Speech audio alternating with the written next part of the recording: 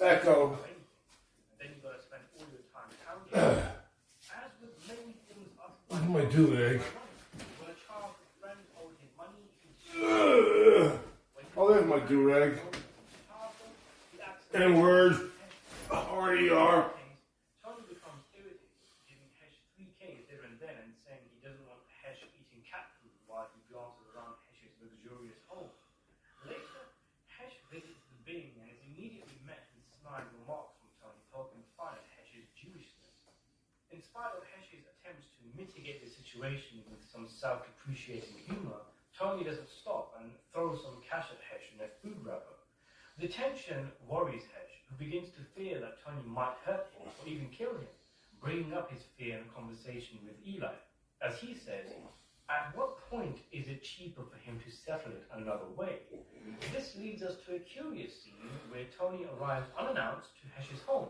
Hesh is immediately alarmed, telling his woman to go into the bedroom and lock the door. Tony, dressed in leather black, is accompanied by his new underboss, Bobby, and asks Hesh if he wants to come to a boat show, which Hesh turns down. Hand in pocket, causing momentary panic in Hesh's face, Tony hands over some of what he owes.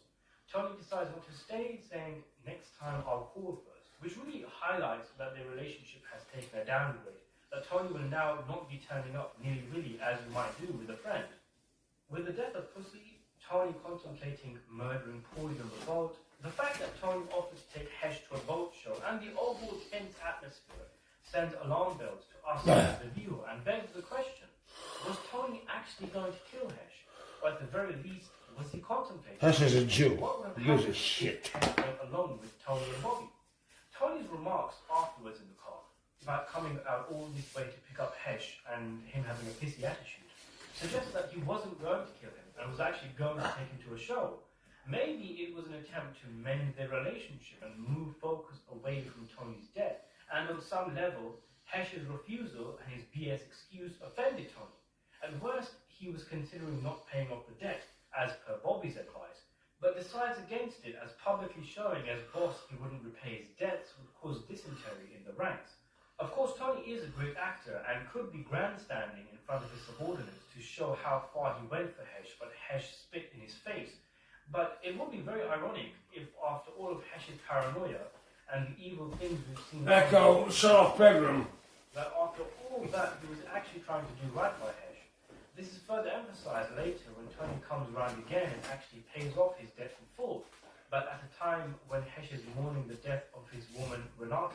A time when the money means nothing to Hesh. Tony's... It's called understanding a Jew.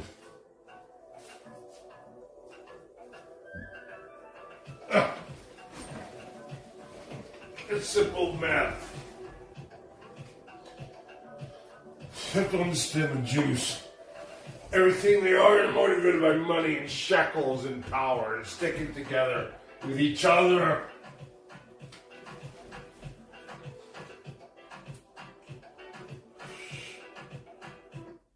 Tony's cold attitude and the fact that he doesn't stay with Hesh and share his grief really highlights how deteriorated their relationship became. All because of the rent. But again, the rent. I love that. I love that scene in Tony Soprano with Hesh. Oh, you're coming here for the rent. He decided when he found out about her passing to pay off his debt to Hesh. Damn. Gaining some kind of upper hand. Echo, turn on bulb 2, please. In his head, showing he's in a better place than Hesh and no longer has Put this on the charger in case you want to donate. It could be that these You want me to do some gaming? I need a graphics card. All that Tony has gone so far that this is the only Echo, shut off fucking bedroom. But that's a conversation for another day.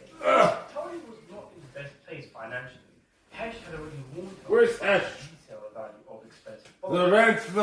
That Tony wanted to take Hesh to a boat show. Tony's reaction in the car seems to suggest so. And if he wanted Hesh dead, it's not as if Hesh turning down a boat show would stop Tony. But with his experience, Tony surely knows what it looks like showing up to Hesh's home with the cows on with legs. It's likely that this was some kind of double play, where Tony would ostensibly show Hesh respect by turning up to his house in person and in front of his men, offer him a good time, knowing he would say no, but intentionally trying to freak him out as well. That way, in a true narcissistic style, he'd come out looking good and well-intended, but would still gain some petty revenge against Hesh for daring to ask for his money back. Tony likes to feel... Hesh is a Jew. Others knowing he is in control. Who fucking has a fetish for black chicks. Hesh coming to his turn, it makes him look bad in front of his crew.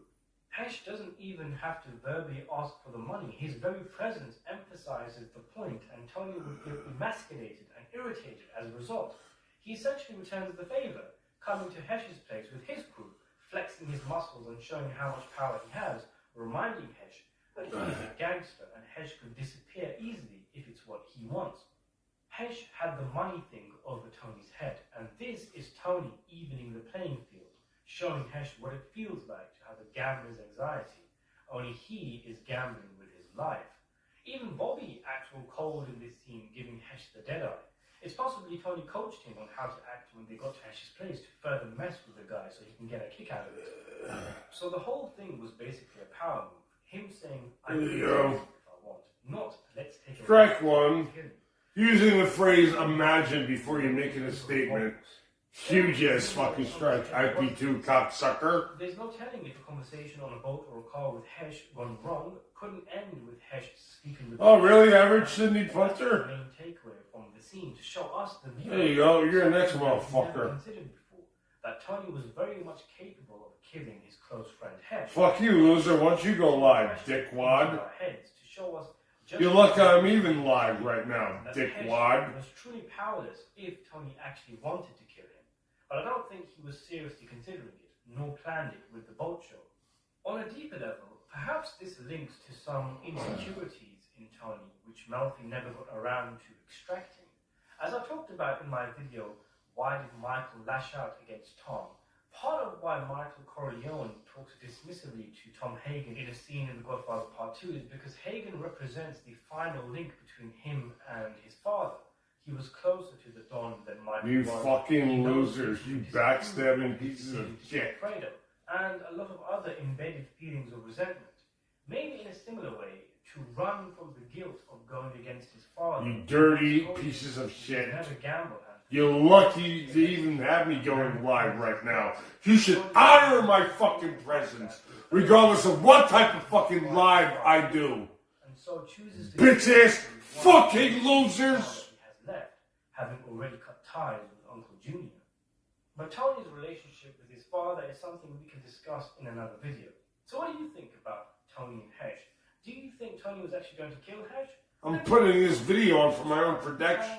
My own protection. I feel like people are coming out to murder me. I have the fucking feds on my ass. They're out to murder me. I'm having a video live for my own fucking protection. So fuck you. Irving, Landeng, Joe Grossberg, Cam Medina, and New On Guard 24. We deserve a real king. Because if he cannot protect his own family, how is he supposed to protect us? Yeah, I do this shit for you motherfuckers. I do for my own protection. Now streaming exclusively on Max. Not for you fucking scumbags. Who's doing that?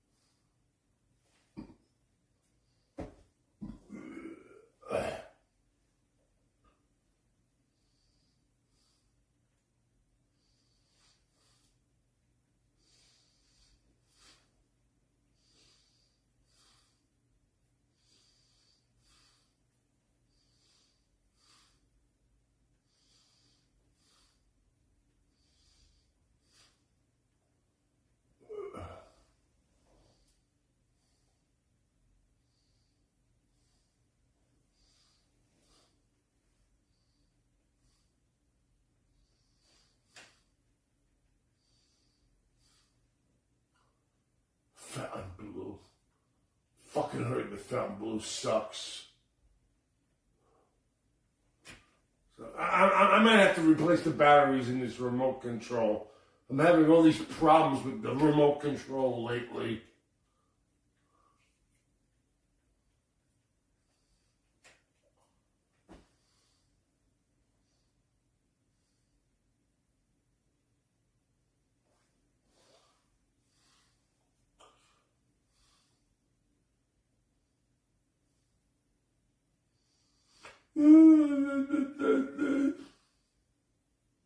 Don't mouth up to me and say imagine before you make a statement. Fucking blade viewer. Fuck out of my ball sack.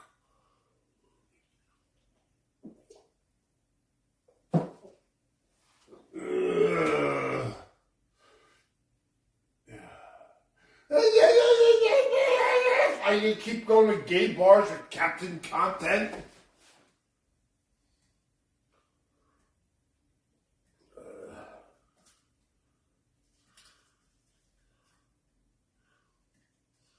I need 2 AAA batteries.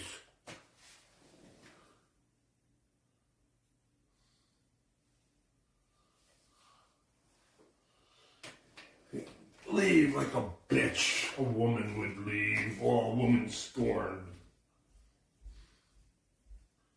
We have no time for women scorned in this industry.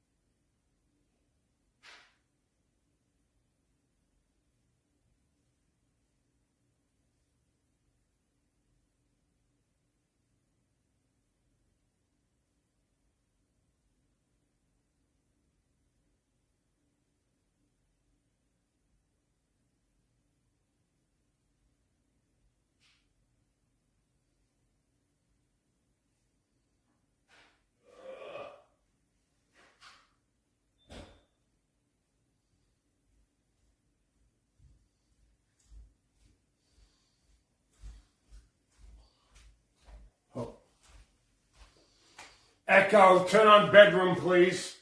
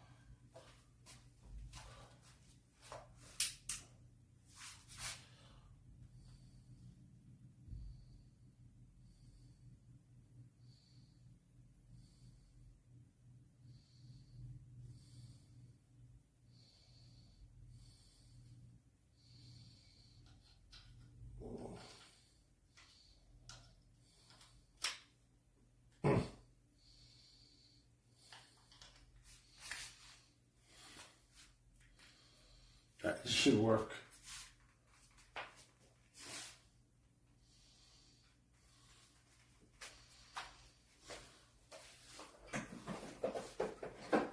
I'm sure I can download an app on my phone to remote control the TV. Yeah. These are 2 brand new batteries. Hold on, I'll be right back. Let's go. Get some more batteries. Shit. Those the batteries, man. Maybe those other batteries were fine. I don't know. I never heard of that brand. Echo, turn on kitchen, please. Echo, turn on kitchen.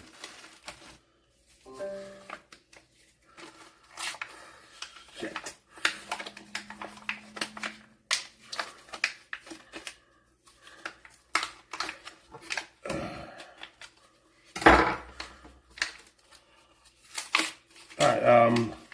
Alright, dude. These are Panasonic, right? Oh, Panasonic should work, in theory. Take these batteries out quite easily. See, watch.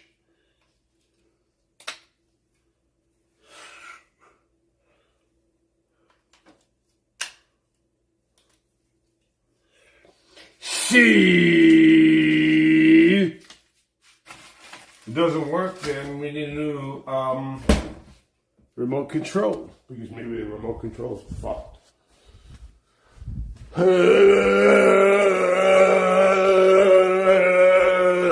Let's see. Oh yeah, it works. Here we go. So it was just the battery. See, it was just the batteries. Look.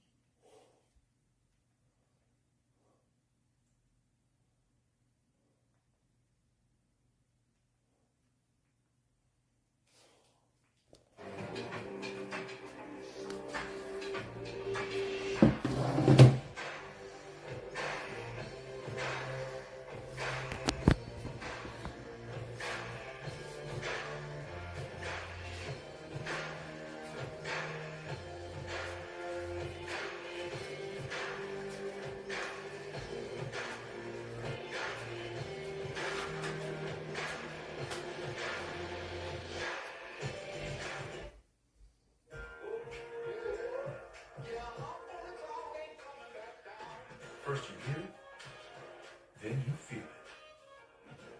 That's the crunchy, melt-in-your-mouth feeling of rich toasted chips.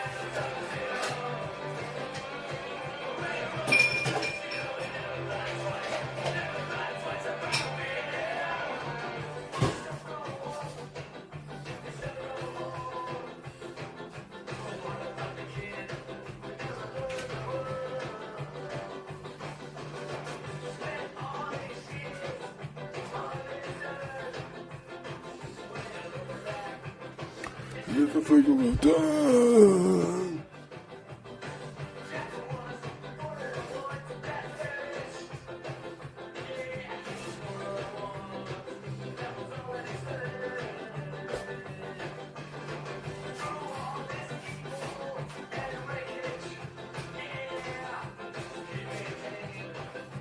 Fictional time.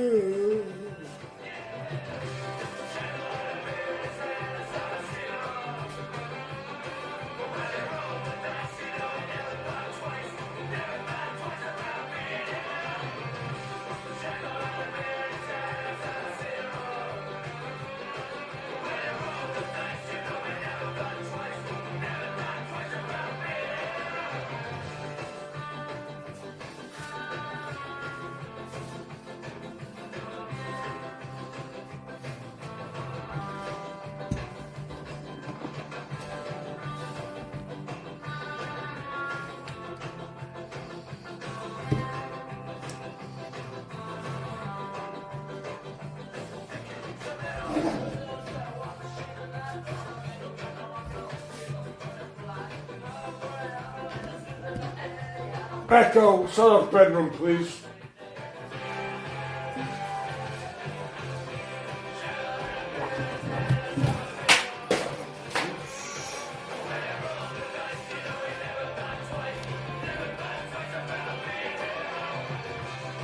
Echo, turn off bulb 1.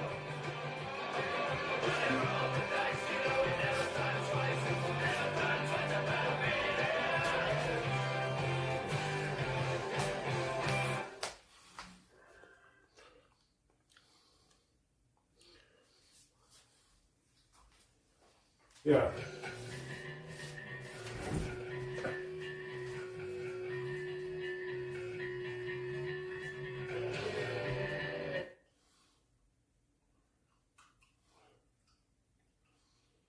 Something's going on with the internet, unfortunately.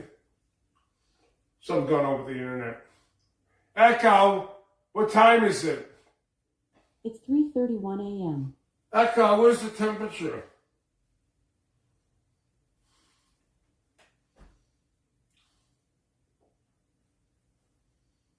Yeah, it's this thing connecting into the modem. I don't know. Could be my TV set. My smart TV is having difficulty connecting right now. Oh well, I'll just hang out here. I'm gonna go to sleep anyway. I'm gonna go to sleep. If you don't like the content, go fuck yourself. I have this on for my own safety. I feel like motherfuckers is gang stalking me.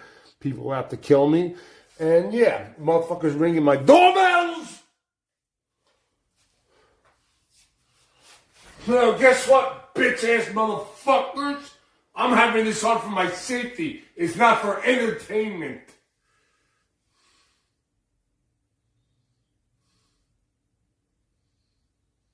You like my stream, and plus they love my sleep streams.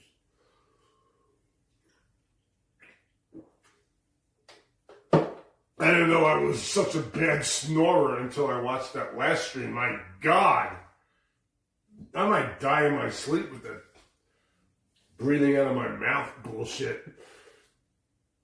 God, I was snoring and then I was going, I don't know, that was a weird snore and a really weird breathe pattern that I observed on when I played back one of my sleep streams. My God, you can study oneself by just doing a sleep stream.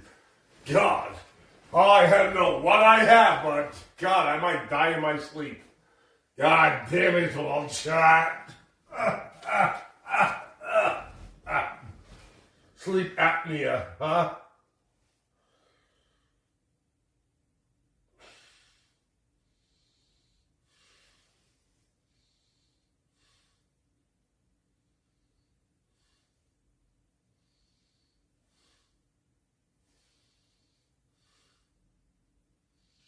Oh my God, yeah, I make you mad again, are you happy? Oh my God. Don't donate to me, please don't donate to me, you losers. If you're gonna charge back my donos, don't donate to me, please. for like petty reasons. Don't donate to me for petty reasons. Do not donate to me for petty reasons. And then do a chargeback. And then put me under blackmail. Fucking wimp. Fuck you. I don't give a fuck. I have people I block from donating to me so they can't put me through this shit. I'll block you so you can't even donate.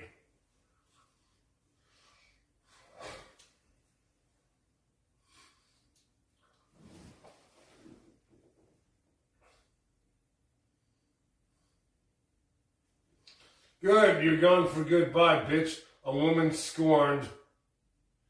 Go fucking masturbate to Captain Content's fucking show. Yeah, you're a Captain Content dick lover. Bitch.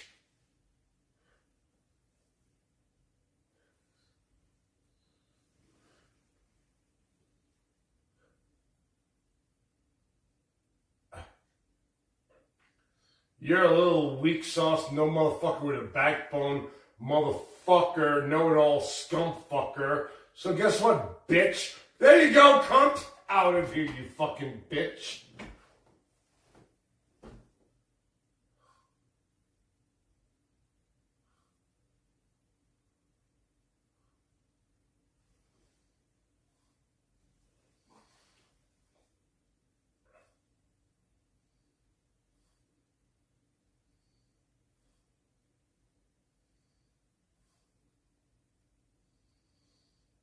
No. I don't know if I banned grape juice. Somebody must have banned her. It wasn't me. She was a mod. How can grape juice be fucking banned when she's a fucking mod? Dick water. I don't give a fuck. I just don't give in to catfish no matter what.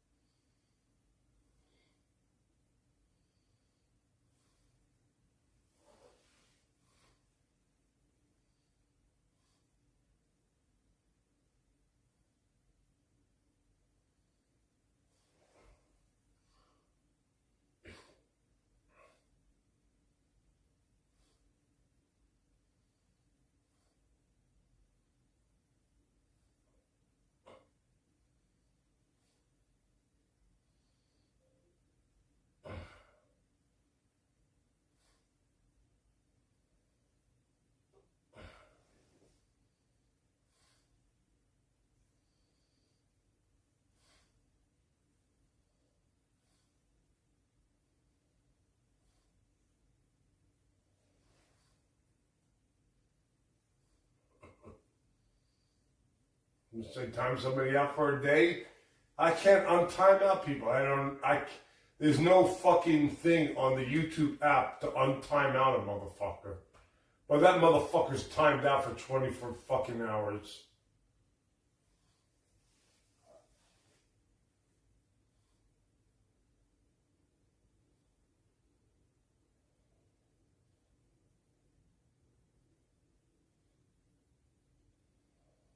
Yeah, we have pizza, but I'm gonna have to make some pizza sauce tomorrow.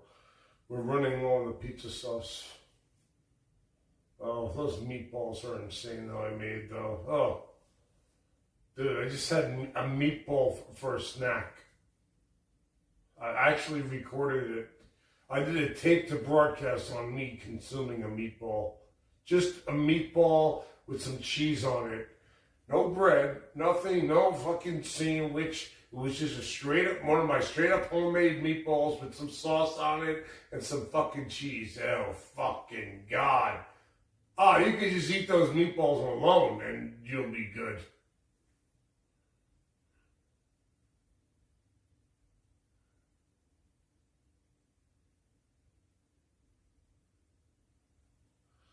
Hey, 6x66, get a fucking life and fuck you, bitch. There you go. Hey, 6x66. You're afraid of stalkers. Why don't you go outside, you fucking faggot? Why don't you just move? Hey, 6x66. Why don't you just move? It was so easy. Wouldn't you do it? Dumb fucking bitch. I hate your fucking guts, 6X. 6X, you stupid fucking cunt. Fuck out of here, you bitch.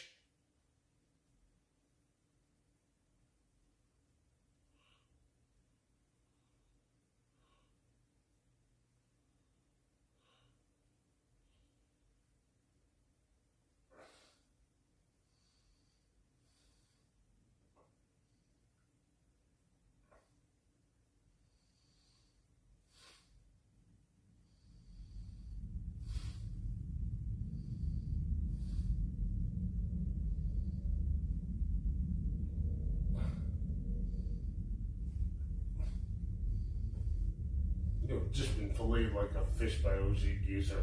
Here's my business card.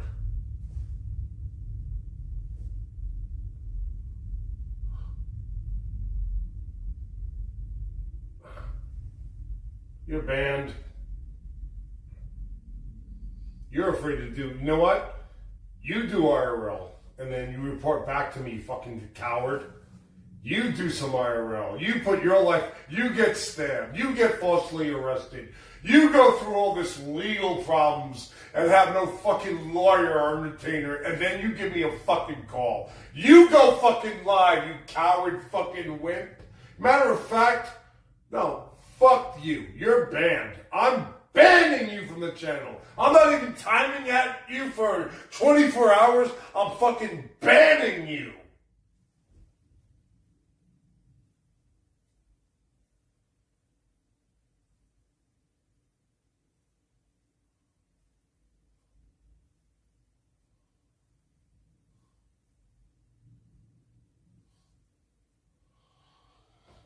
You know, it's all the way up north. They had the NASCAR here. Yes, they had the fucking thing all the way up at north by fucking Nellis Air Force Base. You know, it would take me an hour and 30 minutes just to drive out there. What am I supposed to do? Get drunk and sleep in a fucking, I have nothing. I don't have a tent. I'll probably pitch a tent out there. Fuck you and fuck NASCAR. Fuck left turn, left turn, left turn. Oh my God, NASCAR. Left turn, left turn, left turn. Fuck you and fuck that whole fucking racing sport. It's a racing sport for retards like you.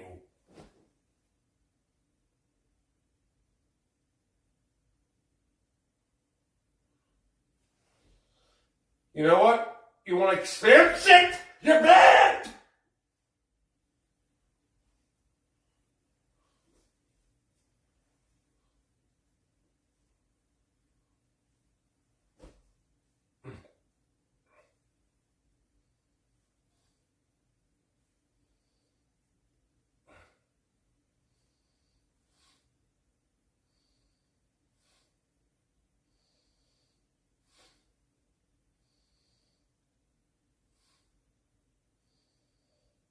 I'm going to sleep now. Good night.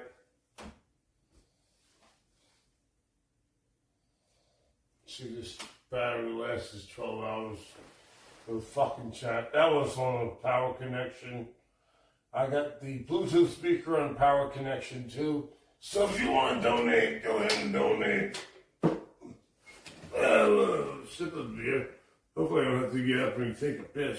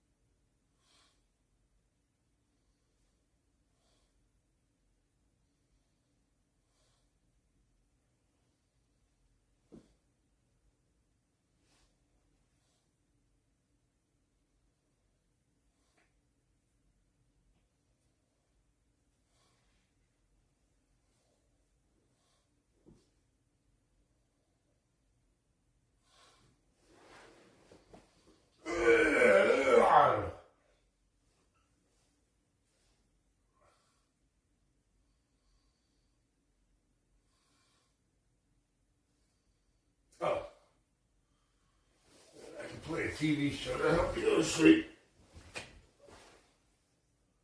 Play something on here. Let me go to sleep, like some boring documentary usually does it to me. Play a boring documentary. It always does it to me. Some boring documentary.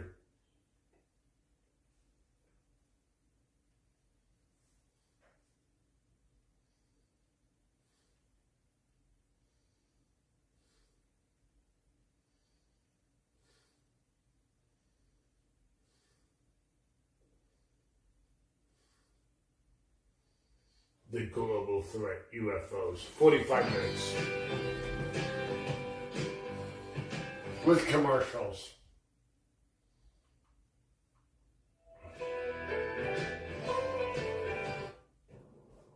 That's a good sign. 2 ads at the first fucking launch. Good night, Chad. I'm going to sleep. Almost out of nicotine gum, too. Ah.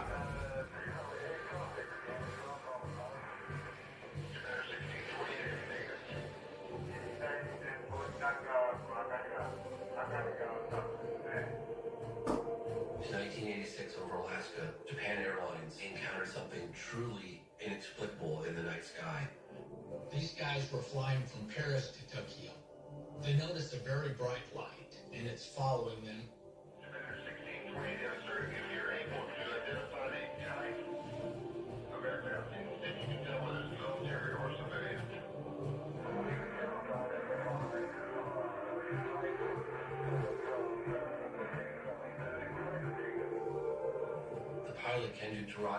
Had described it as being several times larger than his airplane, and his airplane had an elevator in it. It was huge. And Captain Ferracci was open about the fact that he was afraid during this event. But the Japanese airline incident was hardly unique. We should have something go right over the top of us. Incidental UFO or something like that. Incidences like this were much more widespread than anybody realized. The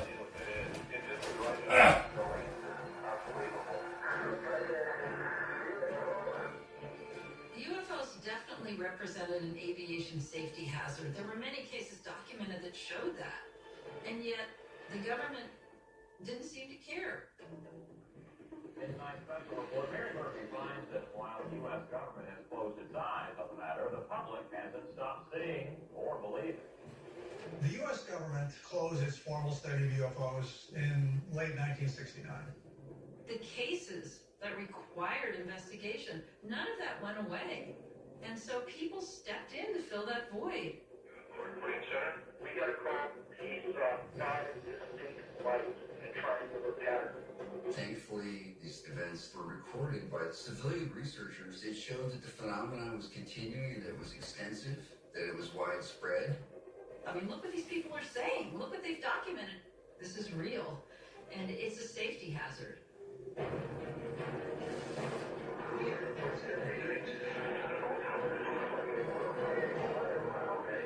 like to report video.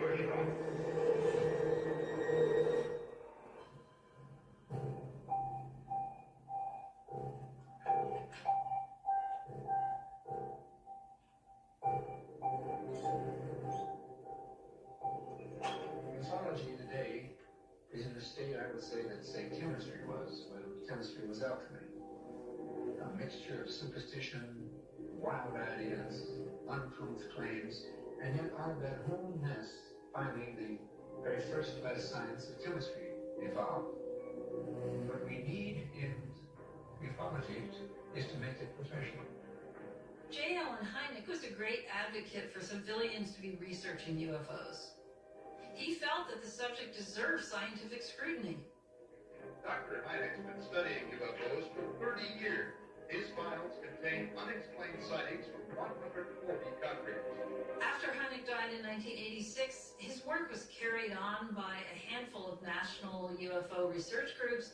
Even though the government wasn't paying attention, the civilians were. Dylan Rufio of Greenwich, Connecticut, has reported more than 300 hours of conversation with people who reported UFO sightings. Larry Thompson, a police officer in Coventry, Connecticut, he helped establish Citizens Against UFO Secrecy. I have never been a believer of UFOs in my entire life. I just seen at minimum of 9 this morning with my own eyes, and obviously I'm a believer. My goal in writing about UFOs has been mainly to bring information forward to the public, but beyond that, it's to motivate the official world to pay attention. Once I realized that there was enough data to show that these things are real, and the possibility that there are other civilizations visiting us here, I was just hooked.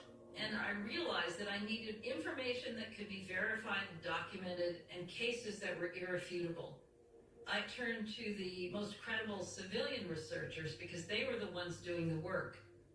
The National Aviation Reporting Center on Anomalous Phenomena, NARCAP, was founded by Dr. Richard Haynes, who was a former chief scientist for NASA. Hey, Dick, can you hear me? I sure can. So sure is good to see you. What's your reflection on, looking back at NARCAP, like why you started it? Well, I spent quite a number of years as a hobby studying this phenomenon. And I finally came to the understanding that ufology, the study of UFOs or UAPs these days, is not going to progress until there's some practical benefit from it. And so I came up with this idea, let's look at aviation safety. The FAA did not want to receive any reports from any of their personnel about UFO events. It was actually written in their manual that if anyone saw a UFO, they were to report it to a civilian group.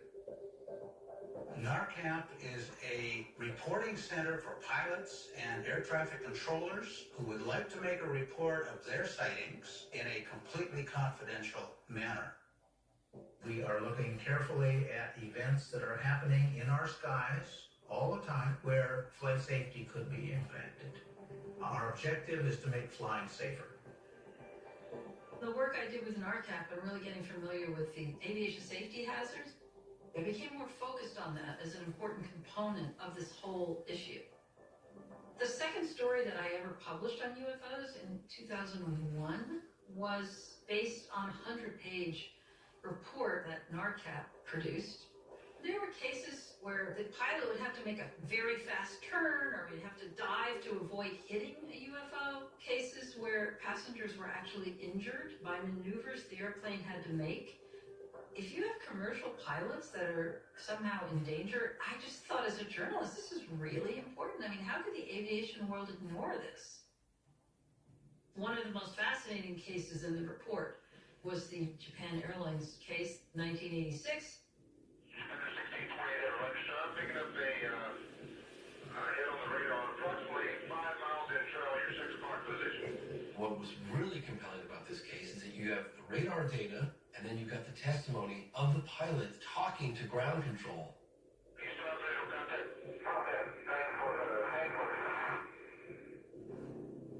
There are these amazing tapes in Richard Haynes' archive of calls he made, and the pilots will give him detailed accounts of what they saw.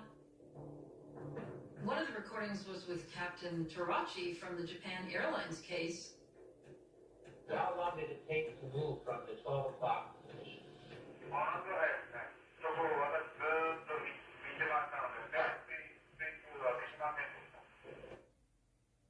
That was a gas station up ahead.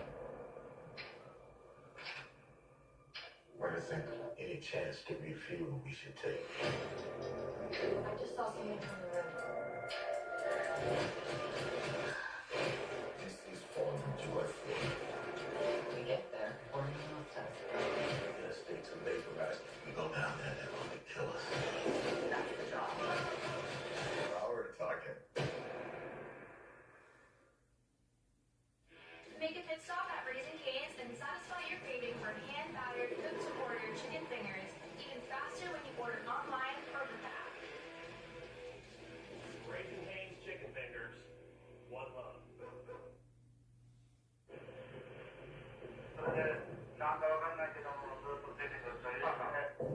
Is there a pro approaching Anchorage, they again radio the FAA.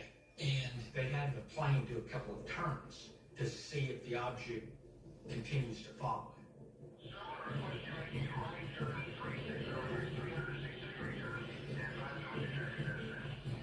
Captain Tarucci was very surprised to realize that the object was still beside him throughout that turn.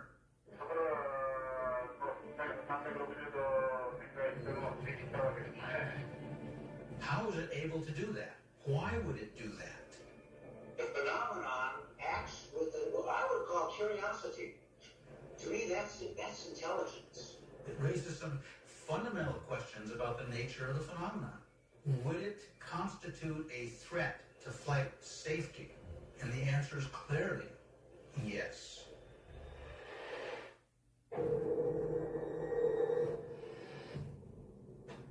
The Japan Airlines event was fairly lengthy as UFO sightings go.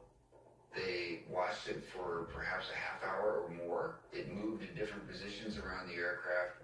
Eventually, as they descended and approached the airport, it disappeared. But the real import of the case is what happens after the sighting. Captain Tarucci spoke to the American press about this event, and Japan Airlines took him off the job for like a year. It just shows that professional pilots cannot report an actual event that happened that might even be a hazard to their aircraft without facing repercussions.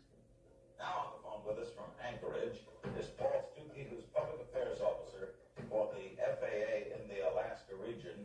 What, Paul, does the FAA say this is? Well, we've got some possible evidence of confirmation, but it is not real strong. And the military is totally unable to confirm whether this object was real by its radar, and neither are we, actually.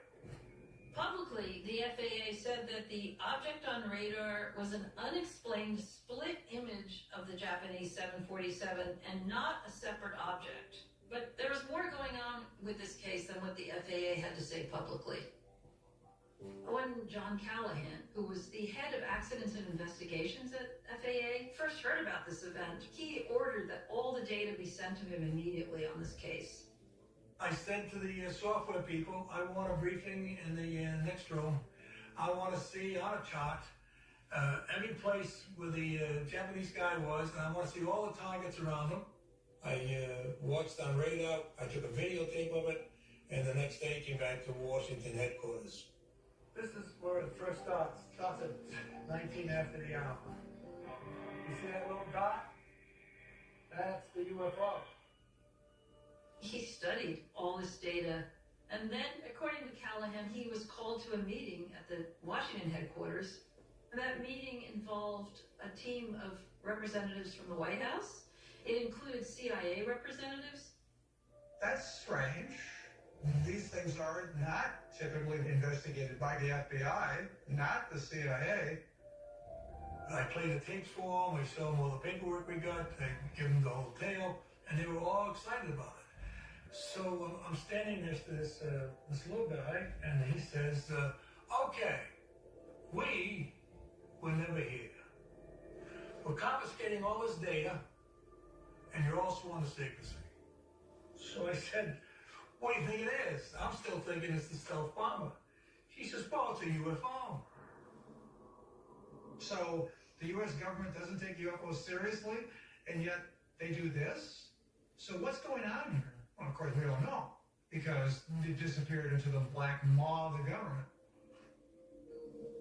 My story about pilot encounters with UFOs got a lot of play, and it was picked up all across the country, but the culture as a whole didn't really take UFOs seriously. It was still considered fringe. And I felt kind of determined to fight that. Have you ever wondered why there wasn't more coverage in the mainstream media about the subject of UFOs? We are very pleased today to have an investigative journalist who has pushed through that barrier, Leslie Tate. Thank you so much for joining us. When I started out reporting on UFOs, I felt like I was risking my career as a journalist. I did feel that way. I was sort of an anomaly. There was nobody doing this in the mainstream. I was really nervous about being ridiculed because the attitudes of people were mainly that it was a joke.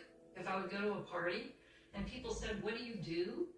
I would have to say, "Well, I'm a journalist." And then the next question was always, "Well, what do you write about?" And I was dreading that question. I did not want to have to say what I wrote about. It was embarrassing.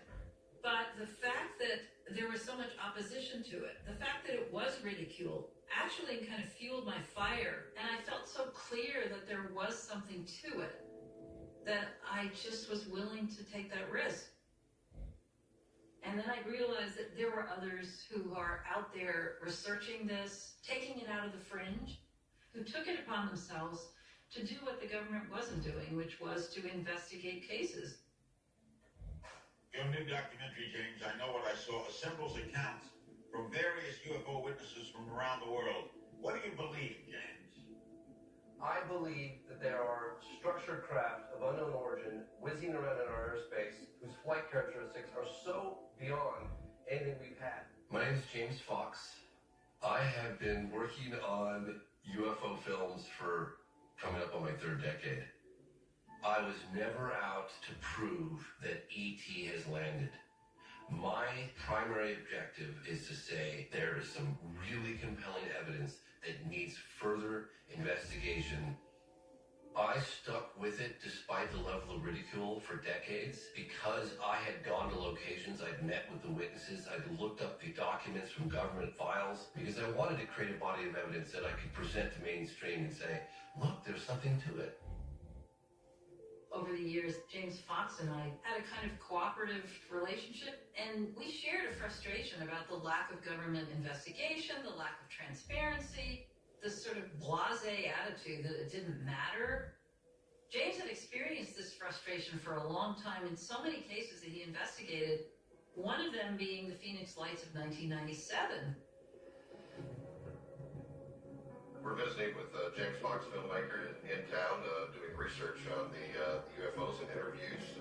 What makes the Phoenix Lights UFO case so compelling is the sheer volume of eyewitness testimony. Hundreds of witnesses saw something gliding over the state of Arizona for over an hour and a half. It was Thursday night, March 13th, 1997. Nice calm evening, about 8:30. My daughter, Monica, came running in the house and said, "You've got to come outside." As I closed both windows and I looked to the north, I saw a large black craft coming right towards us. And I told my wife at that time, I said, that son of a bitch is a mile long. I was working on a film at the time on UFOs, and so I saw the progression of this whole story unfold. It barely missed that mountain. Yeah, came floating over the mountain. The witnesses described this boomerang-shaped object that was over a mile across from wingtip to wingtip. It's coming across the sky, and as it's moving, it's blocking and unblocking the stars. There's actually a shape. And we were just in awe of it. I mean, no fear or anything, just kind of like, oh, this is the coolest thing I've ever seen. I thought I was going to pass out because I stopped breathing. I was so enthralled in looking at this thing. Hey, cover girls, plant power? It's a game changer. Introducing the ultimate plant-powered mascara, Uptopia. 300% extreme lush volume. Now in dramatic ultramarine black. Cleantopia mascara, ultramarine black. From CoverGirl. The Phoenix Lights event in March is being talked about now all over the world. The buzz is very big in the desert Southwest after some weird happenings in the skies over Phoenix recently. The objects in the sky over Arizona were probably seen by more witnesses than any other single UFO event in American history. So many people wanted answers that the governor had to respond. The governor had said he was going to provide answers for people. They built up this hope and expectation. There's been an investigation and we're going to get something here. I believe that a serious offense for anyone, human, space alien, or otherwise, to engage in mysterious activity in our nighttime skies. That is why I will personally ask that the perpetrator be prosecuted to the fullest for the havoc wrought on our entire community. Don't get him too close to me, please.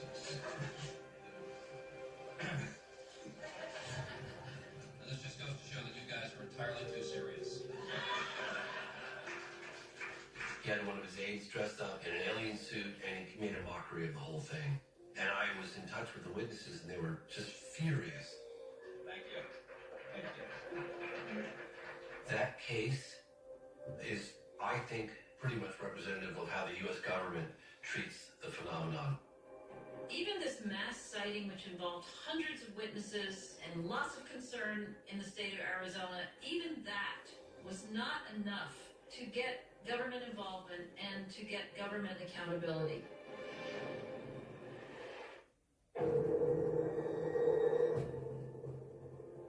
The lack of transparency within the American government on this topic was so frustrating. But James and I have both discovered that there are other countries that really take this seriously. As a filmmaker, I was able to have a level of participation from foreign governments and military personnel that I didn't see in the United States. James and I went to France together to the headquarters of the French agency that studies UFOs, situated within the equivalent of NASA in France, in the Space Studies Center. France sees it as a scientific problem. They had access to specialists from all over the country who would contribute to investigations. So if they needed a weather specialist or a soil expert, psychologists who would interview the witnesses, all these different areas of expertise that all have a role to play in an investigation. I meet with military people in China and in Russia and in Africa and Australia and South America. There were similar things happening all around the world. There was a very compelling incident that happened in Tehran, Iran in 1976 that involved the pilot trying to shoot down a UFO. The pilot's name was Parviz Jafari, and he described this whole cat and mouse thing with this object. He said it could literally go from this point in the sky to this point in the sky in the blink of an eye, and he said that was miles.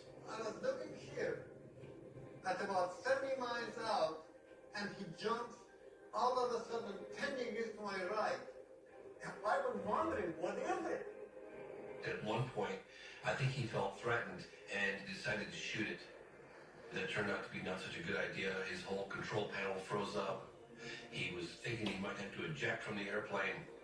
And then, in many ways, our radio became operating again. Jafari made a very important contribution by speaking out about this. And in Iran, none of it was kept secret. It was a big event in that country. Countries in South America also took reports from pilots a lot more seriously. The government of Chile sees it as mainly an aviation issue. De que la gente está tomando conciencia de que existe un cierto fenómeno que debe ser analizado desde un punto de vista multidisciplinario. Costa Rica also does not keep things secret. They had what I think may be the best photograph of a UFO ever released that was taken by a government mapping plane. That photograph was made public. It was studied by scientists.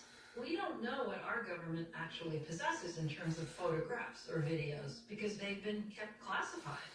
In America, UFOs became really prevalent during the Cold War. And during the Cold War, we did not want to disclose anything. So that's sort of when we got in the groove of keeping it secret. It just sort of became ingrained in our system to see this as a national security issue, which therefore needs to be classified.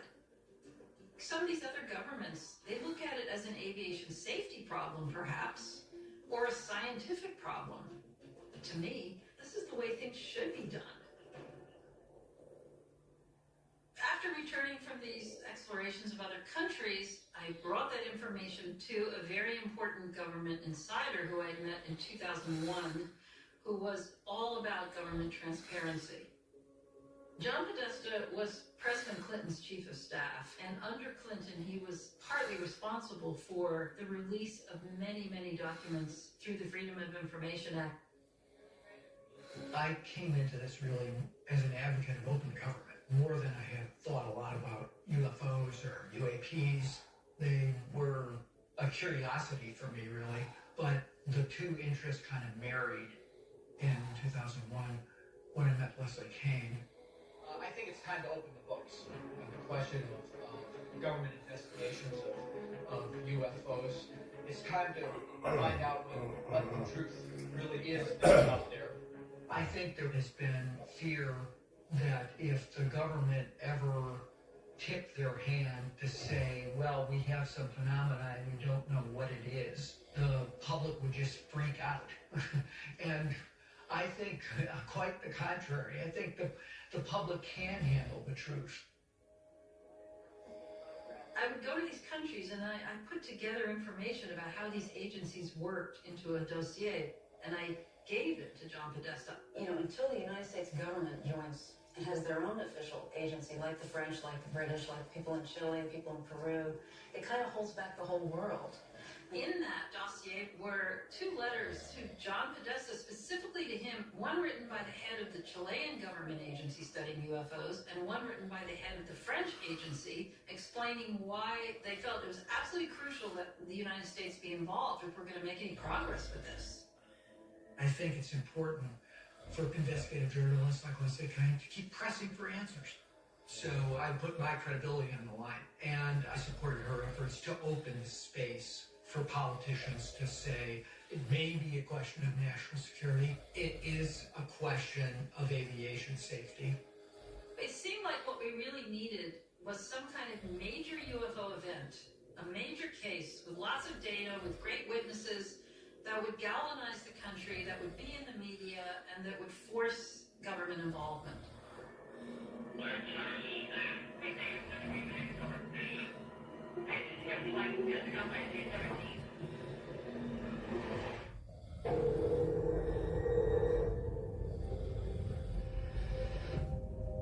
November 7th, 2006.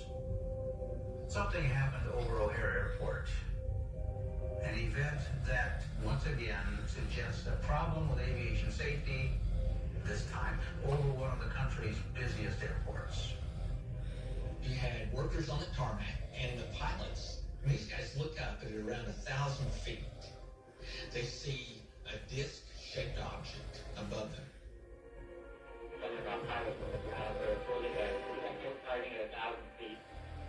You don't believe this was possibly your imagination? It was definitely not my imagination. Joe was a mechanic for United Airlines. While taxiing a jumbo jet to the hangar, he and another mechanic noticed an object up in the sky sitting above the terminal complex. It had a metallic grayish appearance to it. It appeared to be 30 to 40 feet in diameter. It's not moving at all. I mean, there's no motion. This goes on for a few minutes until suddenly the object just goes straight up. And in doing so, burns a hole through the clouds.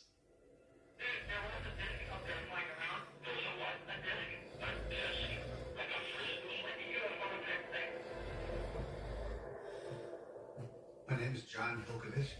I was transportation reporter at Chicago Tribune for roughly 18 years.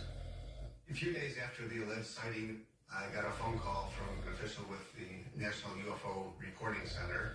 I think he assumed that I had heard about this, and he wanted to know, was I working on a story?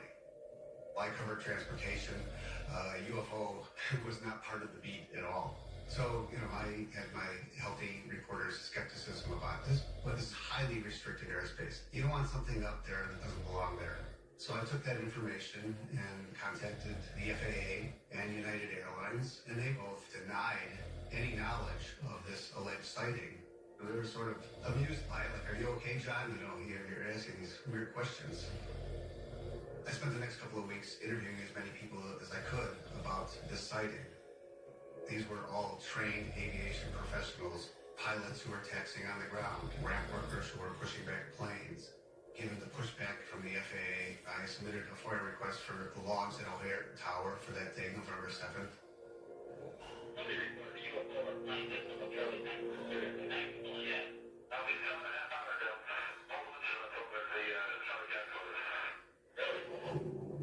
When I heard the recordings, it was clear that this alleged sighting was logged in O'Hare Tower. The United Airlines was told about this by numerous employees. There was just an abundance of radio chatter between O'Hare Tower and various people on the airfield.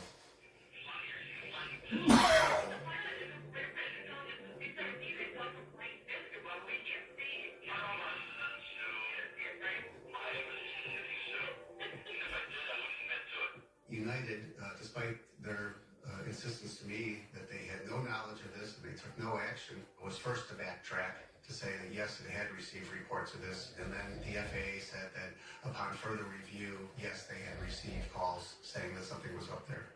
Is it standard that the FAA, if you ask them a straightforward question, would lie, essentially? Well, I mean, there's nothing standard about this story. We've got a few updates to show you. Cox Business Fiber, powerful enough to collaborate from thousands of miles away. That's an excellent job. Cox Business Fiber, from the company with America's fastest download speeds. Limited availability in select areas. This story ran on page 1 of the Chicago Tribune on January 1st, 2007, and the reaction to it was unbelievable. John's response has been, well, out of this world, hasn't it? In just the last 2 days. This is my email. Several pilots, apparently, to Chicago's O'Hare swear they saw one, a UFO. It looked like literally someone had poked a hole in the clouds. It got more hits on the Chicago Tribune website than any story they had ever written in the past. But there was still a very strong taboo against this, so there were some skeptics that were called on these various shows who kind of debunked it. Chief astronomer for the Franklin Institute, Derek Pitts. Derek, thanks for being with us again. My pleasure, Keith. All right, let's start with the UFO sighting at O'Hare. When the pilots saying this, do we have to listen? And what is it they could have seen but not been able to identify? Well, that's a really difficult question to answer because there are all kinds of sky phenomena that could have manifested themselves, but that doesn't necessarily mean that they are alien spacecraft. I was intrigued that so many people had seen this. But we can't just suggest, here's a spacecraft from another planet that defies the laws of physics. So for me, I go to those things that seem much more likely, much more reasonable, much more possible.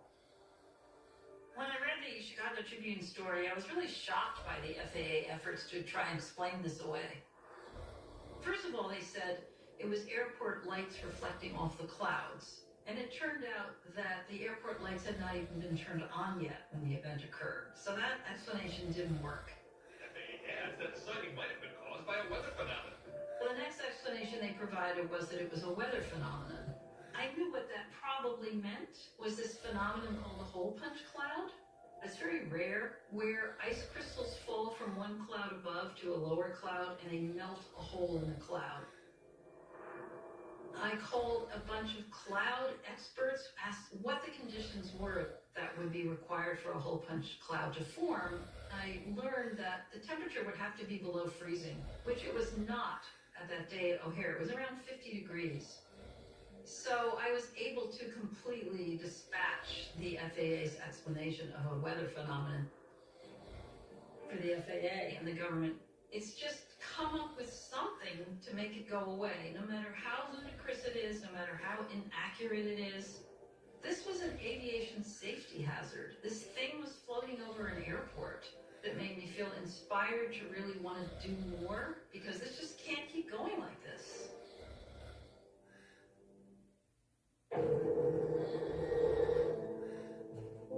In 2006, we had that very compelling case that happened at O'Hare Airport. That got a lot of media coverage.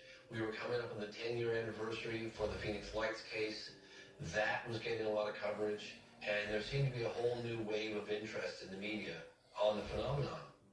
And I decided to kind of strike while the iron was hot ever since the Phoenix Lights case. I was meeting with the witnesses and I heard their frustration with how the governor treated their testimony by making a mockery and ridiculing. So in 2006, I managed to get a hold of Fife Symington, who was no longer governor of Arizona. He responded immediately and accepted my invitation for an interview. And it ended up being one of those aha moments for me as a reporter. If you had to do it over again, would you have done it any differently? I think it was a legitimate occurrence of unknown origin, probably one of the major sightings in modern history of the country, because a lot of people saw it in Maricopa County, and I saw it too. So And I saw it too. Did I just hear that straight? Did the former governor of Arizona, who made fun of one of the most significant modern-day mass sightings, just admit that he too was a witness? At least I have the opportunity now to correct the record, and that's important. I knew I had to capture lightning in a bottle. I really knew this was going to be big. So I reached out to Leslie Kane, and I said, hey, you're not going to believe this.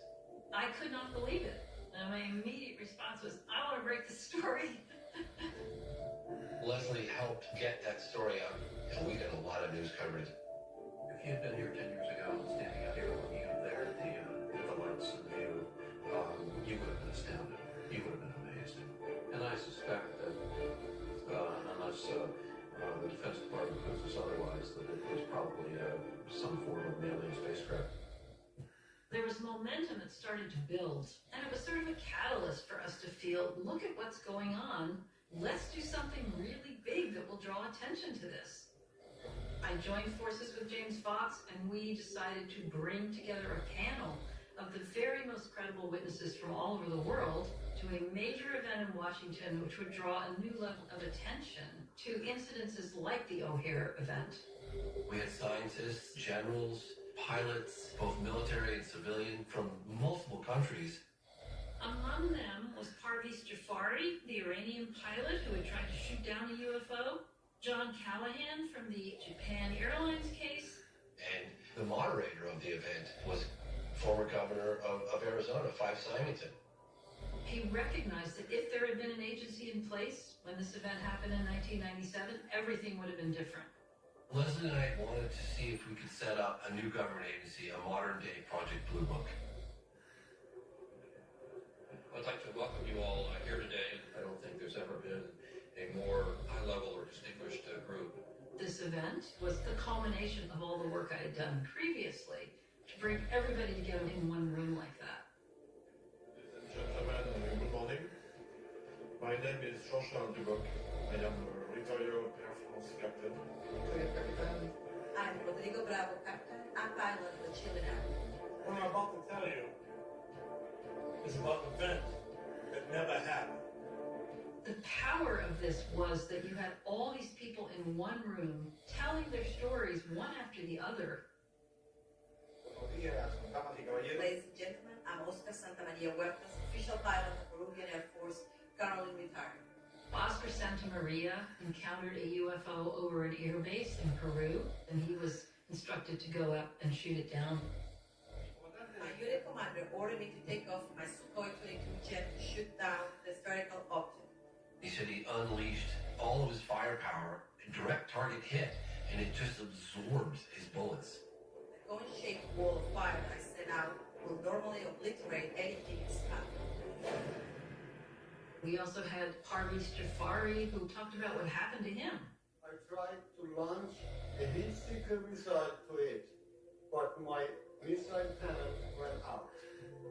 The momentum just kept building and building and building. Hundreds of people saw the majestic triangle curve. I have no idea what we saw that night, but I do know with great certainty it was under intelligent control. There's something very pragmatic about pilots, particularly military pilots. When you hear enough of those cases from around the world, I felt like the government had to pay attention. Hey, cover girls, plant power? It's a game changer. Introducing the ultimate plant-powered mascara, Optitopia. 300% extreme lush volume. Now in dramatic ultramarine black. Optitopia mascara, ultramarine black. From CoverGirl.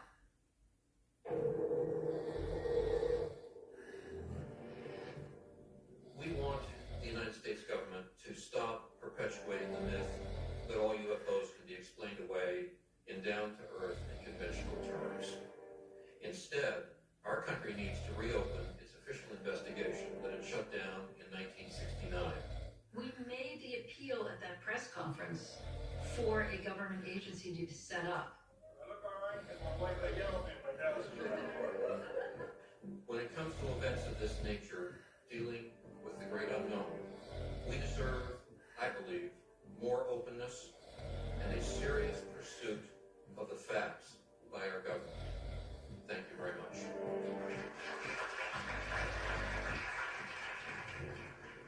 That press conference was a moment for all of us.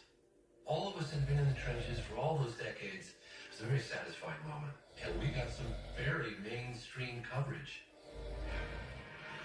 A group gathering here in Washington to talk about their UFO sightings, but this apparently is no crackpot convention. Former high-level government and military officials are among those sharing what they've seen in the skies. The press conference felt like a moment of huge success. But I had this fantasy, well, maybe this will lead to some kind of hearings on this. Nothing. Nobody in the government batted an eyelash. It didn't accomplish what we had hoped for, which was to get our government engaging with it. I thought that the 5-minute presentations that these witnesses made simply weren't long enough to really get across what happened to them. So I was inspired to bring these people into a book. And they reported on their cases in their own words. They wrote their own chapters. I don't think people at that level had ever come together under one umbrella before, and it had a lot of authority to it, not because of me, but because of the people I brought to the book. When it became a New York Times bestseller, I think that brought heightened credibility to the topic. Our next guest calling for a formal investigation of unidentified flying objects, Leslie Kane. Here to talk about UFOs, Leslie Kane. Please welcome Leslie Kane.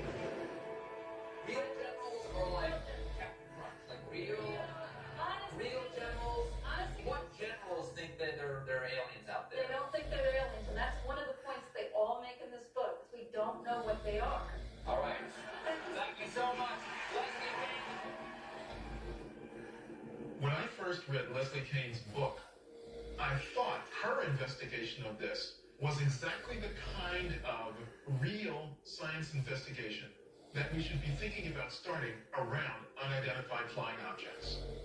In fact, I had Leslie as a guest here at the Franklin Institute to give a presentation about her book. We're about real science. We are not about speculation. And I felt that the work that Leslie demonstrated in her book was a responsible way to go about this.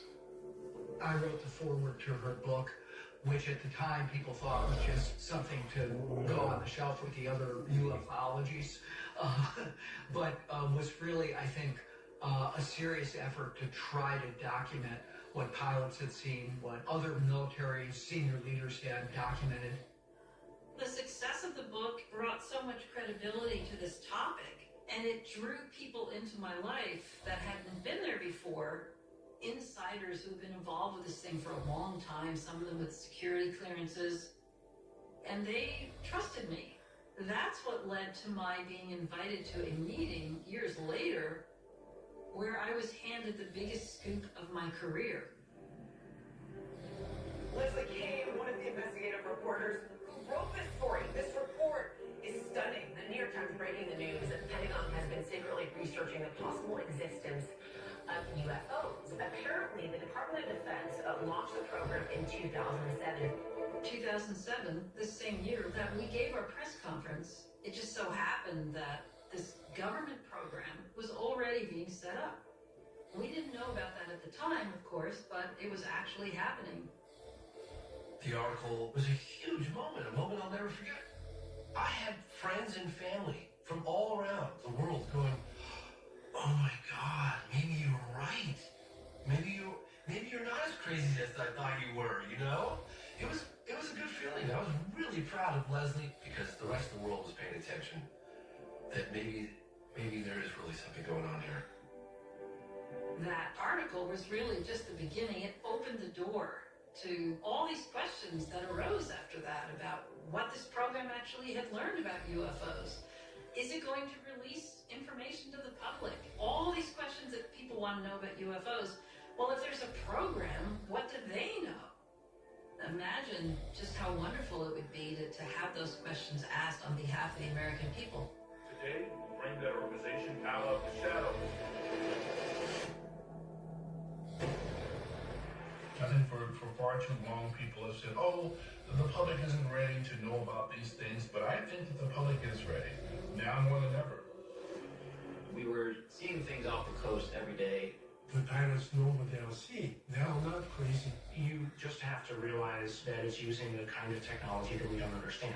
One of these objects happened to be from another civilization. That would change the future of humanity.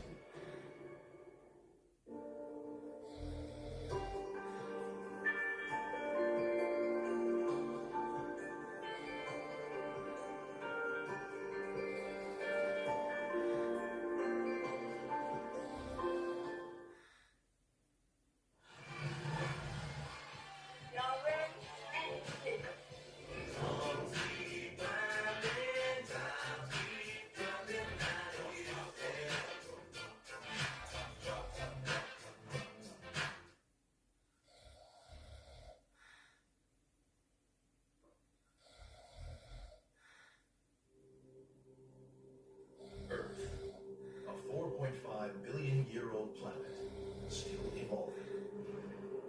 As continents shift and clash, volcanoes erupt, and glaciers grow and recede, the Earth's crust is carved in numerous and fascinating ways, leaving a trail of geological mysteries behind. In this episode, an investigation into California's San Andreas Fault, the greatest fault line on Earth. 800 miles long, this ugly scar on the landscape has spawned earthquake after earthquake. But for now, it waits quietly, deep under our cities, building up stress to strike once again. The San Andreas Fault is one of the most dangerous geological features on Earth.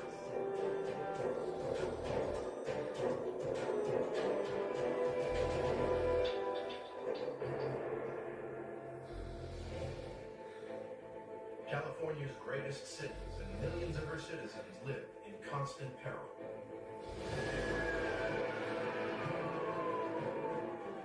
Since records began, there have been 13 large earthquakes along the San Andreas Fault.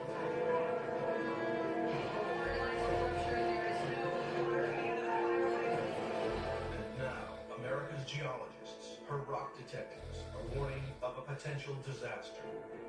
Major damage has been done. In the fall of 2008, more than 300 scientists calculated what a major earthquake would do to Southern California. We've been conducting a special study of a magnitude 7.8 earthquake on the Southern San Andreas Fault, large enough to potentially damage tall buildings. Fires will be very significant. The definitive scientific report presented to politicians was codenamed Shakeout. It forecast thousands of deaths and billions of dollars of damage in the city of Los Angeles, which makes it crucial to investigate the most important question: when will the next big earthquake hit the San Andreas Fault?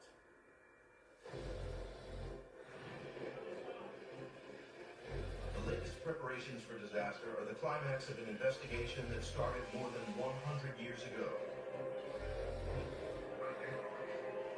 In the aftermath of the Great San Francisco earthquake of 1906. The earthquake struck on a Wednesday, just before dawn. The ground shook violently for 45 seconds, igniting fires that raged unchecked for the next 4 days.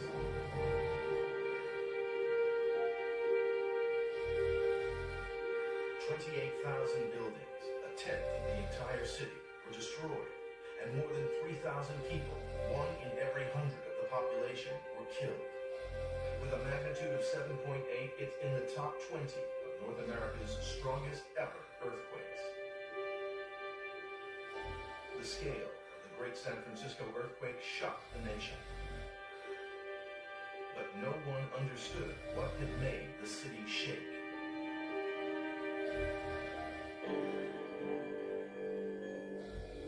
Native American myths explained earthquakes as shocks from a battle between warring spirits. Latter-day explorers couldn't understand the shocks that destroyed their mission buildings. One Spanish missionary wrote, "The earth shook around me from explosions under the ground." 300 years later, science has still made little progress. Refugees in the ruins of San Francisco still blame earthquakes on mysterious underground explosions.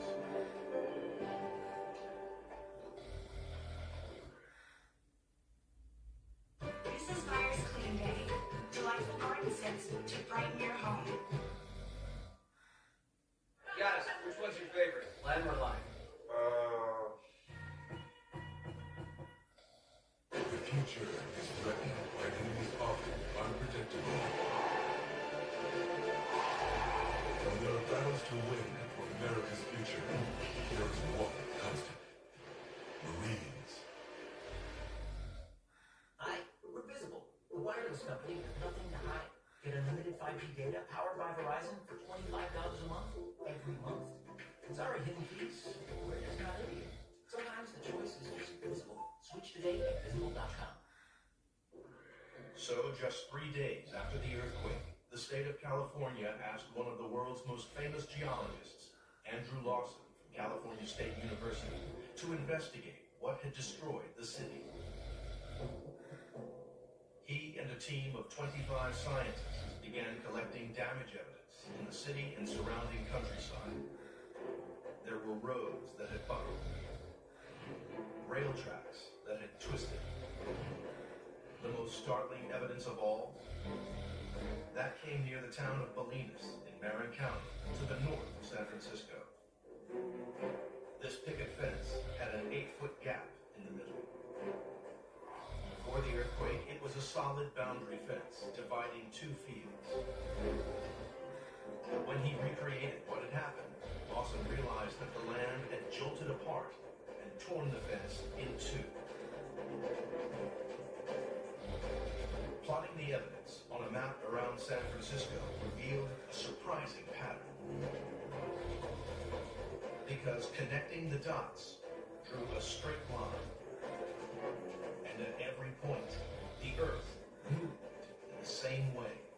On the coast to the north, inland to the south. This line of weakness was the culprit they were searching for. South of San Francisco, the suspect line ran underneath the lake, the Laguna de San Andreas. So now, the earthquake perpetrator at last had a name. Professor Lawson, who a decade earlier had identified cracks in the earth here as a harmless rift, now rechristened it the San Andreas Fault. In modern-day San Francisco, the buildings, the roads, and the railways have long since been repaired. But if you know where to look, evidence of the 1906 quake can still be found. Geologist Charlie Paul follows in the footsteps of Lawson's team, seeking signs of the havoc from 1906.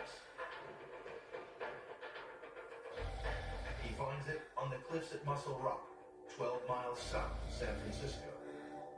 The cliff is not here by accident. There's a very good reason why this cliff is here. Half a mile or so of the shore face apparently fell off in the 1906 earthquake. And if you look down below us, there's a big rotated block that's near the present-day shoreline. And it is just inboard of the San Andreas Fault. The San Andreas Fault is about a quarter of a mile offshore here. And of course, that's one of the major crustal junctions on this side of North America. Modern computers can now trace how damage waves spread out across the city, and that pinpoints where the quake originated along the San Andreas. It was offshore, about 2 miles out to sea from the Golden Gate Bridge. So, to continue tracking the fault, the investigation must head out to sea. Marine geologists use remote operating vehicles, mini-submarines, to map the seafloor.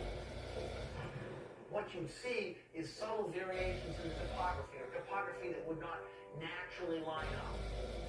So there might be a line on the ocean floor that is higher or lower on one side, and you can use various techniques to determine that this actually is a fault instead of some other process. Running south across the seabed, the San Andreas finally runs out of ocean and hits the land. This broken line of rocks, stretching in from the sea, marks where the San Andreas hits land 12 miles south of San Francisco. We're here at Muscle Rock, and we're essentially standing on the San Andreas Fault right now. And if there was an earthquake, I don't know what would happen right here, but I wouldn't want to be here. This Pacific coastline, where cliffs crumble slowly into the sea, is the boundary between 2 of the Earth's massive continental plates. Separated by the San Andreas Fault, 2 vast separate blocks of the Earth's crust lie directly alongside each other. Here, the continent of North America lies slightly on top of the adjacent section of crust which holds the Pacific Ocean.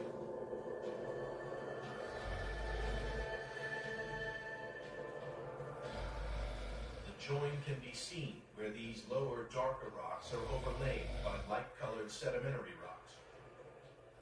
These rock types differ by more than 100 million years in age. Two rock bodies that are not similar in any way have been brought together. The fault line was exposed to geologists when the cliffs collapsed here in the 1906 earthquake. But back then, nobody understood how and why the two different types of rock were next to each other. Until around 40 years ago, when the answer was finally revealed by the theory of plate tectonics. The theory showed that the Earth's crust consists of separate moving plates on which the oceans and continents sit. Around 200 million years ago, the heavy Pacific Ocean plate collided with North America and started sinking underneath the lighter continent. Professor of geophysics Mark Zoback studies that process, called subduction, in his laboratory at Stanford University. For many millions of years prior to the existence of the San Andreas Fault, the Pacific plate was subducting beneath North America. The oceanic plate was diving down, and that process went on for, well over 100 million years. So a tremendous amount of activity was occurring. As the unstoppable force of one plate met the immovable object of the other, they were forced to change direction. About 20 million years ago, the plate oceans were such that the Pacific plate had to start sliding north with respect to North America. And now, the principal motion is this sliding process between the two plates. And 20 million years ago, the San Andreas Fault was born. It was the moving plates that crushed different types of rock together, just as here at Muscle Rock. At last, the investigation knows what it is dealing with. The San Andreas Fault is 800 miles long, emerging from the seabed north of Point Arena in Northern California and running down to the Salton Sea in the south. The evidence is coming together. Clues from the 1906 earthquake, such as the picket fence that was torn apart, prove that the land was moving. Connecting the dots identifies the straight line of the San Andreas Fault. And Muscle Rock uncovers different plates of the Earth's crust on either side of the fault line. But investigators still need more information about how often San Andreas has spawned earthquakes in the past. It might help them answer the all-important question: when will the San Andreas strike again?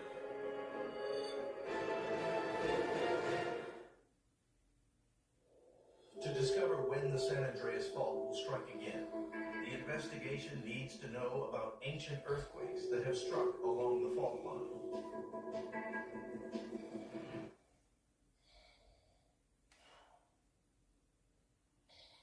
Nobody likes to be told what to do, except when someone says, "Hey, read your reasons."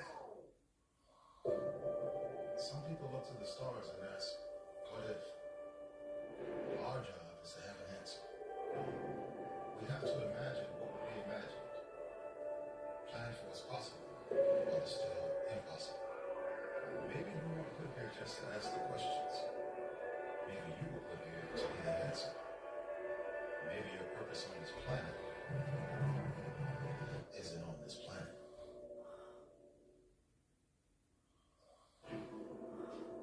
But there's an immediate problem.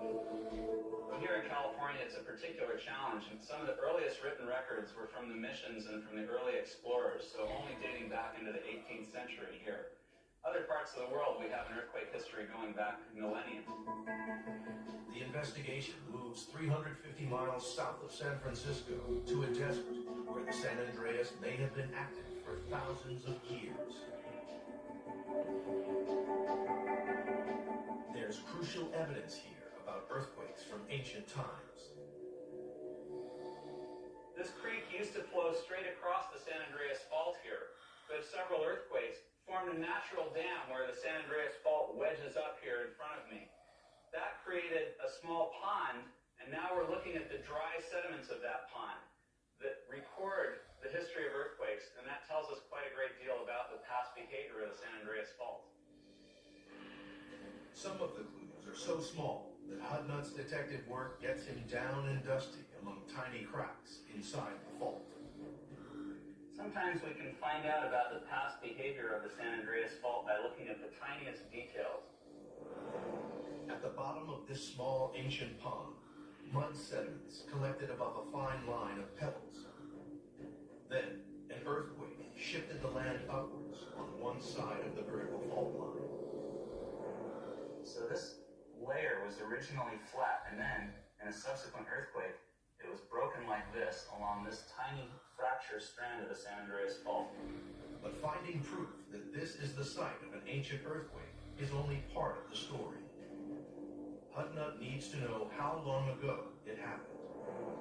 The bare rock layers are no help in dating his find, but just above the fracture line of the rocks, he has found the evidence he needs. Here, a bush was burned by a prehistoric wildfire, and that remnant of carbon is why you see this black stain on the side of the trench wall. The key to unlocking the age of the rocks is carbon-14, known as radiocarbon. Its molecular structure means that carbon-14 is a more unstable isotope than other forms of carbon. It's absorbed by growing plants, then radioactively decays at a known rate after the plant dies. So measuring carbon-14 in vegetation burned in a wildfire reveals how long ago those plants died and dates the rock in which the carbon is found. And through this, we can reconstruct the evidence of the past earthquakes. Radiocarbon dating has proved that earthquakes have been happening along the line of the San Andreas for thousands of years. The particular small earthquake investigated by Hudnut, for example, is around 3,500 years old. It happened at a time when the last woolly mammoths were dying out of America. The investigation moves to an even more remote desert spot, the Carrizo Plain, 160 miles north of Los Angeles. Here lies a dried-up riverbed, which takes an unusual course. Coming down off the hills, the creek bed takes a sudden, sharp turn to its right. A few hundred feet later, it makes an equally odd 90-degree turn to the left. The creek crossed the line of the San Andreas Fault, but early geologists were mystified. Why did it bend in this way? The scientific pioneers were limited to studies on the ground. Nowadays, Hudnut has an advantage. He can take to the air.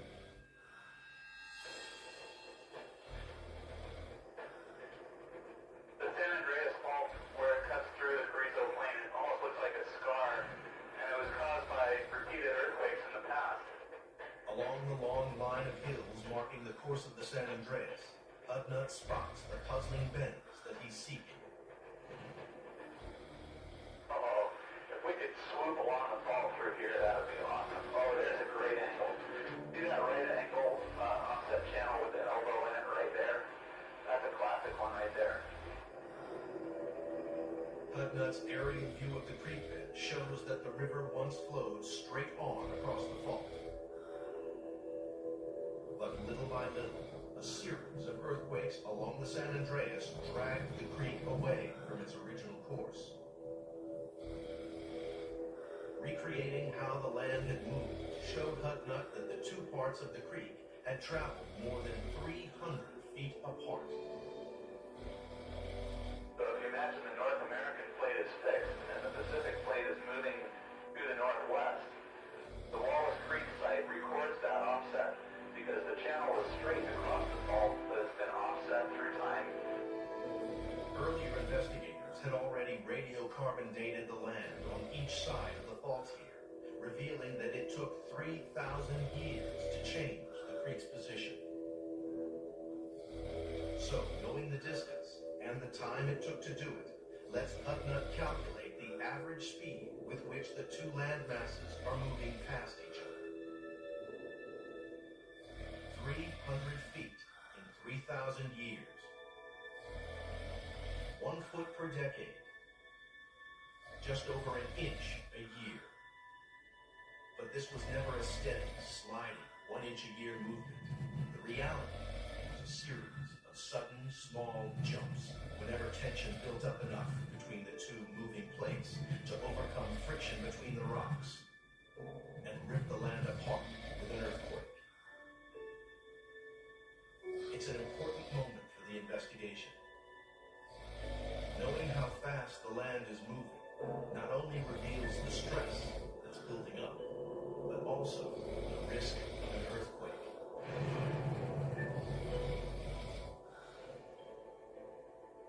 The San Andreas Fault is giving up its secrets. Clues from a long dried up pond reveal the site of ancient earthquakes. Carbon from a prehistoric fire provides the dates. And bends in a riverbed prove how fast the plates are moving along the San Andreas. But now the investigation has a new mystery to solve. If the land along the San Andreas is moving 1 inch every year, causing earthquakes, then why has one small town along the fault line never had any?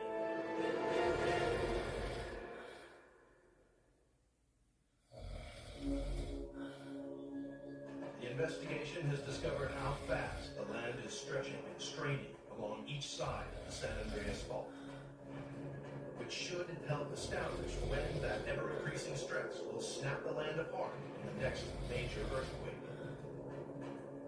But there's a problem. One part of the fault line just doesn't fit the pattern. The small town of Hollister is unique along the San Andreas Fault system. It's never had an earthquake, and the investigation is going to find out why.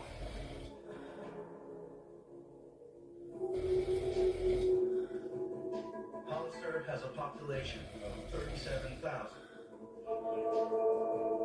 And nothing here is quite the way it should be. There are plenty of clues suggesting that the land must be moving here.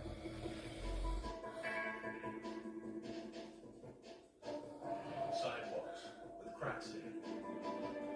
Curbstones way out of line. And walls that are bent out of shape.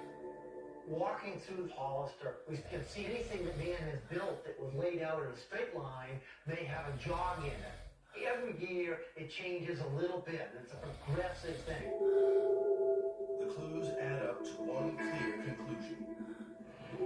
Even without any earthquakes, the Earth in this town, in the heart of the San Andreas system, still slides imperceptibly slowly and effortlessly along.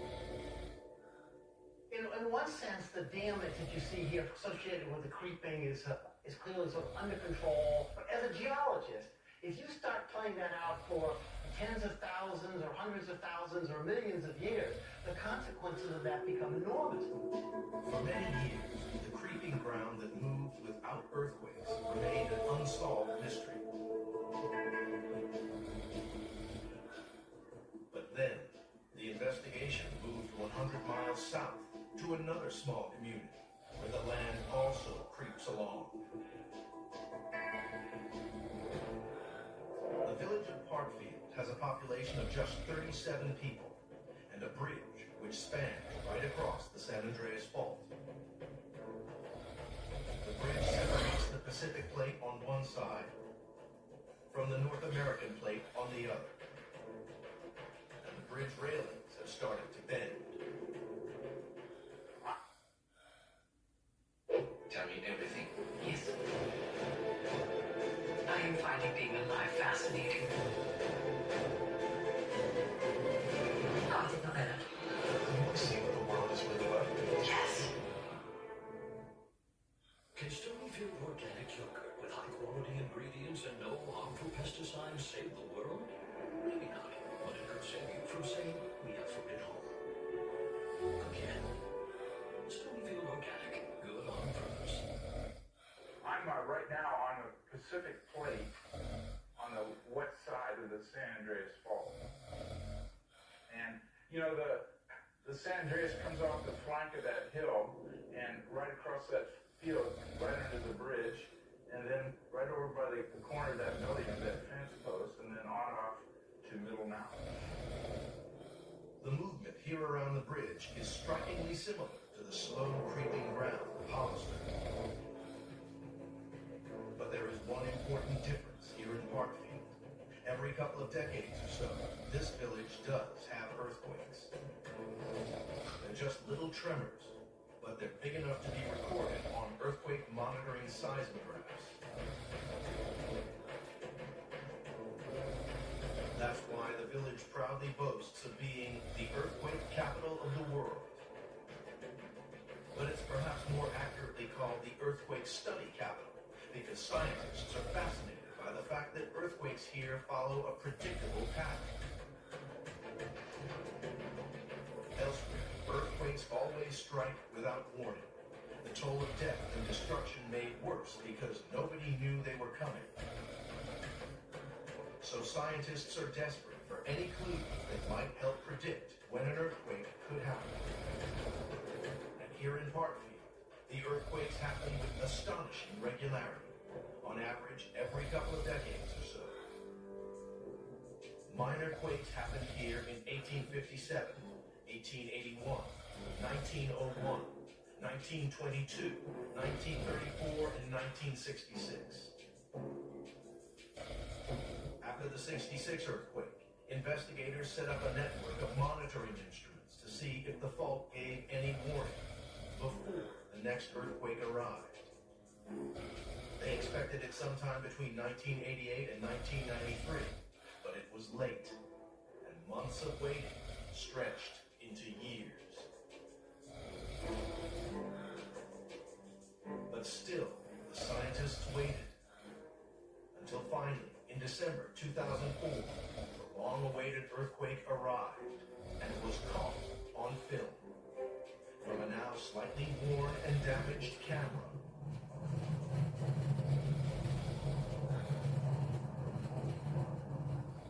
The earthquake movie may not have seemed that impressive, but the instruments collected a mass of information.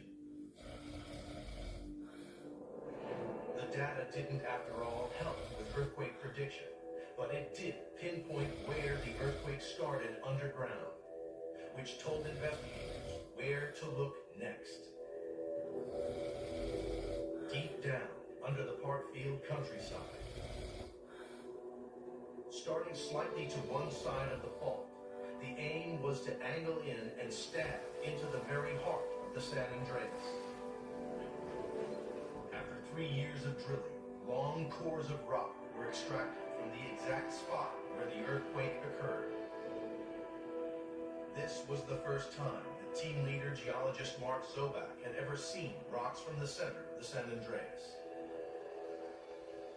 What we're looking at here are cores from the active San Andreas Fault from a depth of about 2 miles. So for the earth science community, these are like moon rocks.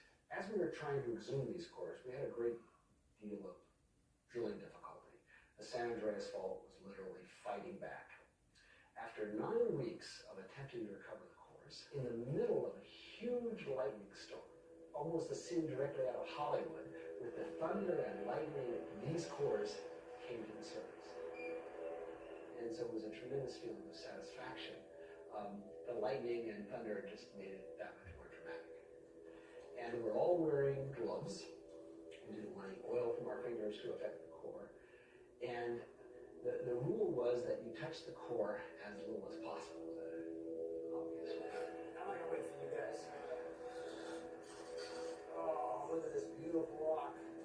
The reality was we couldn't help ourselves, and it was just such a remarkable thing to be actually looking at the San Andreas Fault for the very first time.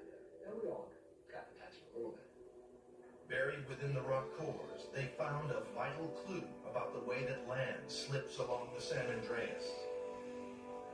They found serpentinite.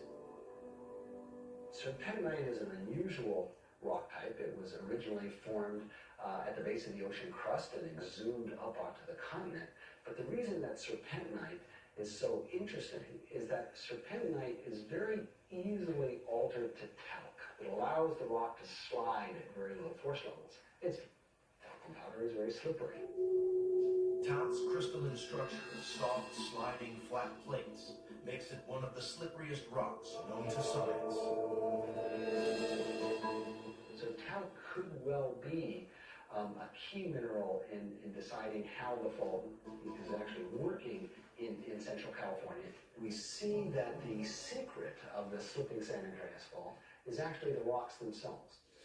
The talc explains the tiny earthquakes of Parkview. Nobody's yet drilled to investigate the rocks at Hollister, but scientists suspect the talc is present there too. Cracks in the wall show the land creeps in Hollister. And a bend in the bridge reveals the same creeping ground in a nearby town. Rock cores extracted from the fault contain serpentinite, leading investigators to the softest and slipperiest mineral, talc, which lubricates some parts of the fault. The investigation is having success, but one crucial question remains to be answered. What will the San Andreas Fault do next?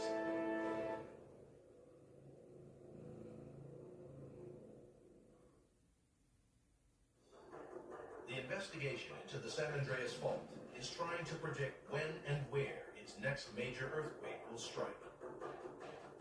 So far, the only certain prediction is the far distant future of the San Andreas. Look 20 million years ahead. If the plate movements continue to follow their pattern, Los Angeles will end up becoming a suburb of San Francisco. But predictions on a shorter time scale are more difficult. If you were to ask the question, can we predict earthquakes? My answer would be no, because I know what your question really meant is, can we predict that an earthquake is going to occur on a certain fault at a certain time that we can specify in the future? And we cannot do that. But there are many things we can predict. We can predict which faults are likely to produce the big earthquakes. We can predict how big the earthquakes are likely to be, and we can even predict the probability of the earthquake occurrence over some period of several decades. Predictions are most crucial where the San Andreas runs to the south of LA. Here in the Coachella Valley Desert, geological evidence of earthquakes stretches back 1,500 years and more. And they follow a regular pattern. Major earthquakes strike here with monotonous regularity every 200 years. But the latest one is long overdue. There hasn't been an earthquake here for more than 300 years. That's a concern, because parts of the San Andreas Fault system run straight from here towards the city of Los Angeles. The faults will transmit earthquake shocks in a straight line towards California's biggest city. Geologist Yuri Fialko regularly monitors how the ground moves on either side of the fault line. He lines up his GPS equipment precisely over a series of metal pegs fixed into the ground.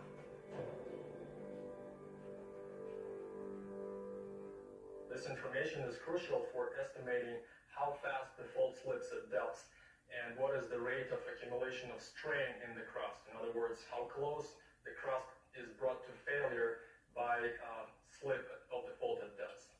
The repeated ultra-precise measurements reveal that land here, on the surface, hardly moves at all. This is a problem, because deep underground, the stresses and strains are still building up. The fault is moving at depths at a fairly high speed, and this deformation is growing and growing and growing with time. Miles underground, the deep fault is moving at more than an inch a year. Which tells Fialko that in the centuries since the last quake, the surface should have shifted 300 inches, 25 feet or more. But it hasn't. So sooner or later, something's got to give. something will be. The rocks themselves. And one example is this type of rock, which is called granite. This is in fact the rock out of which most of the Earth's crust is made. A microscope reveals the crystalline structure of the granite. The crystals make the rocks tough, but they have a hidden weakness. The bonds between them may suddenly crack under stress.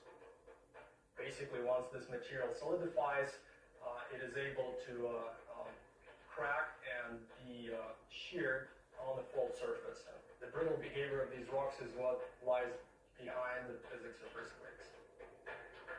Granite rocks underlie all of the San Andreas Fault. But right here, the rock's under greater stress than anywhere else because it's so many centuries since a major quake occurred. And now we're over the 300-year limit. And so it means that the amount of strain that has been accumulated on the fault at this point is very close to the maximum strain that this fault has ever seen through its geologic record. And this is a fault that is capable of generating great destructive earthquakes. Fialco believes the coming quake could be the big one that people have been talking about for years. And the effects could be horrific because of the population density of Southern California. When the last huge quake occurred 300 years ago, Los Angeles was just a tiny Spanish mission community with fewer than 100 people. Now it's America's second largest city, with almost 11 million people living in the earthquake-vulnerable metropolitan area. People who live in California probably experience a small or moderate-sized earthquake every year. A few things moving in your house, but it's really actually kind of fun. There's no major destruction. People just go on with their life. Much bigger events, on the other hand, are quite a bit different story. With the threat to Los Angeles becoming ever clearer, the investigation is nearing its conclusion. Data from repeated GPS measurements in the desert reveal evidence that stress is building up, while examination of the rocks of the crust show they may not take the strain for much longer.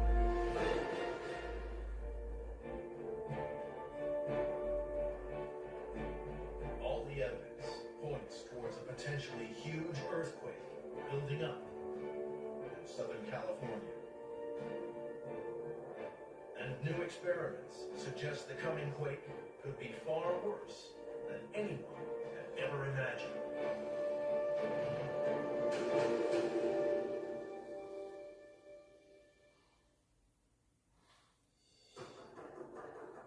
There is new urgency in the investigation into the San Andreas Fault, as revealed by recent evidence compiled by 300 of America's most respected scientists.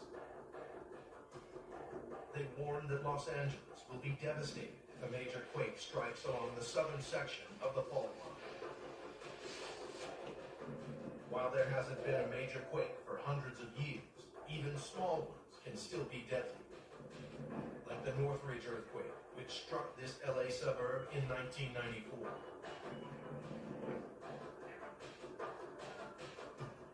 Rupturing along an offshoot of the main San Andreas Fault, the quake was only a magnitude 6.7, considered moderate on the scale of earthquake measurement.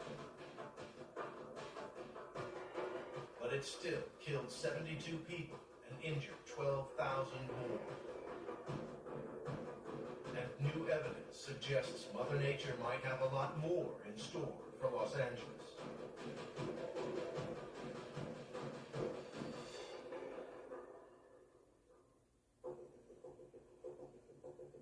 Scientists have long known that earthquakes generate several distinct sets of waves.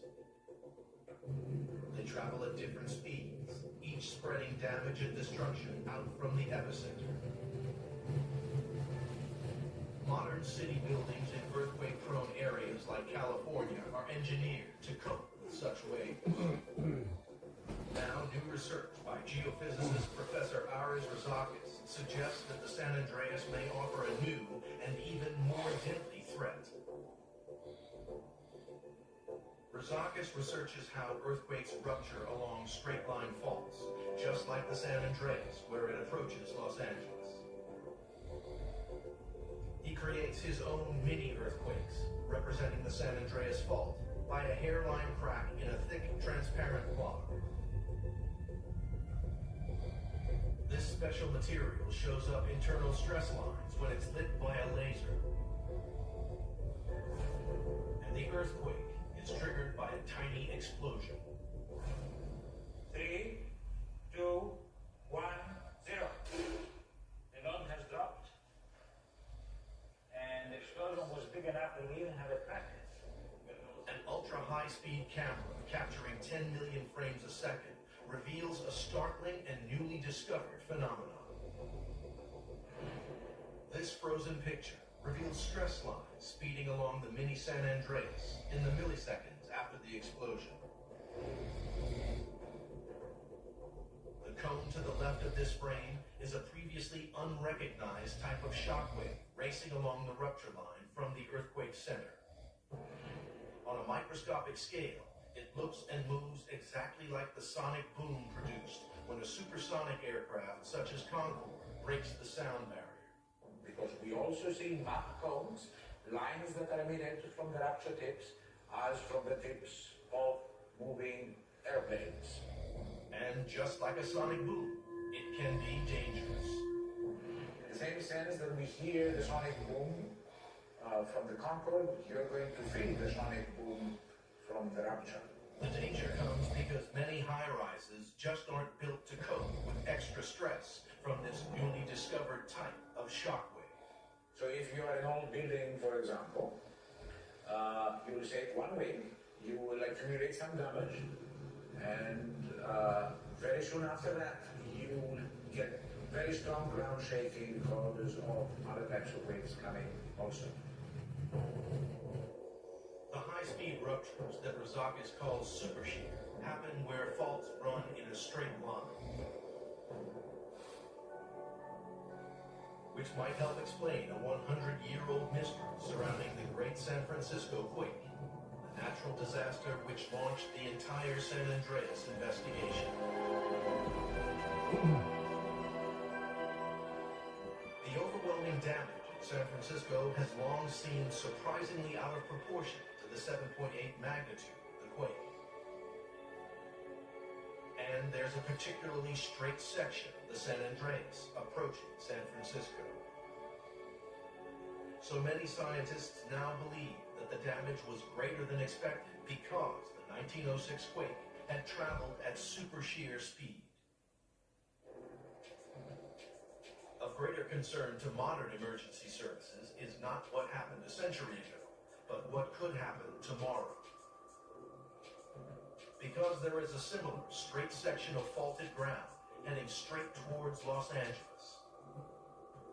And if a super shear earthquake develops on that line, then the consequences could be disastrous. From the makers of the boldest cheddar slices of all time, Tillamook presents Blockhems. Slices so tasty they inspired this tune. Blockhems is not sold in stores, but Tillamook slices are.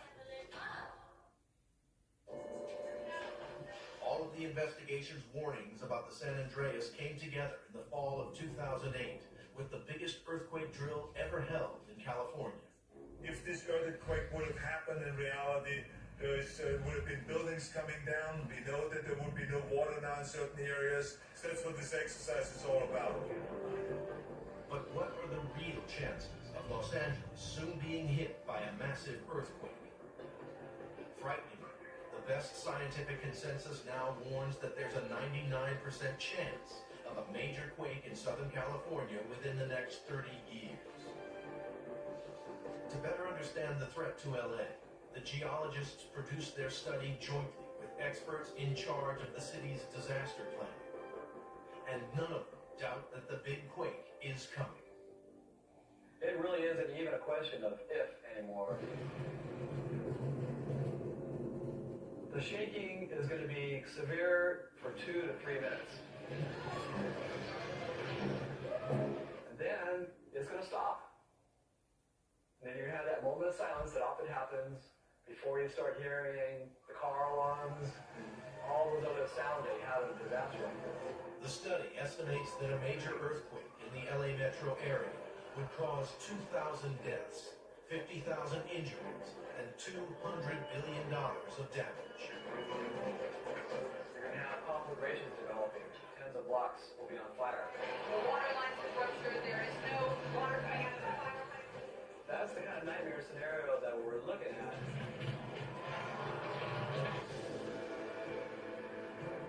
This specter of disaster to California's people and cities motivates the search to unravel the secrets of the San Andreas Fault. All the evidence is finally in. The damage reports from the 1906 disaster show the fault's 800-mile path. The different types of rock at Muscle Rock provide clues to how the fault was created 20 million years ago. The riverbeds prove how fast the land is moving. The mineral talc explains why some parts slip without major quakes. Brittle granite rocks reveal a threat to Los Angeles. And recent land experiments uncover new and more dangerous earthquake shockwaves. But one goal has eluded the rock detectives who study the greatest fault line on Earth. When will the sleeping San Andreas come to life once again? It could be any time. The only certainty is that nothing is certain in the ever-evolving story of how the Earth was made.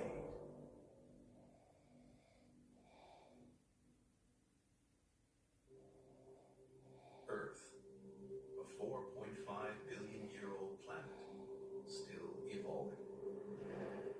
As continents shift and clash, volcanoes erupt, and glaciers grow and recede, the Earth's crust is carved in numerous and fascinating ways, leaving a trail of geological mysteries behind.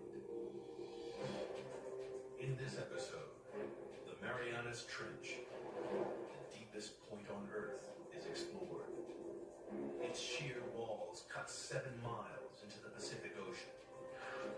The mystery of what created this deep, dark chasm takes science detectives on some of the most dangerous dives ever attempted.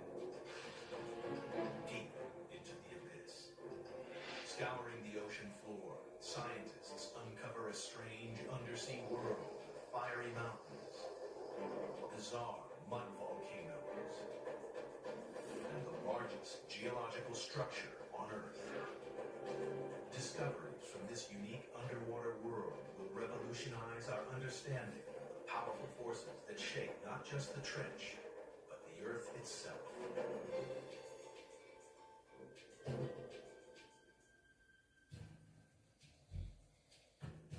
Hidden deep beneath the waves of the Western Pacific lies the Marianas Trench,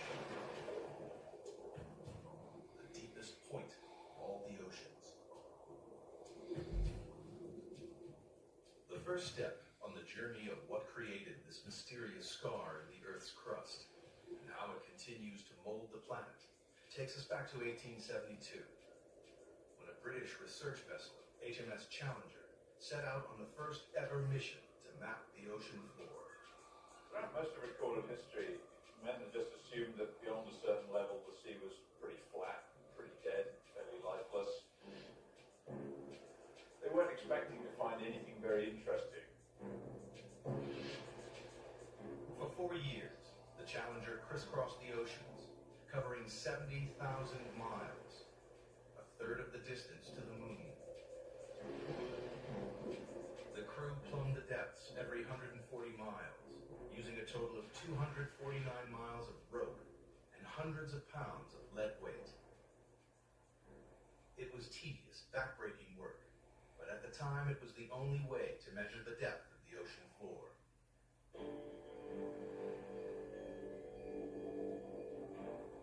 When they got to the Western Pacific, 200 miles off the island of Guam, the crew routinely lowered the rope for a measurement.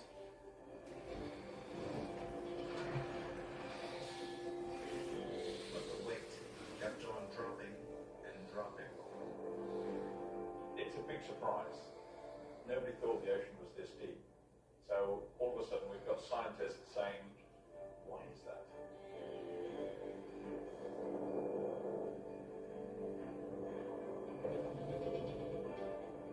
Eventually, the weight struck the bottom at 4,475 fathoms, nearly 5 miles beneath the ocean's surface. The scientists were becoming, wow, we found something, and what does it mean? Is it a little hole? Is it a big hole? What kind of feature is it down there? There's a whole lot of questions you get when you find this one spectacular reading. The Challenger expedition marked the birth of modern oceanography and provided the first crude map of the ocean floor. It showed how the ocean floor gently slopes away from the land and then plummets thousands of feet into vast flat plains. But the Western Pacific is different. It drops off again into the 5-mile deep hole, a hole that blew right out of the water the long-held belief that the sea floor was flat and featureless. And it spawned a mystery, because nobody could understand how this strange underwater feature came about. It would be 75 years before any answers emerged. It took a revolutionary new technology, sonar, to push the investigation forward to the next crucial stage.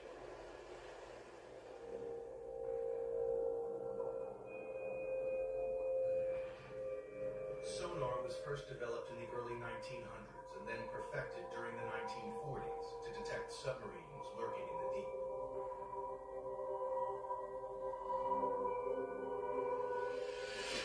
The system works by pumping sound waves through the water. The waves bounce off solid objects and are reflected back to a detector. By measuring the time it takes for the sound waves to bounce back, scientists realized they could build a remarkably accurate picture of the world beneath the waves. The world's major navies spend a lot of time and effort developing submarine hunting technology. Then the hydrographers discover that you can use this to chart the bottom of the sea. And it's an awful lot cheaper and easier than using large numbers of sailors pulling on ropes. In 1951, a British Navy research ship returned to the deep hole found by the Challenger expedition. But this time, they were armed with sophisticated new sonar equipment. And the results were amazing. Detailed sonar maps revealed that the deep hole in the Pacific Ocean floor isn't a hole at all, but part of a massive trench, 30 times deeper than the Empire State Building is high. It runs twice the length of California, 1,500 miles from the southeast of Guam to the northwest of the Mariana Islands. People were probably astounded by what they were seeing, because clearly the ocean floor had enormous changes in relief, was very mountainous in some places, had great peaks in other places. To a geologist, this would be extremely exciting. Even within the trench itself, there are remarkable variations. At its southern end lies the greatest surprise of all. The seafloor drops down another 2 miles to its lowest point, a staggering 7 miles beneath the waves. Scientists had discovered the deepest part of the oceans. Even today, it is the lowest known point on the planet. They named this part of the trench the Challenger Deep, in honor of the ship that discovered it. To get a sense of just how deep trenches are, if we take the height of Mount Everest, we would still have about a mile of water above us before we get to the ocean's surface. But how the Marianas Trench was formed remained a mystery. Investigators decided the best way to find the answer was to dive to the bottom of the trench, to see for themselves the lowest point on the planet, the Challenger Deep. But they faced a major problem. At the bottom of the trench, they would have to contend pressure 1,000 times stronger than at the surface. That's the equivalent of being squeezed on all sides by the weight of 50 jumbo jets. To demonstrate the effects of such pressure, scientists use a dummy head.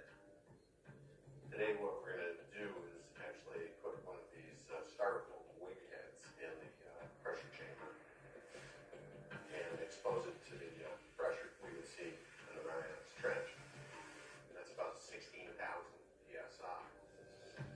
A human skull would be crushed to a pulp, but the rubbery head will only have all the air squeezed out.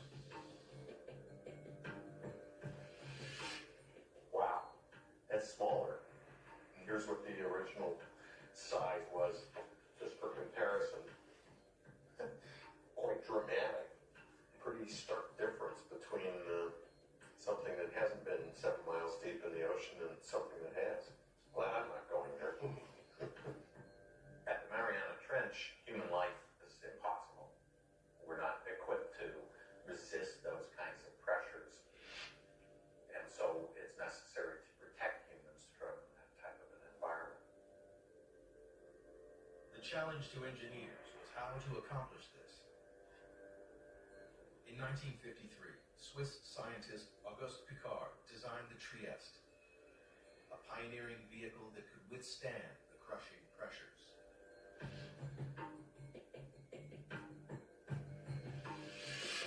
The submersible was dominated by a 50-foot-long hull, filled with light aviation gasoline and lead weights to control buoyancy.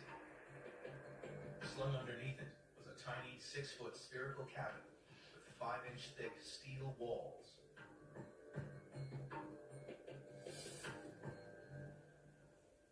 Finally, after 7 years of modifications and manned test dives no deeper than 3.5 miles, the Trieste was ready to attempt the 7 miles to the bottom of the trench.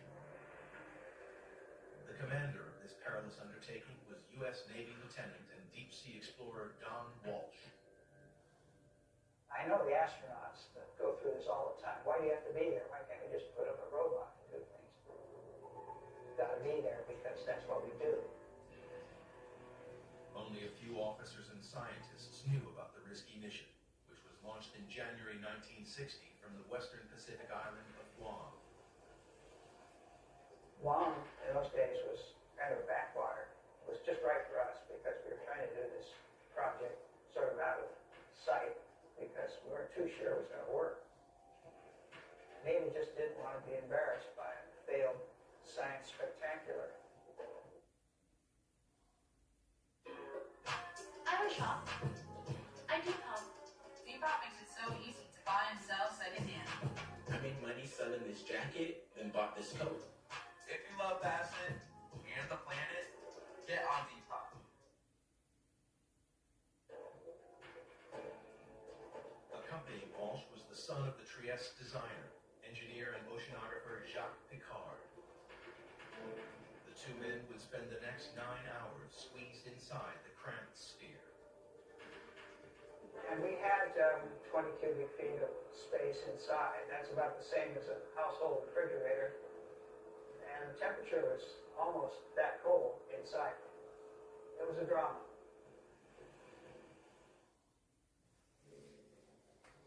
The Marianas Trench is one of the most remote, inhospitable places on Earth. In January 1960, 2 deep-sea explorers, Don Walsh and Jacques Piccard, plunged into its depths on board the submersible, the Trieste.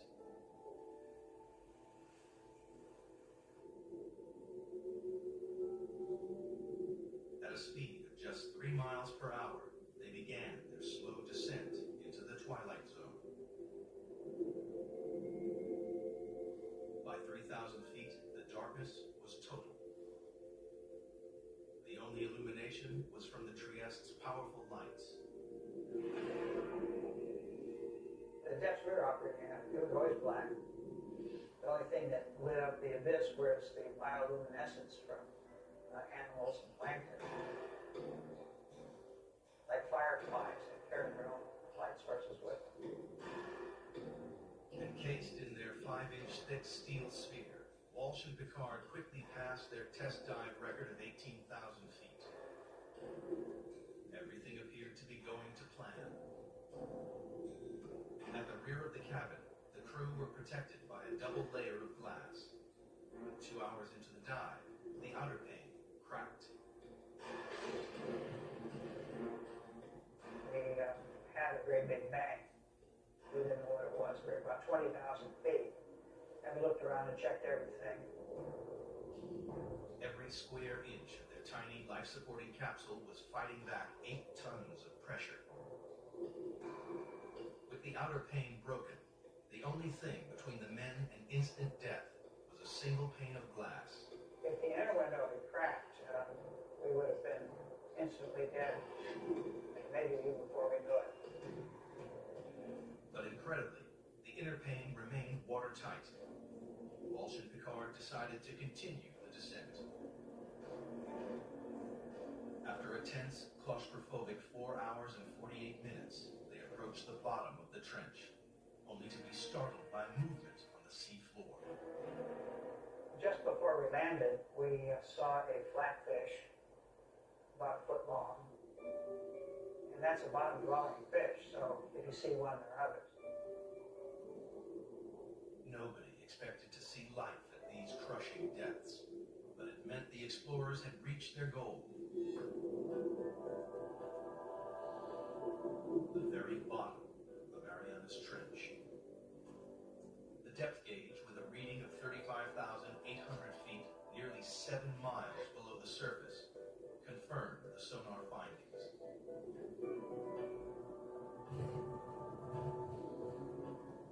Squeezed inside their bubble of breathable air, the 2 explorers were closer to the Earth's center than man had ever been. We took a self-portrait. That's the picture that you see. So we're going to do it, and we did it. But there was work to be done. Walsh and Picard wanted to make detailed observations of the enormous trench. Unfortunately, the Trieste stirred up a cloud of fine, powdery sediment from the sea floor that obscured their view. It's like being in a bowl of milk at that point. So, realizing we're not going to see anything, we decided to go on back up to the surface. Off the island of Guam, the Trieste. Services after a descent into the Marianas Trench. After 9 grueling hours underwater, Walsh and Picard returned to the surface on January 23rd, 1960, and officially entered the record books for the deepest dive of all time. To this day, their extraordinary feat has never been repeated. The mission was a success, but the mystery remained. Geologists still didn't understand what could have formed the immense trench. And if they couldn't find the answer inside the trench, they would have to look elsewhere. Perhaps there was something somewhere on the ocean floor that might explain the trench's origins. Throughout the 50s and 60s, a team of geologists led by Princeton's Harry Hess compiled sonar data from all of the world's oceans.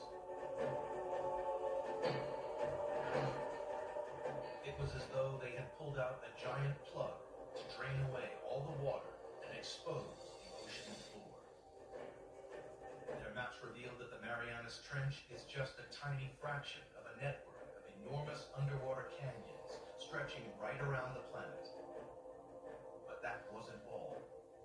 Running parallel to the trench, on the other side of the Pacific, the map showed a giant underwater mountain range, the East Pacific Ridge. And this, too, is part of a global network, a 40,000-mile-long chain of mountain ranges that ring the globe like the seams of a baseball to make the largest geological feature on Earth. It was a major development in the investigation, one that scientists hoped might explain the trench's formation. The next step was clear.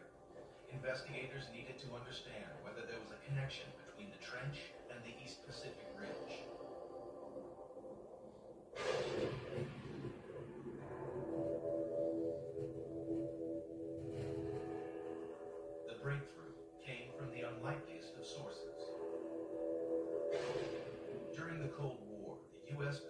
vast network of underground seismometers to pick up atomic bomb testing around the world. Inadvertently, the seismometers also detected naturally occurring earthquakes. When geologists plotted these on a map, a pattern emerged. The earthquakes were clustered along the ocean's ridges and trenches. It was a discovery that transformed our understanding of the Earth. Geologists realized the friction that causes earthquakes comes from movements that must be occurring deep beneath the ridges and trenches. With this great investment in seismology, it became possible to locate very precisely where earthquakes had occurred. And it was these things, the precise location, the depth, and the motion, that really gave the outlines of plate tectonics. It was the birth of an extraordinary new theory. The solid layer of rock, the crust on which the land and ocean sits, is broken up into a... Fishy is back at Wiener Schnitzel. Reeling off fish and chips and all new sea dog. To us, using plant-based ingredients isn't new. It's who we are. We've always made home and body care products inspired by delightful garden scents. They work hard, too. Feels pretty good to be a trendsetter. Mrs. Myers, rooted in goodness. Into a series of vast slabs that geologists call tectonic plates. It's these plates that are moving, grinding past each other, and triggering earthquakes. The underwater ridges and trenches sit on the boundaries between tectonic plates. The East Pacific Ridge and the Marianas Trench lie on opposite edges of the Pacific Plate. The journey to discover what formed the Marianas Trench is accumulating additional evidence. The Trieste dived to the bottom of the trench and confirmed that it is the deepest point on the planet. Sonar maps then revealed the East Pacific Ocean ridge running parallel to the trench. To solve the mystery of the Marianas Trench, investigators needed to find out exactly what was happening in the East Pacific Ridge. And that meant exploring these vast mountains, 8,000 feet underwater.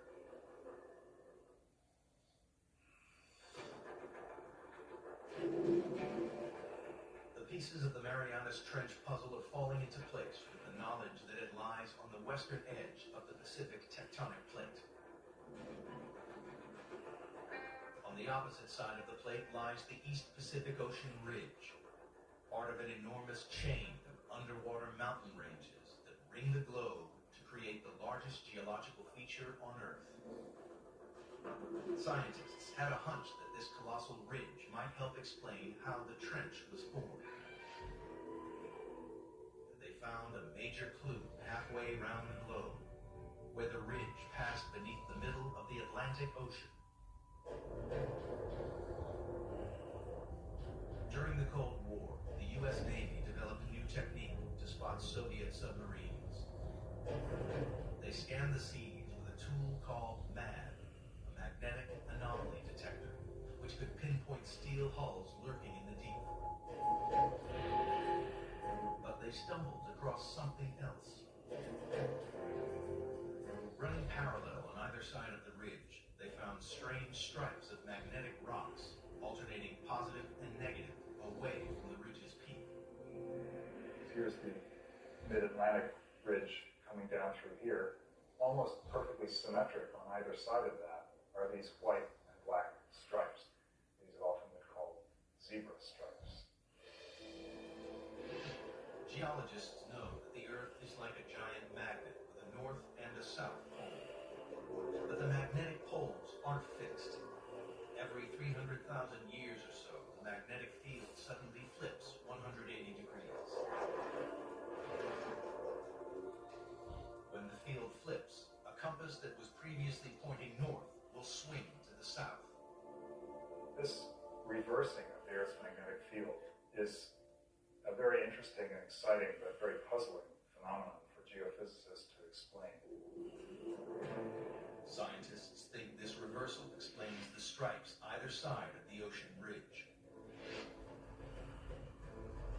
1960s, geologists discovered that molten volcanic rock, known as magma, swelled up deep underground to create the ridges of the Atlantic and Pacific.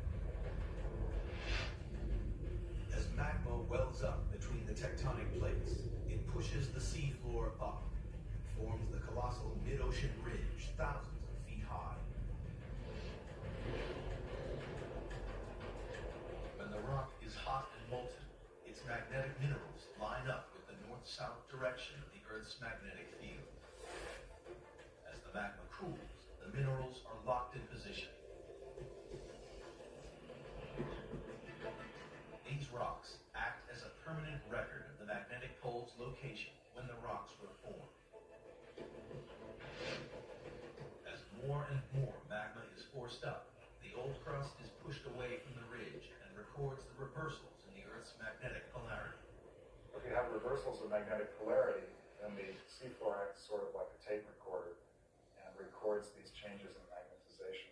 Then the pattern of magnetic stripes allows people to calculate the speed at which the plates are moving apart.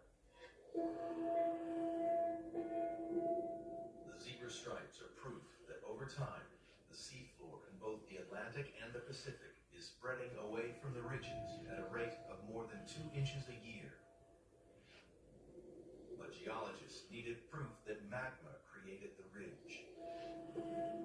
If red-hot molten rock is forming the enormous mountain range in the Pacific, the surrounding water should be warm.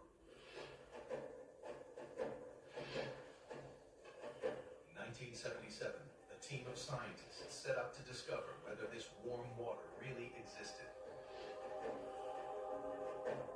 Dudley Foster was the pilot for these historic dives.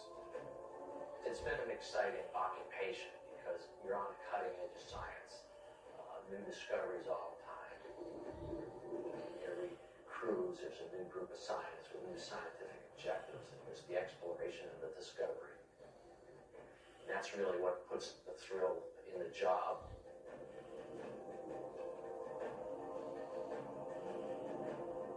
For weeks, the crew scanned the undersea mountains without success. And then they hit the jackpot. A bizarre pillar of rock, spewing hot, toxic gas. And we saw the water sort of shimmering, sort of like bubbling in a glass teapot or something. We stuck the temperature probe in there and measured 38, 39 degrees Fahrenheit, which was really amazing because the ocean's a huge heat sink. So to see something warm like that was kind of startling. In these pillars of rock, the expedition had found the heat from the magma surging up from deep inside the Earth. It wasn't warming the water evenly along the ridge. It was channeled up through strange hydrothermal vents. When you make these discoveries, you don't know how significant they are. The true significance of them maybe takes several years to appreciate. This was one of those times. For the investigation into the Marianas Trench, these vents are a decisive piece of evidence. They confirm that magma is continually creating new crust at the Pacific Ocean ridge. And magnetic zebra stripes prove that old crust is pushed away from the ridge towards the other side of the Pacific Plate, towards the Marianas Trench. But this presents scientists with a puzzle. If new crust is being created at the ocean ridge, and the Earth isn't expanding, then the old crust must be disappearing somewhere else. The reason that there's not getting bigger with seafloor spreading is because the same amount of seafloor is being destroyed in the Pacific. Popeyes is crashing the wings party with 5 flavors. Native whole body deal. Dries on contact. So don't bother with those other goofs. Even in uncertain times, one thing is for sure. Education helps you achieve more. From better jobs and pay to more opportunities. And USU Online has options for everyone. With fully online degrees and resources to support you, USU Online gives you flexibility and a top-tier education wherever you are. Get started today at online.usu.edu.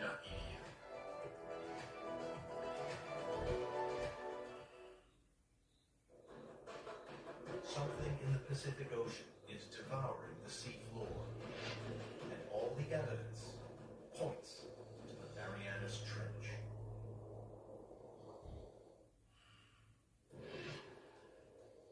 In the hunt to discover what formed the Marianas Trench, scientists now know crust created at the ocean ridge is being devoured somewhere and by something in the Pacific Ocean. They suspect the Marianas Trench is involved. But the proof would come not from the trench, but from these. The Mariana Islands, a chain of volcanoes that break through the ocean surface 200 miles west of the trench. Scientists noticed the island chain mirrors the trench's exact shape. This led them to think the trench was responsible for the island's creation. If you see pictures of the Marianas Trench, it's curved, and the line of volcanoes that it generates is curved exactly parallel to it. Geologists believe that the trench formed the volcanoes via a process called subduction. Subduction occurs where two tectonic plates collide. As they grind past each other, the heavier plate is pushed beneath the lighter plate. The descending plate is forced down into the Earth's intensely hot interior called the mantle. It takes with it water and sediment built up over millions of years. Volcanoes form above subduction zones not because the Earth is hotter there, but because this is where we're taking the water that once was in the ocean, it's taken into the mantle and gets sweated out, causes the mantle to melt, and this magma is what then rises and erupts explosively out these volcanoes.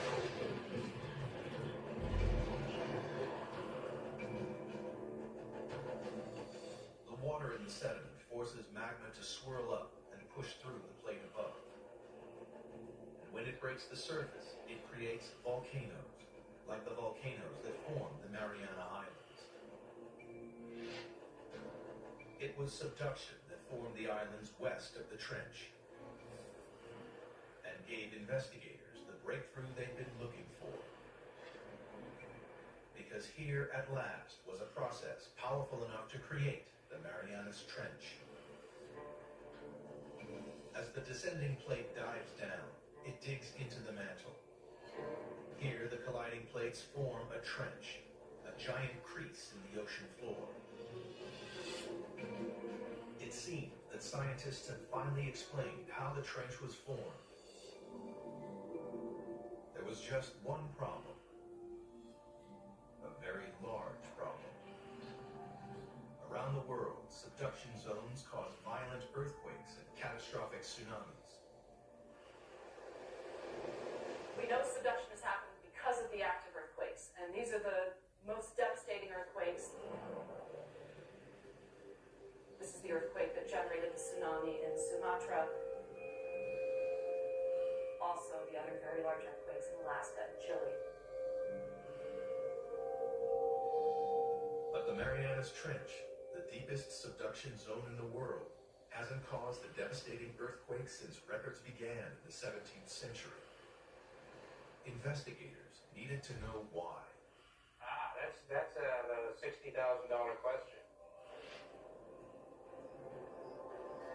They hoped the trench's shallower western edge might provide the answer.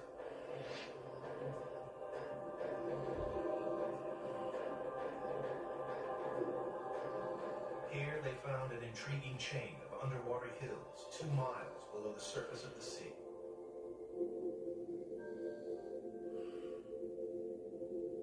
Engineers drilled down into the hills and collected core samples.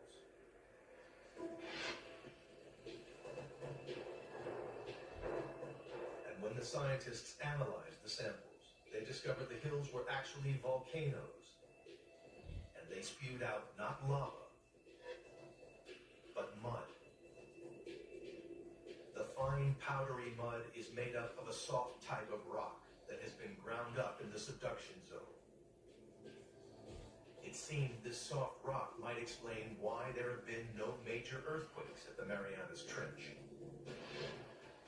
Everybody has a sense of what a volcano is, but not all volcanoes erupt igneous rocks. There's some volcanoes that erupt mud, and a certain kind of unusual kind of mud in the Marianas is made out of serpentine. And serpentine is a very weak rock, and it can be scratched with a knife or something like that.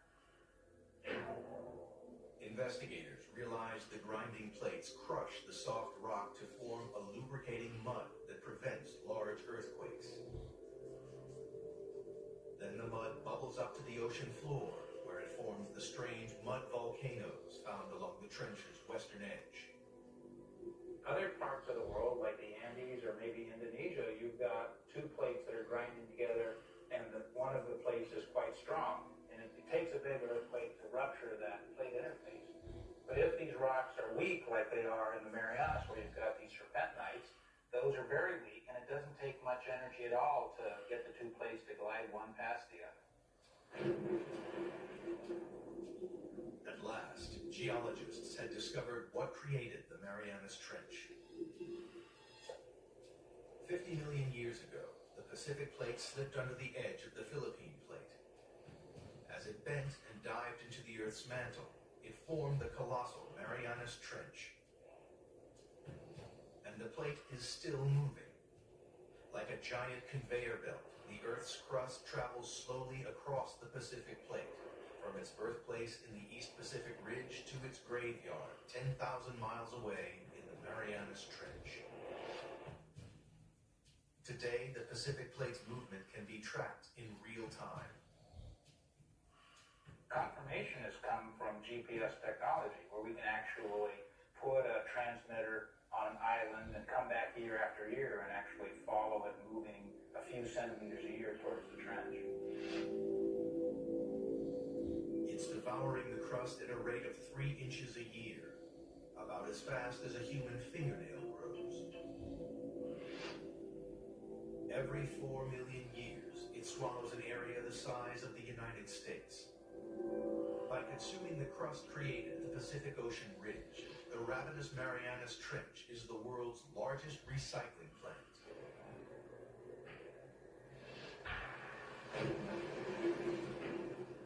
But there was one remaining and major piece of the puzzle to find. Scientists still didn't know why it is the deepest trench on Earth. They suspected the age of the seafloor at the bottom of the trench may provide the answer. It turns out there's a really strong relationship between the age of the seafloor and its depth in the water. In 1999,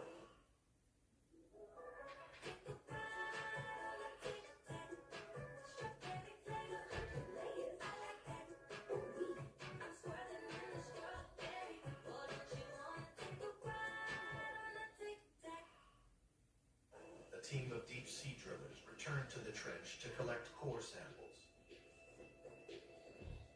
One great thing about drilling ocean crust is we actually got pieces of it.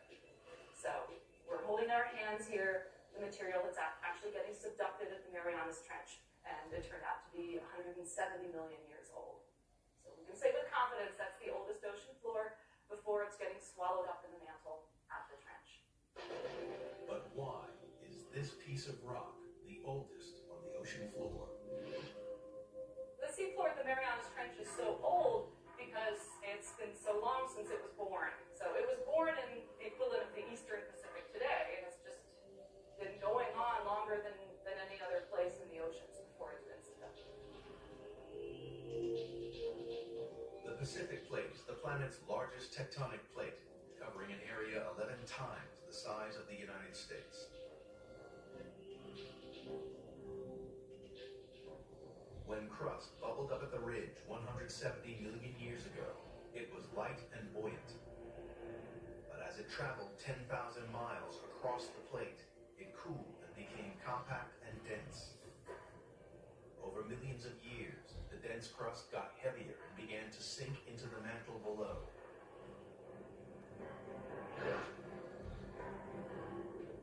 Scientists realize that because the crust at the Marianas Trench is the oldest ocean crust, it's also the heaviest, and so has sunk deeper into the mantle than any other area of ocean crust. Here at last was the explanation for the trench's extraordinary depth. The picture of the Marianas Trench is almost complete. The investigation into the Marianas Trench has one final puzzle to solve. At the trench's southern end, the sea floor plummets a further 10,000 feet into a 7-mile deep chasm called the Challenger Deep. It's the lowest point on the planet. But so far, scientists have been unable to explain why this one section of the trench is so deep. Now, they believe the shape of the descending tectonic plate may hold the answer. The Challenger Deep, in addition, is a little bit deeper because of some peculiarities relating to how the slab that's going down is behaving. A narrow slab of crust has torn away from the Pacific Plate's descending edge. Well, it's basically got to do with how the slab pushes the mantle out of the way. Where you have a narrow slab, like you have at the Challenger Deep, it can sink almost vertically because the mantle that it's trying to displace can move around out of the way. Investigators have finally unraveled the mysteries of the Marianas Trench. And in the process, they've made a discovery with implications that stretch far beyond the trench itself.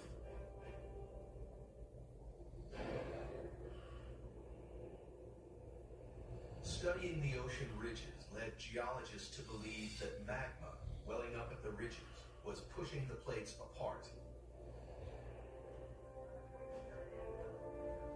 But the exploration of the Marianas Trench has changed this idea forever. People used to think that maybe the magma would kind of push the plates apart. And that idea is largely discounted now. As the ocean crust travels from the Pacific Ocean ridge to the trench, it changes from a buoyant, red-hot magma into a colder, denser, and heavier crust. The plate's leading edge becomes so heavy that it drags the rest of the plate along behind it. The heavy coal plates of the trenches are sinking down into the mantle and pulling the plates apart at the ridges, and the magma just passively fills in the gaps. The investigation into the Marianas Trench has revolutionized our understanding of how the Earth's plates move. We now know a worldwide network of subduction zones drag tectonic plates around the globe, powering the movement of continents over millions of years, and moving the very Earth we stand on.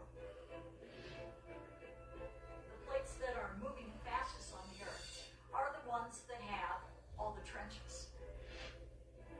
The Pacific Plate is the fastest moving of the 9 major plates on the planet because it is surrounded by dozens of destructive trenches like the Marianas. They are consuming the ocean crust faster than the ocean ridge can produce it.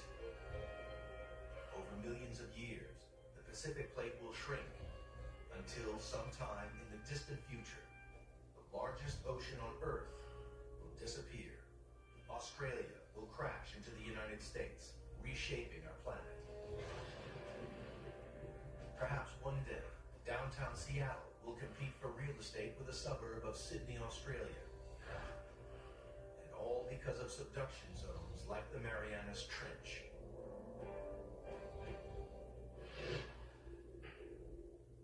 But for all its significance, man has only ever dived to the bottom of the trench once, and there are no immediate plans to return.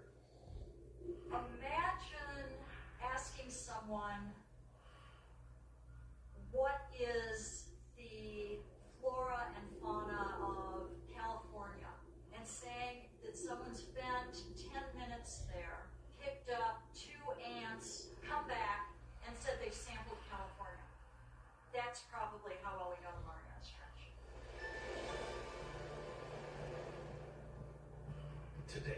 less than 5% of the world's oceans have been explored. But only by returning to the ocean's very deepest reaches will we fully comprehend the incredible forces that recycle and rebuild our world. The way I like to think of it is that ocean exploration leads to new research questions. And if we don't have exploration, we don't even know the right questions to ask. It is now known what a geological wonder the Marianas Trench is. Since this deep chasm in the Earth's crust was first discovered with a length of rope and a lump of lead more than a century ago, evidence has piled up. Record-breaking dive to the lowest point on Earth. Giant undersea mountain ranges with bizarre magnetic zebra stripes. Proof that the ocean crust is spreading towards the hungry Marianas Trench, lined with slippery mud volcanoes which prevent devastating earthquakes. And the planet's oldest ocean crust, the reason that the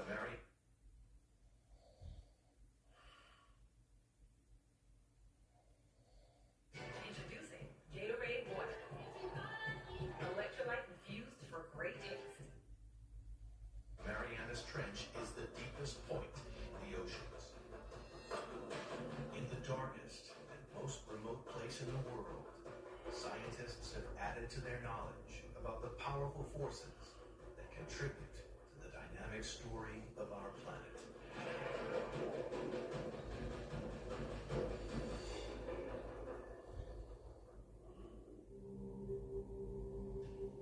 Earth, a 4.5 billion-year-old planet, is still evolving. As continents shift and clash, volcanoes erupt, and glaciers grow and recede, the Earth's crust is carved in numerous and fascinating ways, leaving a trail of geological mysteries behind. In this episode, Krakatoa, one of the deadliest volcanoes in the world.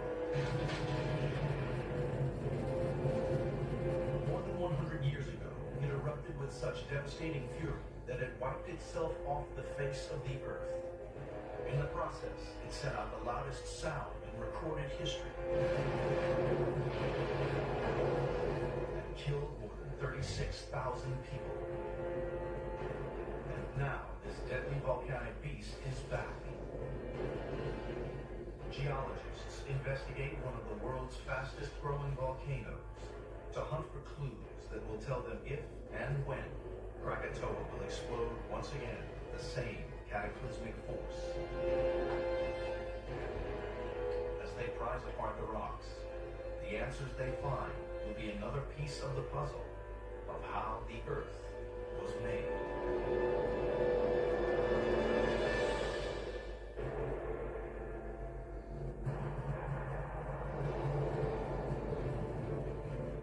Krakatoa is one of the most dangerous volcanoes the world has ever seen.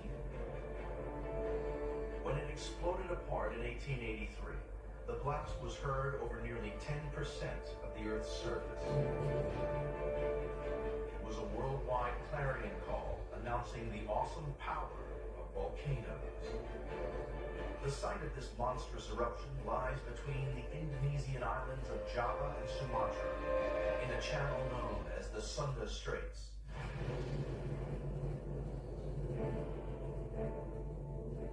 Today, a new volcano has staked its claim in exactly the same spot. It's called Anak Krakatau, meaning the child of Krakatoa. Right now, it's in the middle of a new and extremely dangerous phase. Dr. Charles Mandeville traveled here to see if the child will one day be as deadly as its parent. To see if history is about to repeat itself.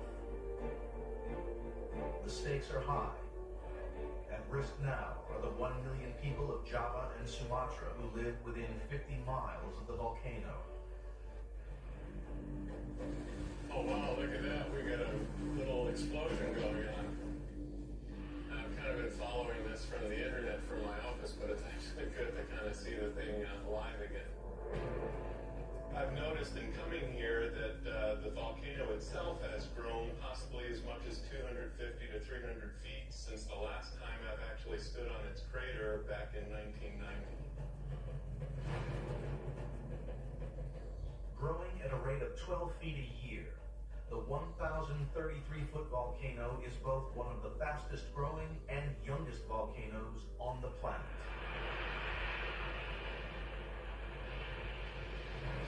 This remarkable footage shows its explosive birth in June 1927, when it first broke through the seafloor and erupted out of the water. Its rapid growth is clear evidence that this new volcano is extremely active. But will it be as deadly as its parent?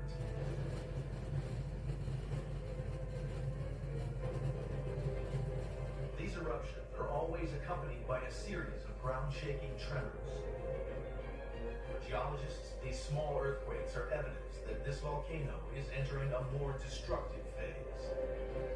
Seismographs have been buried deep on Anak slopes to record this underground activity.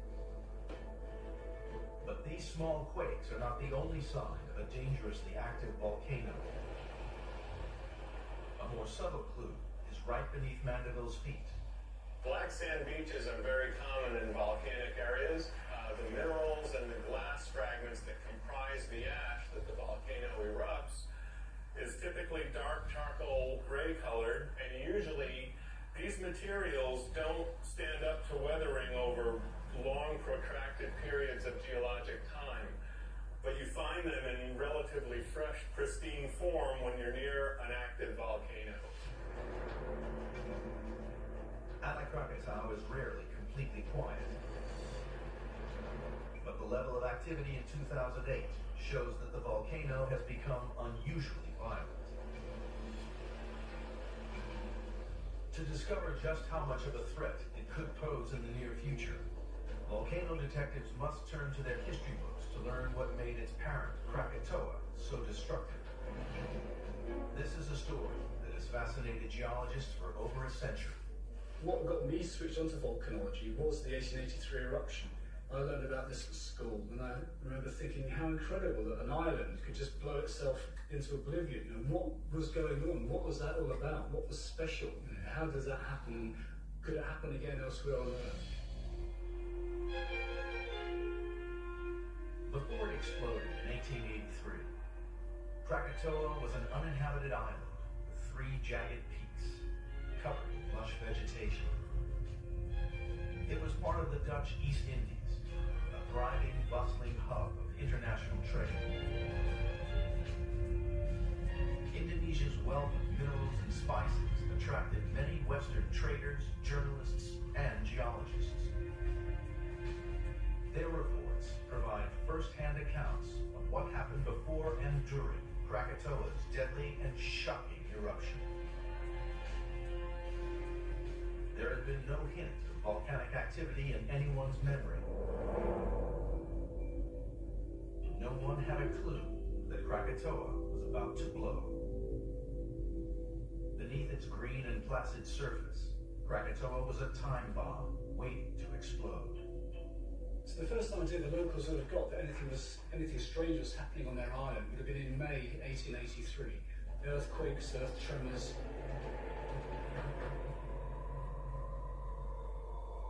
These tremors reached as far as the capital, Batavia, more than 100 miles away. Few suspected that the island of Krakatoa, seen on the distant horizon, was to blame, and that these earthquakes were the first clue to its deadly potential.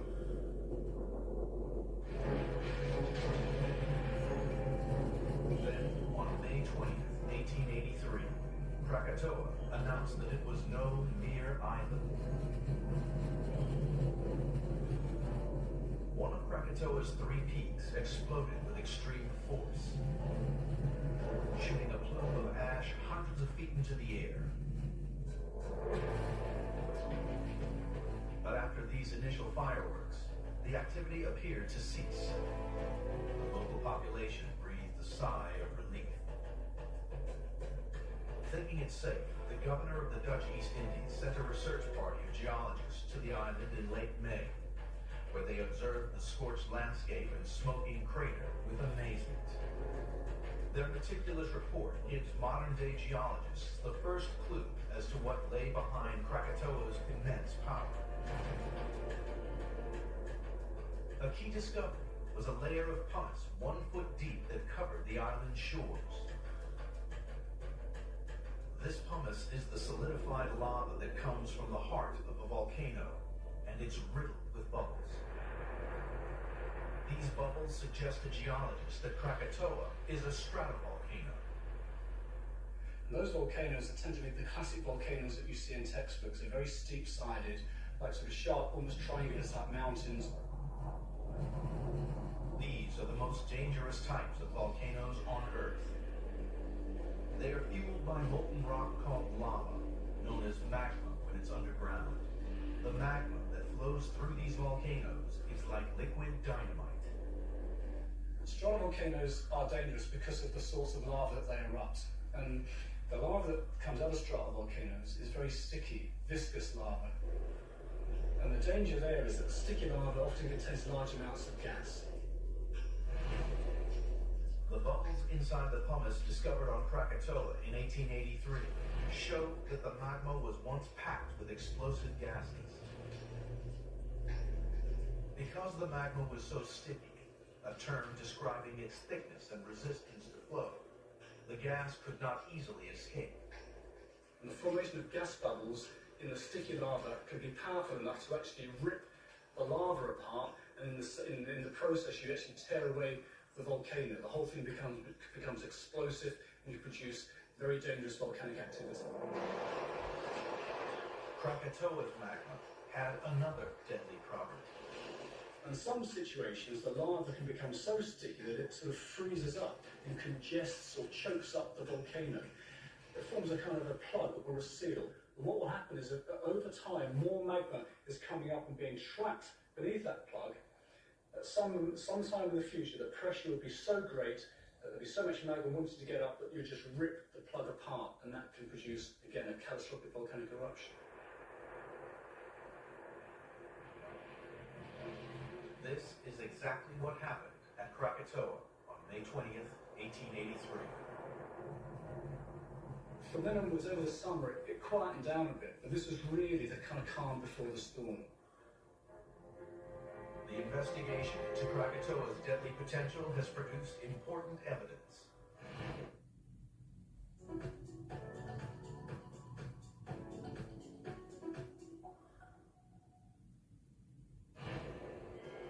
The frequent earthquakes on Krakatoa today indicate the volcano is still dangerous. The pumice from 1883 reveals that Krakatoa was a stratovolcano. Its sticky, gas-rich lava making it dangerously explosive. Krakatoa's eruption in May 1883 was spectacular, but beneath the surface, Krakatoa was refueling. An even greater eruption was gathering force out of sight and out of mind.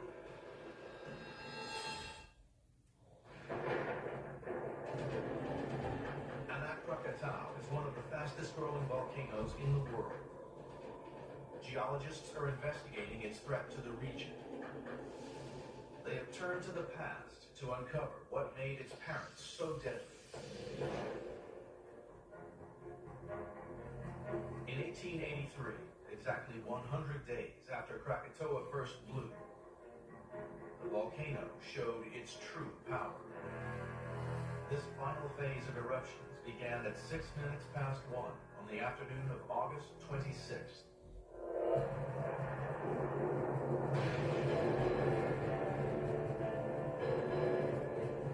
All three volcanic peaks erupted simultaneously, hurling dense clouds of ash and smoke an astonishing 17 miles into the sky.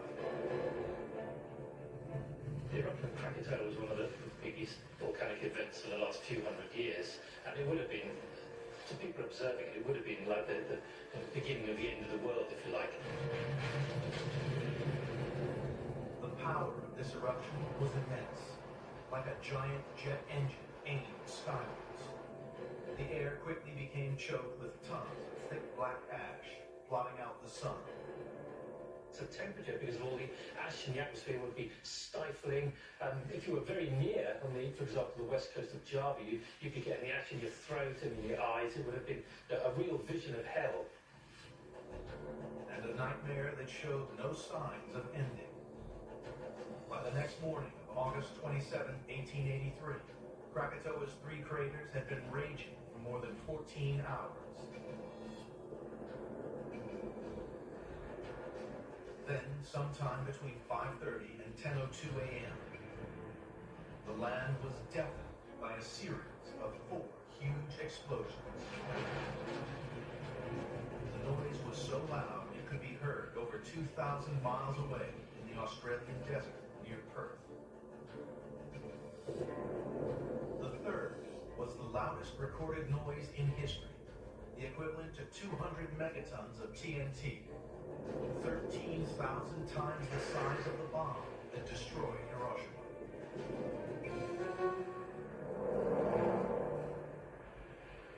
What created this awesome explosion? The hunt for answers takes geologist Charles Mandeville to the jagged island of Rakata. This tiny island is in fact a part of the once mighty Krakatoa. The record of what the volcano did from May 20th to August 26th to 27th is here, represented on the island by the layered deposits that we see preserved in the jungle. This is a gold mine for a volcanologist trying to reconstruct the events that took place here, because each one of these deposits tells us something particular about what the volcano was doing. This pumice was thrown out of the heart of the volcano in 1883. Mandeville believes that it holds the key to understanding the forces that destroyed Krakatoa. What I have in my hand is a mixed pumice or streaked pumice, and what it represents is that we had 2 magmas mingling in the conduit of the 1883 eruption of Krakatoa. The stripes are proof of the 2 types of magma inside Krakatoa. The lighter band represents the cooler, gas-rich magma that was present during the earlier eruption in May. This eruption only partially emptied the magma chamber. By August, this void was filled from deep below by searingly hot, dark-colored magma. When these 2 magmas mixed together, it was a lethal cocktail. The intense heat of the dark magma caused the huge amounts of gas within the light magma to expand. The magma chamber that was holding this mixed bag became overpressurized to the point where it exceeded the rock strength of the roof rocks above it. And when that happens, you can get really rapid ascent of magma to the surface. When this magma exploded from the surface, it ripped apart tons of rocks with an ear-splitting blast. This mega explosion caused the loudest noise in recorded history. The striped pumice on Rakata proves that magma mixing was the trigger. But Krakatoa wasn't just the loudest volcano in history, it was a killer. Because Krakatoa itself was uninhabited, some of the volcano's first victims were at Ketimbang, a village on the southern coast of Sumatra. But Ketimbang is on the mainland, 20 miles from Krakatoa, and separated by the waters of the Sunda Straits. How these people fell victim to the deadly ashes was a mystery. To uncover the answers, we have to return to the scene of the crime, Rakata, and to these imposing white cliffs. They may seem part of an ancient landscape, but these 200-foot white cliffs were laid down in a matter of hours. They are what's left of a raging torrent of hot gas and rocks, a terrifying force of nature known as a pyroclastic flow. Pyroclastic pyroclastic flows travel extremely quickly, so you can't outrun them. They're also extremely hot, several hundred degrees centigrade, so they will, if you're caught in the middle of one, they will incinerate you instantly. Perhaps the most famous victims of a pyroclastic flow lie at Pompeii, the Roman settlement that was utterly destroyed during the eruption of Vesuvius in Italy in the year 79. The perfectly preserved remains of the people here are testament to the power of these fiery avalanches. And most people die not because of 100% burns, but because they inhale the gases which are so hot that they just destroy the air passage in the lungs instantly. And so after 2 breaths, you're dead. The sheer size of the cliffs at Rakata have led geologists to estimate that the pyroclastic flows thrown out by Krakatoa were an amazing 2,800 feet high. But the victims of this deadly torrent were on the other side of the Sunda Straits. What happened next was truly astonishing. Pyroclastic flows are ground-hugging. In other words, they follow the ground surface as they go down. But they also have an upper part which is very rich in gas, so it's low density. Now, when a pyroclastic flow hits the sea, the dense bit carries on down onto the ocean bed, but the gas rich is still very hot. It goes hurtling across, scooting across the top of the water. There's virtually no friction between the gas and the water, so it can travel a very long distance. Over 2,000 people at Kettenbang perished from the burning debris that could not just walk on water, but run at amazing speeds of up to 200 miles per hour across 20 miles of open sea. The investigation into the Krakatoa volcano has pinpointed the extraordinary force that ripped the island apart. Striped pumice is proof that magma mixing created the vast explosion. 200-foot cliffs on the island of Rakata are evidence of vast pyroclastic flows, big enough to cross the ocean and claim the volcano's first victims. But contemporary reports show that most of Krakatoa's victims were not killed by these deadly avalanches, but by a very different force of nature.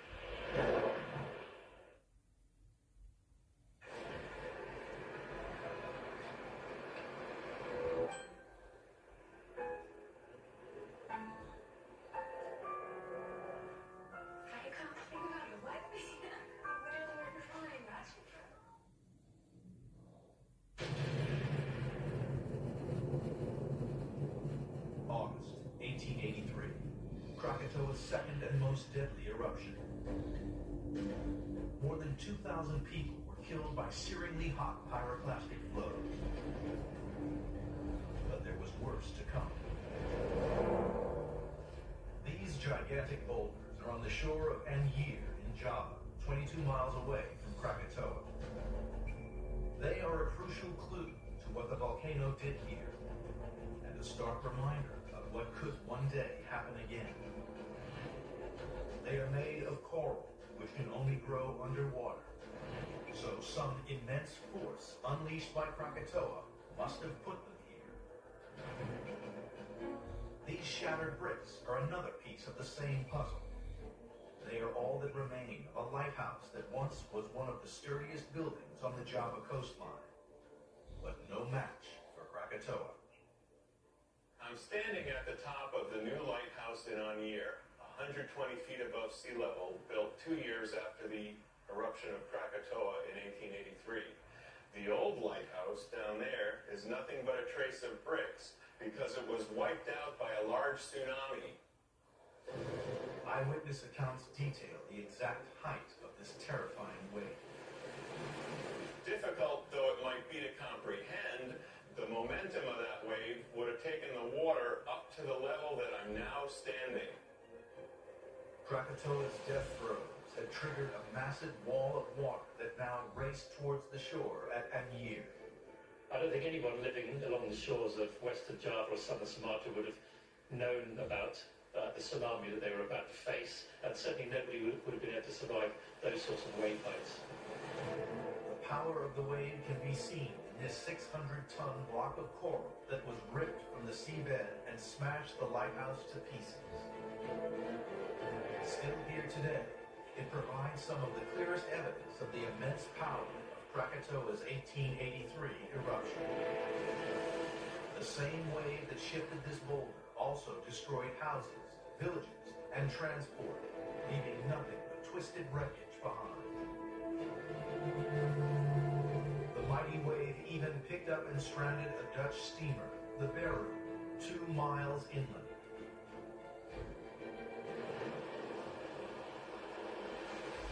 This immense tsunami claimed the lives of more than 34,000 people. It's quite possible that those people who lived in the villages in Western Java and southern Sumatra thought, well, the volcano's out there somewhere, it's an island, so it can't possibly affect us here. But of course, the eruption itself triggered the tsunami, which meant that the water adjacent to the volcano was being displaced right across to where they lived. So, you know, that feeling of safety was sadly misplaced.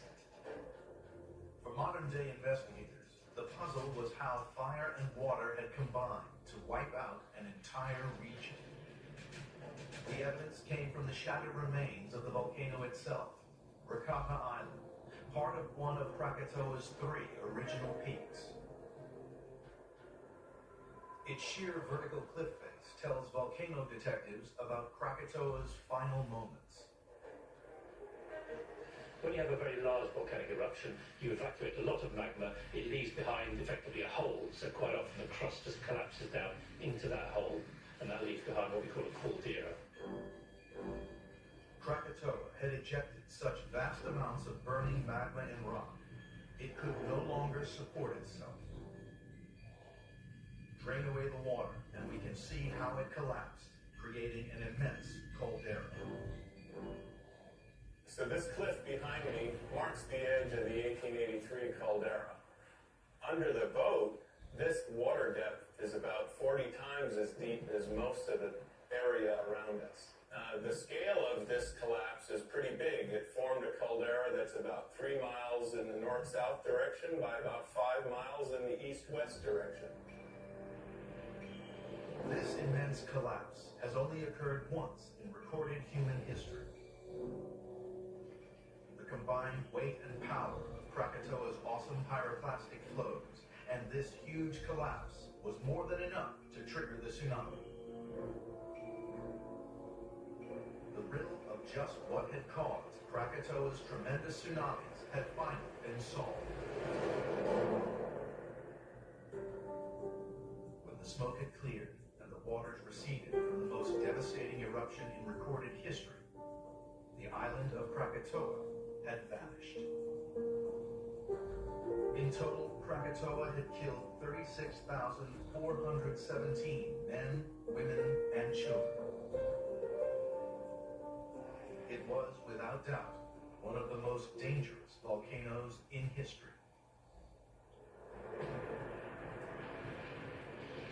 But while investigating the 1883 eruption, scientists discovered ancient lava flows hidden in the jungle and on the seabed. This deadly volcano had struck before. But when scientists dated the lava flows, they hit a problem. Radiocarbon dating was only able to place the eruption to between the 1st and 13th centuries, a spread of 1,200 years. Scientists needed more information in order to try and shed light on a new Krakatoa threat and help the hundreds of thousands of people living in the area.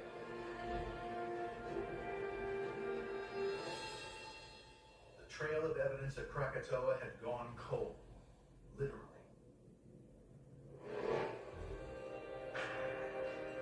Because thousands of miles away from the sweltering heat of Indonesia, in the frozen wastes of the Antarctic, scientists recently discovered a critical clue to Krakatoa's explosive past.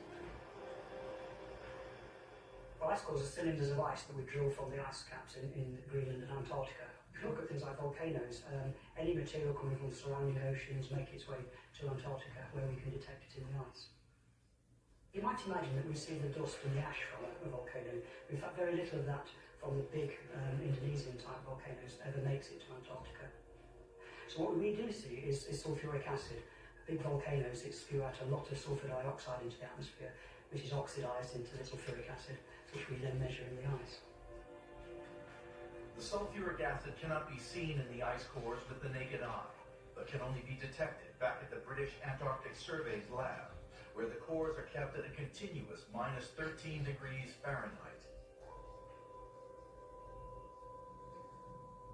So this is a piece of core from Antarctica. This is a piece from James Ross Island. It's about 10,000 years old, this ice. What we're doing now is measuring the volcanic signals. And what we see is very, very distinct, clear electrical pulses that come from the sulfuric acid from the volcanoes. So very quickly we can see all the volcanic signals throughout the whole core. One of the strongest signals found in the ice cores is from the 1883 eruption of Krakatoa. What we can see from the 1883 eruption, we can't see the ash, we can see a very large peak in sulfuric acid. In fact, it's one of the biggest peaks we've got in the last 1,000 years. It's such a big peak, in fact, that we use it to date the ice cores because it's like a reference horizon we can see there. Each ice core is like a diary of the Earth's climate. Each layer of ice represents 1 year. In the same way that we can count tree rings, scientists can count back each layer of ice to determine the exact date of any eruption. Counting back from the 1883 signal, there is a huge spike in the sulfuric acid levels in the year 535. This is clear evidence of an enormous eruption during the dying days of the Roman Empire, an eruption far greater than Krakatoa's in 1883. We are now beginning to come to the conclusion that yes, there was a large volcanic eruption in 535. In fact, it looks one of the biggest ones on the record in terms of how much sulfuric acid it put into the atmosphere. The ice cores tell us a lot about this mystery volcano. Its eruption was so enormous that its impact was global. Its date falls exactly in the middle of the time span of the lava flows around Rakata. Could it be Krakatoa? The clues seem to fit. If they are the same eruption, this is evidence that Krakatoa has a far more deadly past, and potentially a far more deadly future. Can we tell where it's come from Krakatoa? That's more difficult. We can see it in Antarctica and we can see it in Greenland, so that tells us it was probably somewhere in mid-latitude, so somewhere around about the equator maybe. So it's a possibility, but we cannot really pin it down at the moment. Despite this uncertainty, there is no doubt of Krakatoa's capacity for destruction. The steep cliffs at Rakata show that Krakatoa collapsed to form an enormous caldera, triggering a deadly tsunami. And yet ice cores from Antarctica suggest that Krakatoa may have exploded before, with even more force than 1883. To discover what originally created not only 1883 Krakatoa, but also the current Anak Krakatau, scientists will have to travel even further back in time, some 2 million years.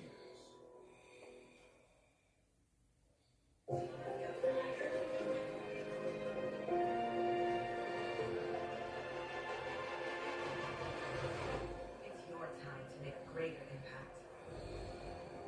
U.S. Army Reserve.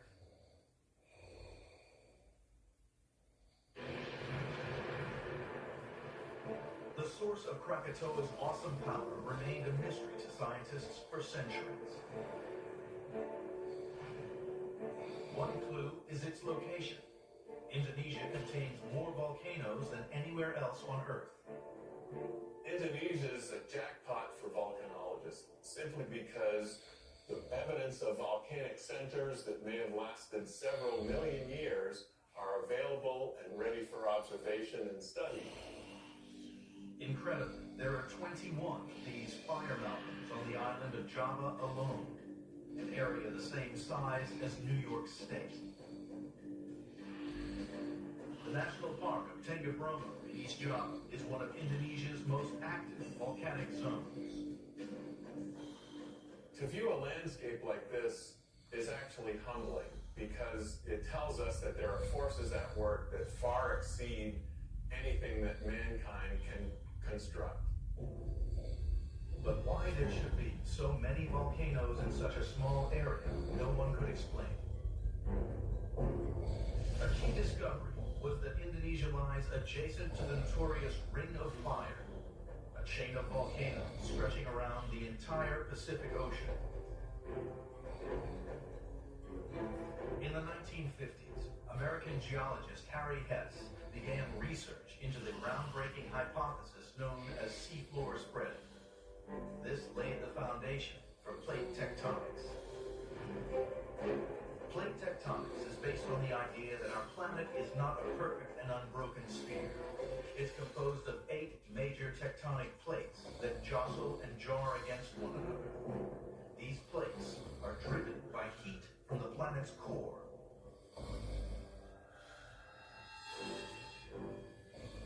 Here in Indonesia, the plates collide faster than almost anywhere else on Earth. The volcanoes here are created when the heavier oceanic plate is pushed under the lighter continental rock. This is subduction. When the rock is pushed deeper, it melts to produce magma. Over thousands of years, it builds up into a vast magma chamber, many miles beneath the surface of the Earth. Eventually, the pressure of the extra magma becomes too great for the Earth's crust. The magma forces its way up to the surface in a storm of hot ash and boiling lava. A volcano is born. In the case of Indonesia, this is a nation constructed almost entirely from volcanoes. Most of Indonesia is in fact composed of volcanoes that initiated from somewhere down below sea level, rose up to sea level, and then grew as islands and amalgamated to form bigger land masses that now comprise the Indonesian nation. Using the theory of plate tectonics, scientists can rewind the clock. 45 million years ago, the Australian plate started to move north rapidly. The island chain of Indonesia began to emerge from the ocean at the point where the two plates collided. Vast numbers of volcanoes exploded as the Australian plate was pushed deep into the bowels of the Earth. Krakatoa was a product of these same forces. And it was 2 million years ago, as our early human ancestors were taking their first tentative steps, that the volcano was created. So the fact that under the Sunda Straits of Indonesia you have all these processes taking place 70 and 80 miles down below the surface made it inevitable that a volcano like Krakatoa came into existence, but also had a catastrophic eruption. What made Krakatoa so much more dangerous than hundreds of other volcanoes in Indonesia only became clear in 1988. Scientists discovered that large clusters of earthquakes were taking place beneath the Sunda Straits. Earthquakes are common along plate boundaries, but this amount was off the charts. This major clue would enable scientists to finally identify the killer factor in Krakatoa.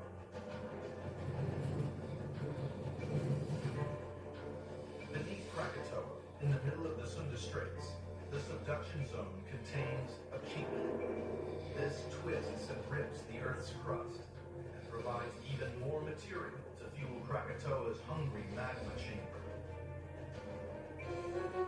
Where you have those kinks, two things can happen. Firstly, there might be a greater chance of earthquakes because the kink itself actually starts to tear or rip. And secondly, where the kink is might generate more melting. And it's the melting that takes place in the mantle that ultimately leads to the lavas that are erupted from the volcanoes at the surface. Finally, the origins of Krakatoa had been revealed. Hundreds of volcanoes in Indonesia show that the country lies on a volatile plate boundary. Unusually high numbers of quakes show that Krakatoa lies on a deadly kink within this zone. The Can scientists now use this knowledge to predict Krakatoa's future? A prediction that is today more important than ever because the volcano is back and it's getting bigger every day.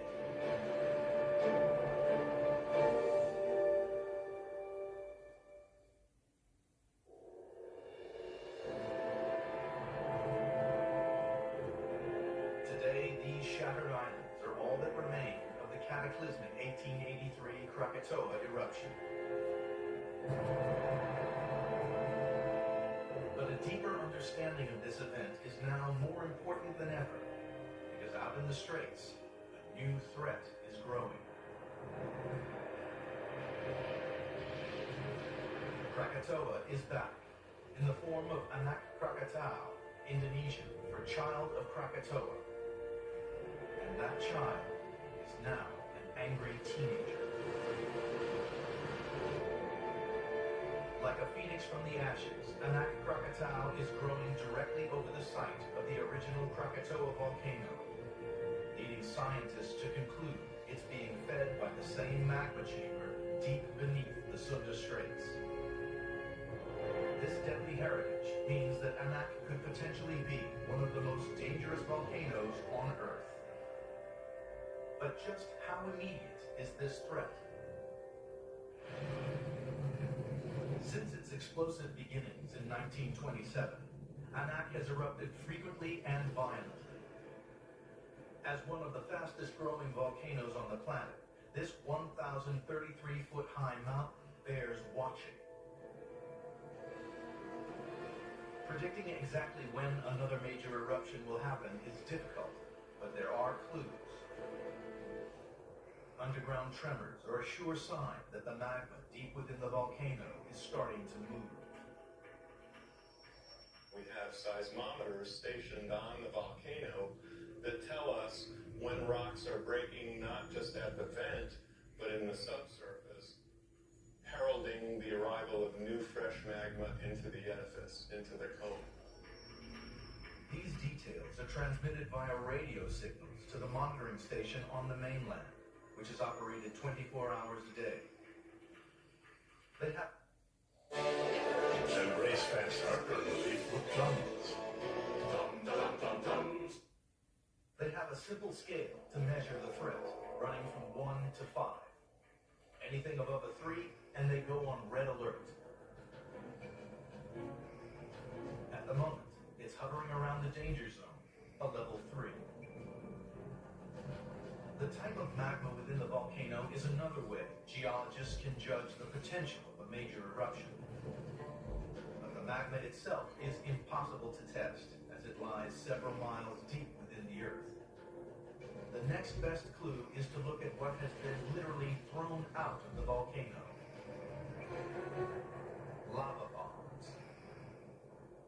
I've got my hand on a basaltic andesite scoria bomb that was probably blown out of a vent about 3/4 of a mile from here. And you can imagine to be hit by one of these would not be a good situation. These can actually range up to things that are the size of refrigerators and television sets, and they're thereby making them even more lethal, particularly when they're traveling at 120 miles an hour. Mandeville analyzes these rocks made up of basaltic andesite, which will give him a clue to the makeup of the magma deep underground.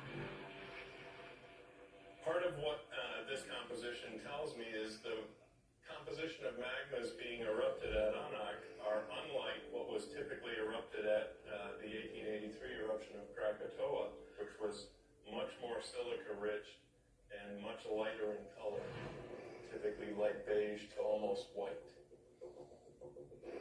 The more silica in the magma, the more viscous or sticky it is. And that's what contributed to Krakatoa's explosive eruption in 1883. The explosive gases were trapped in the magma, and pressure had been building up over time. Fortunately, the dark color of the lava bombs from Anak Krakatau are evidence that the magma is low in silica. And the explosive gases have yet to reach critical 1883 levels. But this is not a permanent state. over the years, a magma like this can, in fact, evolve into something that was that explosive.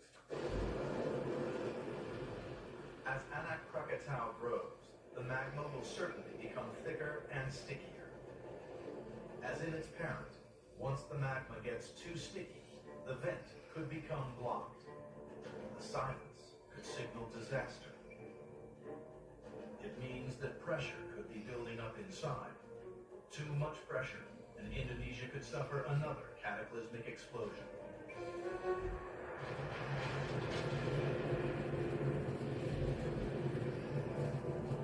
More than 100 years of investigation into Krakatoa has helped unlock the secrets of its past.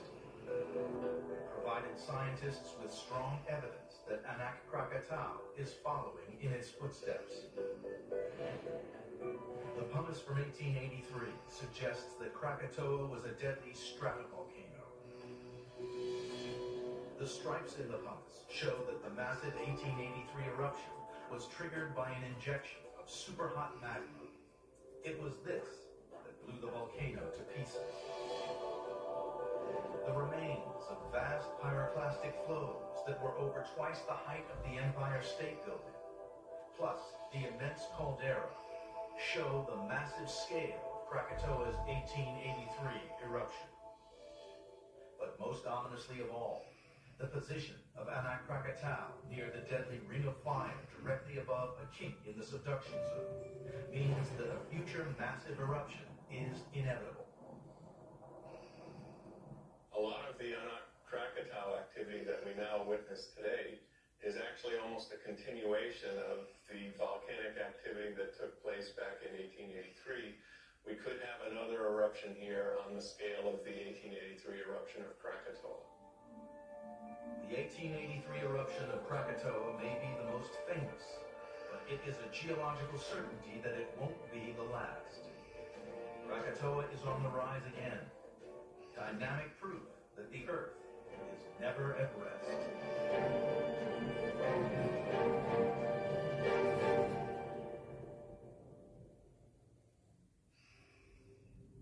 Earth, a 4.5 billion-year-old planet, still evolving. As continents shift and clash, volcanoes erupt, and glaciers grow and recede, the Earth's crust is carved in numerous and fascinating ways, leaving a trail of geological mysteries behind. In this episode, the 450-million-year-old geological history of New York City is explored. A metropolis pockmarked with strange rocks, haunted by footprints of ancient giant reptiles, and lined with a vast curtain of solidified lava. Scientists investigate the evidence for fiery volcanoes, massive floods, and ice sheets 4 times as high as the Empire State Building. The clues to understanding New York City's geological past provides a window into the formation of the Earth itself.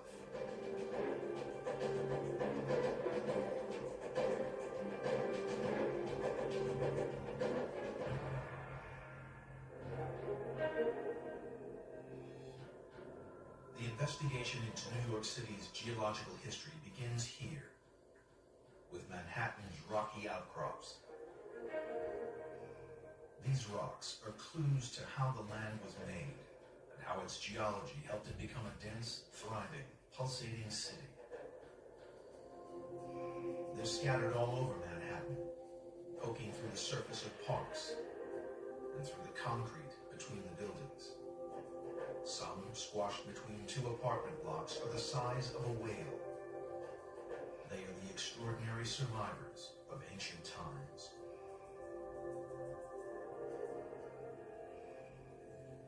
Most importantly, they are the surface tips of the bedrock in which Manhattan's buildings are anchored. Gigantic skyscrapers stand in 2 clusters, in downtown and midtown. In the section between, the buildings are lower. The clues to the shape of Manhattan's familiar skyline are the rocks beneath the surface. A leading expert on the rocks in New York is geologist Charles Magarian.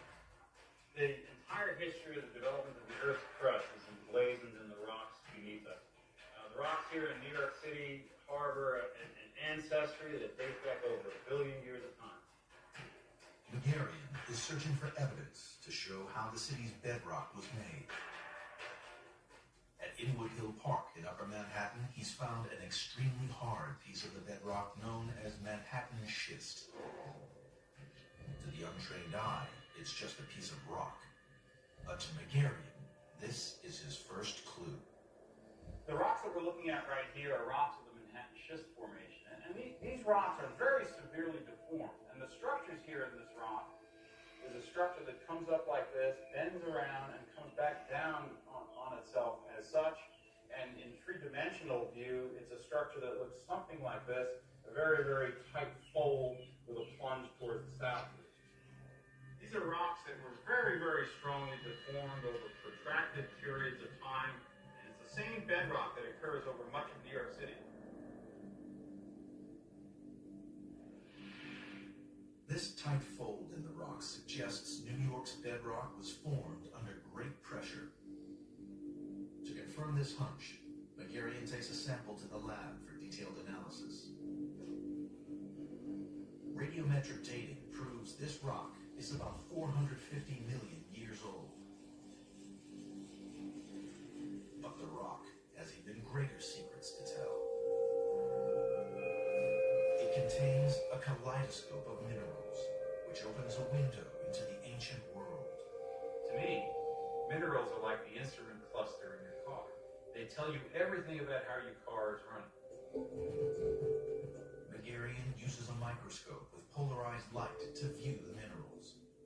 The examination tells us the former depth regime, how deep the rocks were. They tell you the age of the rocks. They tell you everything you want to know about the development of the Earth's crust. What's striking about these samples is that the minerals inside are elongated. It is a clue that these rocks must once have been crushed by massive forces. And the colors support this theory. Under the polarized light, the sample from Inwood Hill Park shows up blue. This comes from a mineral called kyanite, which forms at great depths. It's conclusive evidence that this rock was compressed deep under the surface. Rocks forged at these depths are much harder, ideal for a city's foundations. But what gigantic weight was on top? Magarian believes there is only one answer. The rock was once buried under the crushing weight of a chain of massive mountains. The minerals that we find in the bedrock units of New York City tell us that the rocks of New York City were formerly buried when they were formed under very high pressures. And that those high pressures indicate that these rocks formerly were produced at depths of 20 to 25 miles. And probably the mountains were as high as the Alps are today. But even the most impressive mountain chains can't survive the ravages of time. The Rocky Mountains, for example. Billions of years ago, they soared nearly 6 miles into the sky. Today, erosion has halved their size. The same process happened in New York. Rain, wind, and ice wore the ancient mountains almost flat. But the microscopic crystals found in the rock in Manhattan testify that they existed in the past. How did the mountains form? The answer lies in the way the Earth's crust moves. A network of interlocking individual pieces makes up the Earth's surface. Geologists call them tectonic plates. Over millions of years, they collide and break apart to form different continents. 450 million years ago, the Earth's surface looked completely different. North America was much further to the south.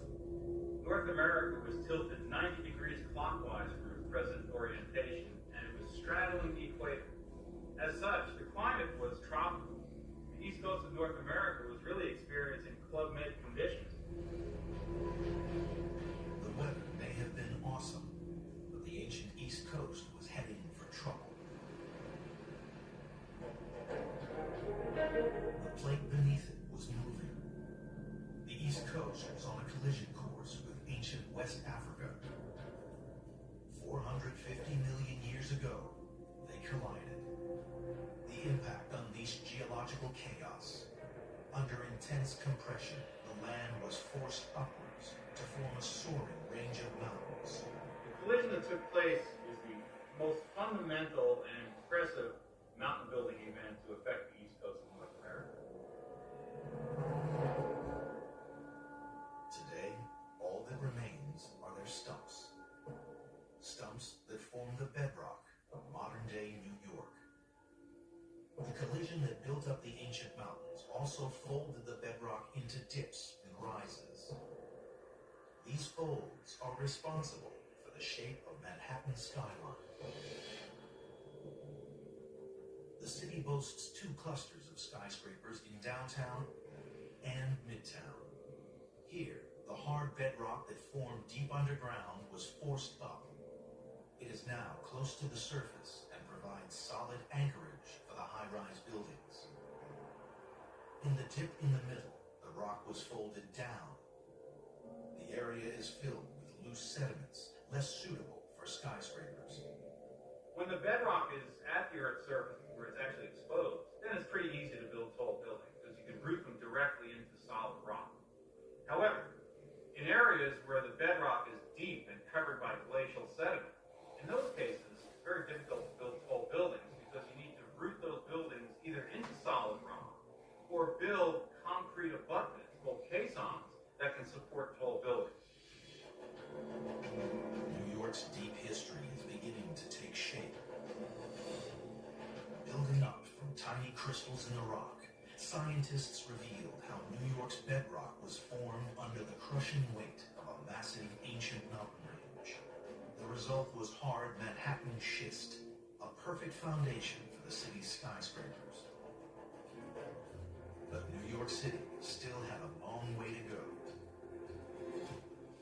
The colliding plates created an enormous landmass, the last great supercontinent called Pangea.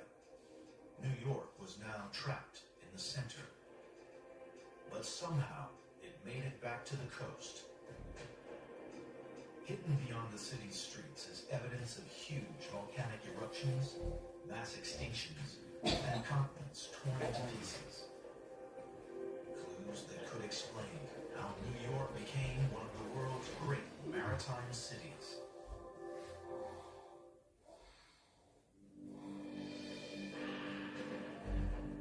Investigators are piecing together how New York City's unique geology was formed. Much of its early success as a trade and commerce center is owed to its deep water harbor and its location at the coast. But 450 million years ago, things were different. The area of New York City was landlocked, embedded in the heart of a huge supercontinent. How did it get to the coast? The investigation fast forwards 250 million years. In a quarry in New Jersey, 25 miles northeast of Manhattan, paleontologist Paul Olson unearths the first of a string of clues that could explain how New York City reached the coast. A giant fossilized footprint. This is the footprint, actually the mud that filled in the footprint, of a 4-footed crocodile relative that was the dominant carnivore during the late Triassic. You can see the toes here have little pads on them, and here's the handprint. And these animals would have been, in this case, about the size of the modest crocodile, but some of them became much, much larger, the size even of a T-Rex.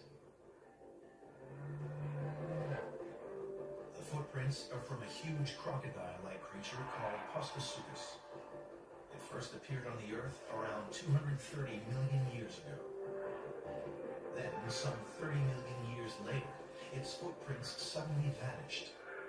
But Postasuchus wasn't alone. Half of all land animals perished at the same time. The fossil evidence proves it to be one of the biggest mass extinctions ever recorded. The evidence for this mass extinction is that we have lots and lots of fossils right in this area. And what you see is, especially in the reptile footprints, you see one group of forms, ones that are related to crocodiles, disappear. Whatever caused the mass extinction must have been a catastrophic event. Olson had a hunch that the mass extinction was somehow related to New York's return to the coast. The ancient area of New York sat on a line of great weakness, the plate boundary where two continents joined to form the supercontinent Pangaea. And it was unstable, prone to earthquakes and volcanoes. Olson's quest to find the evidence for the natural disaster that finished off Postasuchus 200 million years ago. A band of dark rock above the footprints in the New Jersey quarry caught his eye. It was basalt, the smoking gun Olson was looking for. Basalt is a volcanic rock. It forms when hot lava erupts onto the surface and cools. Did the volcanoes that forged this basalt trigger the mass extinction and also rip Pangaea apart? On its own, the evidence at the quarry was unconvincing. The layer of basalt is only a few feet thick. To prove mass lava flows caused this global catastrophe, scientists needed corroborative evidence. High above the Hudson River, geologist Matt Gorey follows another lead. He's studying the Palisades, a dramatic geologic feature that hugs the Hudson River, beginning across mid-Manhattan and running into northeast New Jersey. They too are made of basaltic rock, the same rock implicated in the mass extinction of land animals. But the Palisades are on an altogether different scale. The Palisades are a sheet of basaltic magma about 1,000 feet thick. It's about 40 miles long, so it's a very prominent set of cliffs that run all the way up the west side of the Hudson River. Here is proof of massive volcanic activity. Hot lava flooded out of ruptures in the Earth's crust and covered ancient North America in a mile-deep sheet. The lava cracked as it cooled. The vertical ruptures formed regular pencil-shaped columns. These distinctive rock formations have been known to geologists since the 19th century. Intriguingly, they appear on both sides of the Atlantic, in North and South America, Europe and Africa. Geologists suspected that their presence pointed to the spot where Africa and Europe separated from America. But that was just an unproven theory. Until the 1950s, when scientists developed a revolutionary technique called paleomagnetism. Now, they could study the magnetic properties of rocks. Many rocks, including basalt, have a distinctive magnetic signature, formed as the rock is born. Tiny crystals inside the rock act like compass needles. When the magma that forms the rock is fluid, the crystals align to the Earth's magnetic field pointing north. As the rock solidifies, the crystals freeze, forever locked in that fixed magnetic alignment. As continents move and the rocks travel, the crystals end up pointing in a different direction than north. Goring and his team investigate the magnetic signature of the Palisades. To get a sample, they bore into the rock with a water-cooled drill.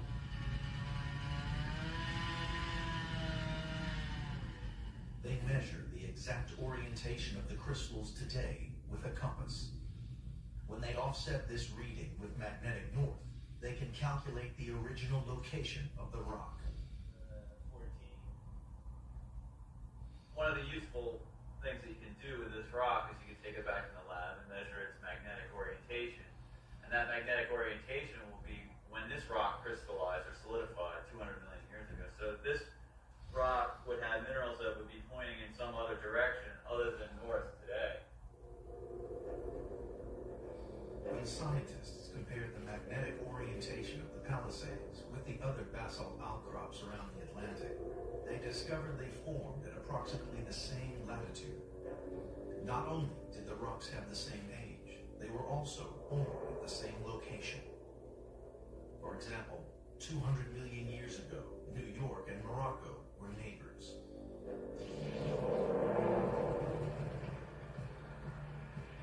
The geologists had all the proof they needed. They could now confidently piece together what happened. It began with a global volcanic disaster. About 200 million years ago, North America and Africa began to pull apart from each other. There were gigantic lava outpourings. These lava flows erupted along very long cracks in the Earth's crust that would have produced fountains of lava extending thousands and thousands of feet into the atmosphere. They covered an almost inconceivably large area. Roughly 4 million square miles. From southwestern France to southwestern Brazil. From New York to central Mali in Africa. This area was covered in ponded lava flows that in some places ended up being nearly a mile thick. Volcanic eruptions led to soaring temperatures. Half of the plants and animals died. Postasuchus didn't stand a chance. As enormous forces tore Pangaea apart, a giant sea formed between the separating land masses, the Atlantic Ocean. The city of New York was now at the coast.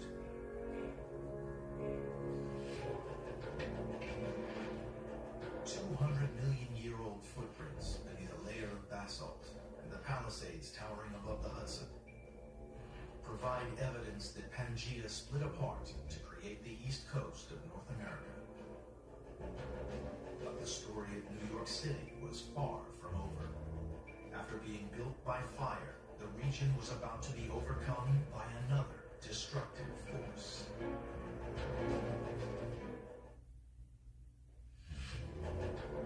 Scientists are piecing together the story of New York's violent geological past. 250 million years ago, the Atlantic Ocean opened up, leaving the area of New York on the coast. But the maritime city still had a long way to go.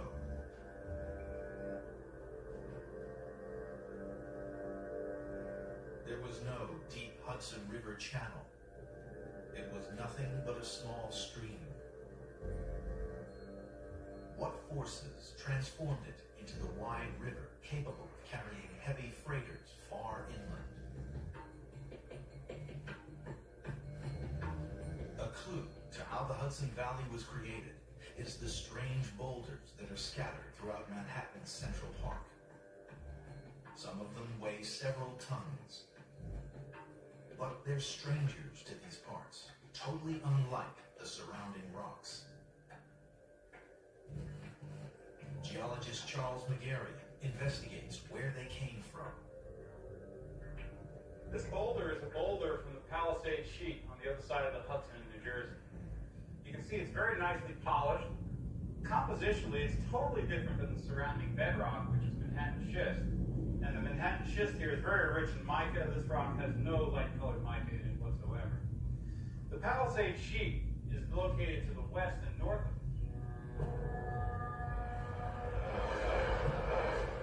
The Palisades run for 40 miles along the Hudson River. Something immensely powerful must have moved the boulders such a great distance. McGarry knows the answer is ice. Scientists have noticed a similar phenomenon 4,000 miles away in the Swiss Alps. As huge glaciers grind their way across the landscape, they gouge out lumps of rock and carry them along in the base of the ice. These rocks act like sandpaper and carve out deep scratches. When the ice melts, it leaves the boulders behind. Magarian is convinced the same thing happened in Central Park. Ice moved the Palisade boulders and carved out grooves in the bedrock underneath. This bedrock exposure in Central Park shows the profound effects of glaciation in the form of these spectacular glacial grooves that move up the outcrop and show this pattern where glaciers grabbed huge boulders, and those huge boulders acted like tools to produce these scratches. To Magarian, the rocks in Central Park are compelling evidence that New York once was covered in ice. Over millions of years, growing and receding ice has repeatedly turned North America into a frozen wilderness. But the grooves on the rocks in New York don't tell the full story. The destruction caused by the ice points to a gigantic glacial event that would dwarf the future metropolis. To find out the extent of the ice, Magarian traveled to Bear Mountain, some 50 miles north of New York City. Once again, the clue was in the rocks. He found glacial marks similar to those in Central Park. What we're looking at here are chatter marks. Chatter marks are very diagnostic features of glacial erosion. They're produced by boulders embedded in the base of a thick sheet of glacial ice. Those boulders impinged on this bedrock surface, polishing it, smoothing it off, and then plucking pieces of rock off as the glacial ice moved over with the boulders embedded in the base. The gouges in the rocks could mean just one thing. The glacier must have been thousands of feet thick. In this case, we're standing at an elevation of about 1,280 feet above sea level. The glacial ice sheet covered Bear Mountain as if it weren't even there. Scientists have found identical chatter marks on nearby peaks up to a mile above sea level. It was unmistakable proof. A glacier at least 1 mile thick ground its way across these mountains. Did this same ice sheet also plow through Central Park? Another nearby rock face provided the answer. The feature that we're looking at here are a series of subparallel glacial scratches and grooves. These are produced by the glacial ice sheet dragging boulders across this very durable granite surface. It's kind of polished the surface, and in addition, it's produced these rather subtle, but obvious when the lighting is right, striae or grooves in the bedrock. Now, if we measure the orientation of these,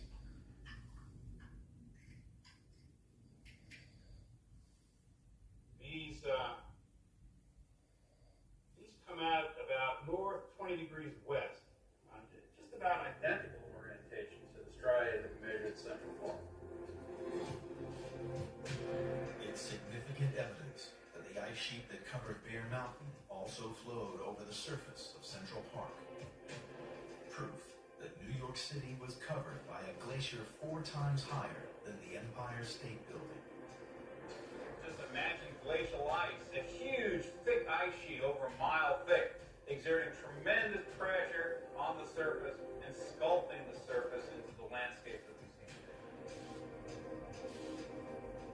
The ice sheet's crushing weight bulldozed everything in its path and cut through the remains of the ancient mountains. Before the ice arrived, the waters of the Hudson River had gently cut down through the landscape to form a V-shaped valley. But a mile-thick glacier takes no prisoners. It gouged out the sides and the bottom of the river valley and turned it into a U-shaped riverbed. The Hudson River was now navigable for big ships. The picture of modern-day New York was almost complete. Long grooves in the rocks in Central Park showed scientists that a vast ice sheet flowed over the eroded remains of these mountains. And marks and glacial striations on Bear Mountain proved this ice sheet was at least 4 times higher than the Empire State Building. When the ice melted, it left a vast ridge of debris blocking the Hudson River from the Atlantic. The final challenge for geologists was to find out how the ridge was destroyed and how New York's harbor opened to the oceans.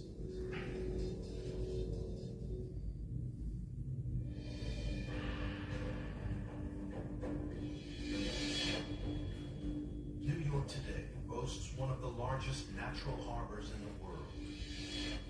But it wasn't always that way. Towards the end of the last ice age, the port's wide entrance was blocked. 16,000 years ago, the melting glaciers left behind a 220-foot-high wall of debris. The ridge stretched from Long Island to Staten Island and forced the Hudson River through a narrow, more westerly course to the ocean. What powerful forces destroyed this rock jam? The prime suspect was a flash flood.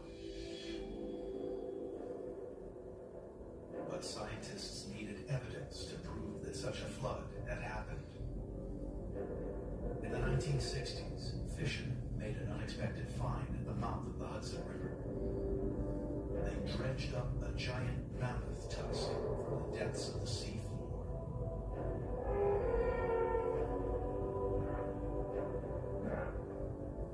Herds of these giant beasts roamed the plains of North America before they became extinct at the end of the last ice age.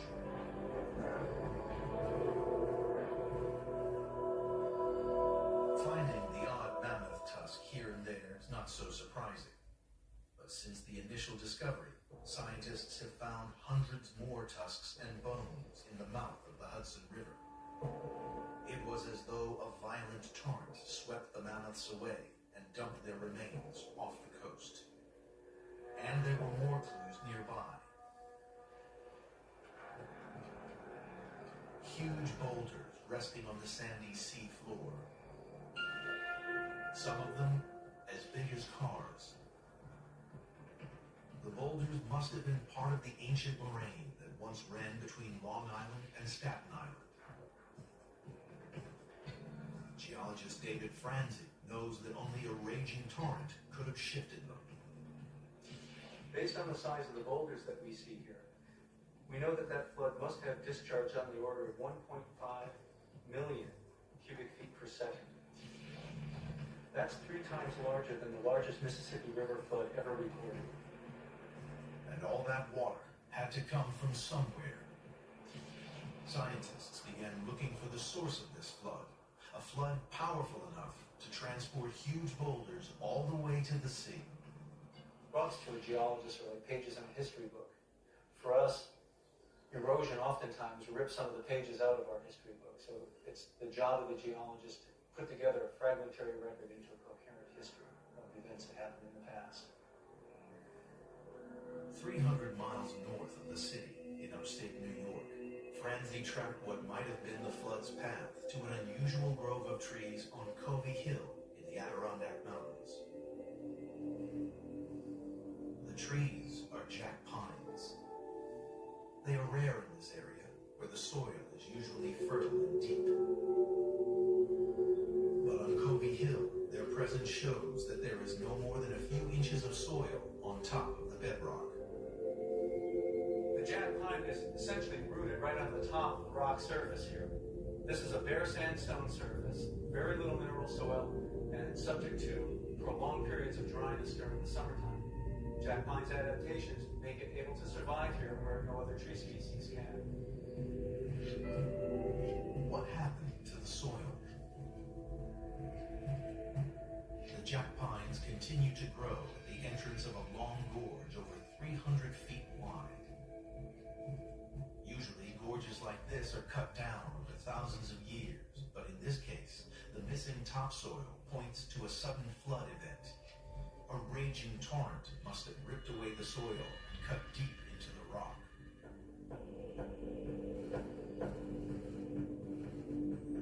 In a helicopter, Franzi follows the gorge west.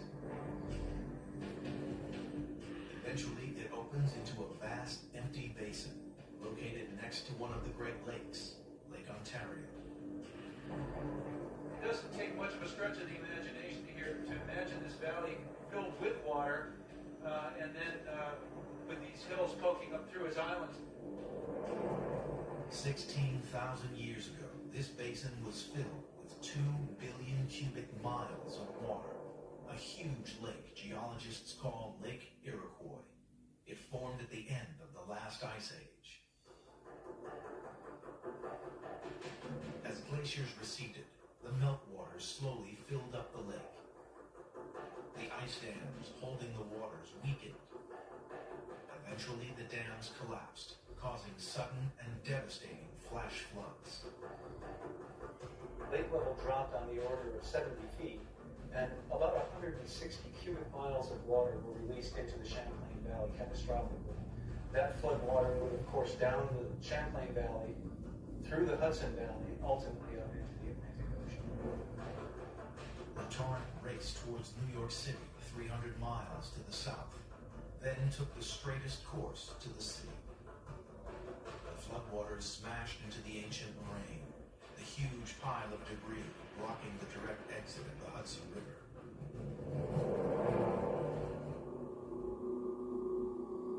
The bridge we see behind me spans the channel that was cut by the flood event. When the flood wave came through, it was of sufficient intensity to overtop the dam and very rapidly cut the channel.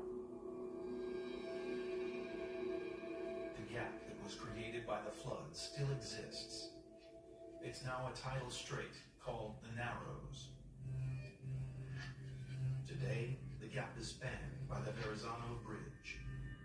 The channel is deep enough for even the biggest ocean-going ships. It's the most important entrance to New York City's harbor.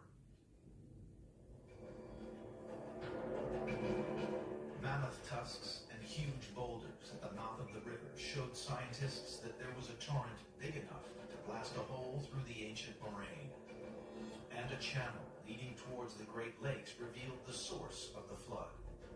It was this flood that created the Narrows and gave New York a wide entrance to its port. A unique geology laid down the foundations for New York City. But the same forces that constructed it, they also have sown the seeds for New York's destruction.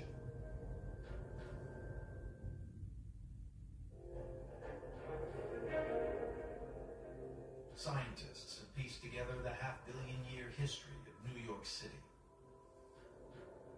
Huge mountains, volcanic eruptions, and glacial ice shaped the area. But New York's story doesn't end here. The geology that created one of the greatest cities on Earth also has the potential to destroy it. Experts have been studying the potential threat to the city.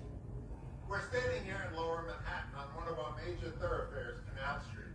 And it's important because in 1821, a Category 2 hurricane raised the water level of the Battery 13 feet in 1 hour.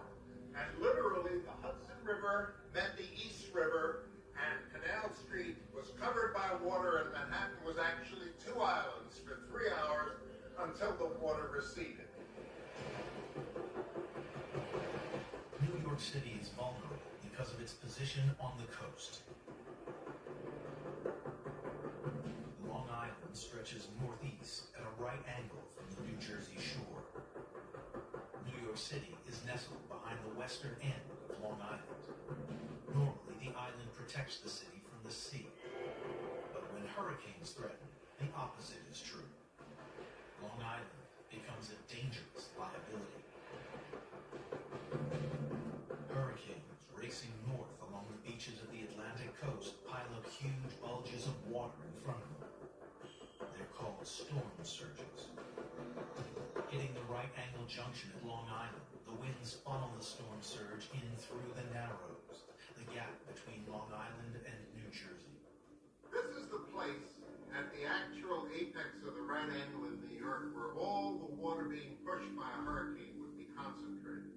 And in the distance is the Verrazano Bridge, and all that water is going to go through the passage we call the Narrows, and is going to be accelerated toward New York City, where it will rise to abnormal heights.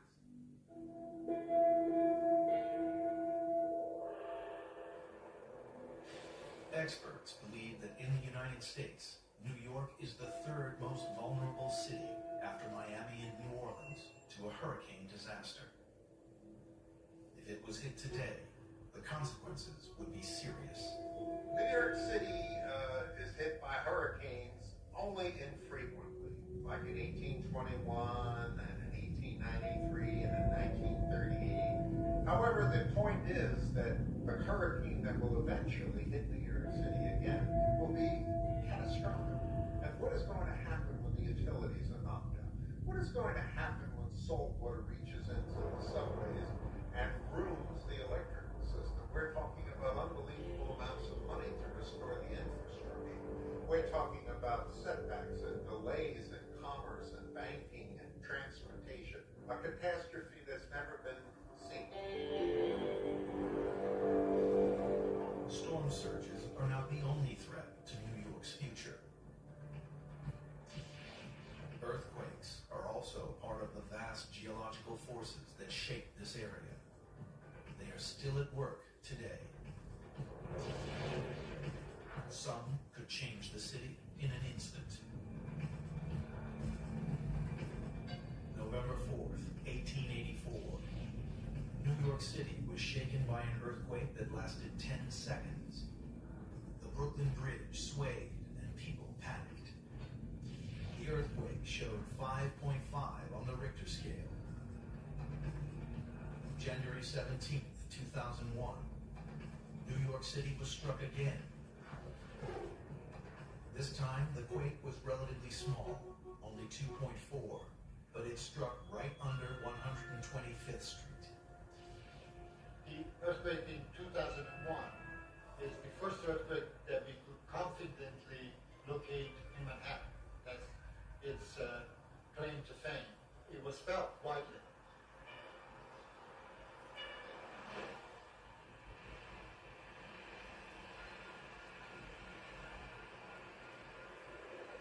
It's impossible to study the cause of the quakes at the surface. The evidence is buried beneath the city. Deep within New York's bedrock, seismologist Leonardo Sieber studies the cause of these quakes.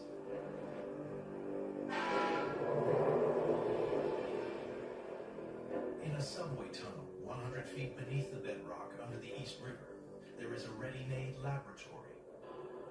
Here, Sieber can study the rocks up close and personal.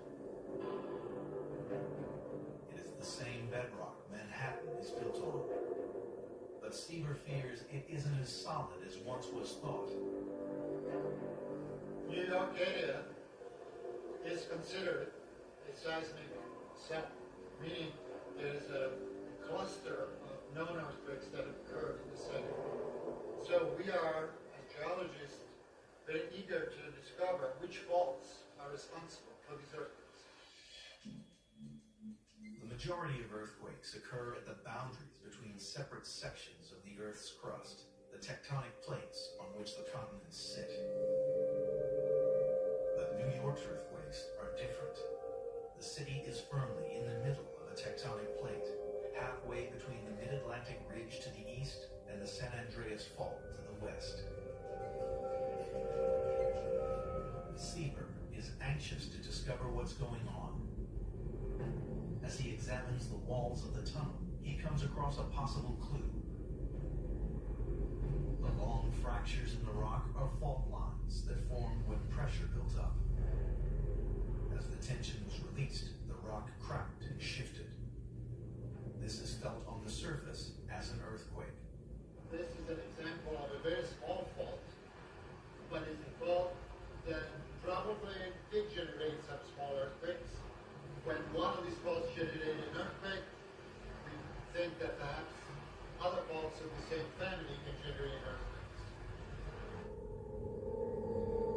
These faults in New York's bedrock are evidence that the area was hit by earthquakes in the past.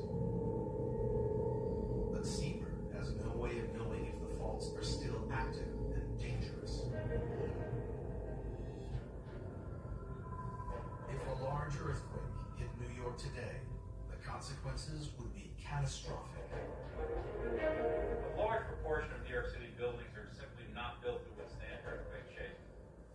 We worry about transportation tunnels, in particular tunnels that traverse rivers where parts of the tunnels are rooted in solid rock and other parts are resting on soft sediment. The oscillation of these two different materials could cause severe cracking and fracturing. The infrastructure would be severely damaged. It would take tens of years to repair the damage caused by such a large event. With the evidence geologists have collected, the story of the creation of New York City can now be told. The city's bedrock was formed under a chain of mountains over a mile high. Volcanoes and lava fields over millions of square miles split up the ancient supercontinent and created the east coast of North America. Glacial ice, 4 times as high as the Empire State Building, carved out the deep Hudson River. A catastrophic flash flood broke through the moraine to form the Narrows and opened up New York City's harbor to the oceans.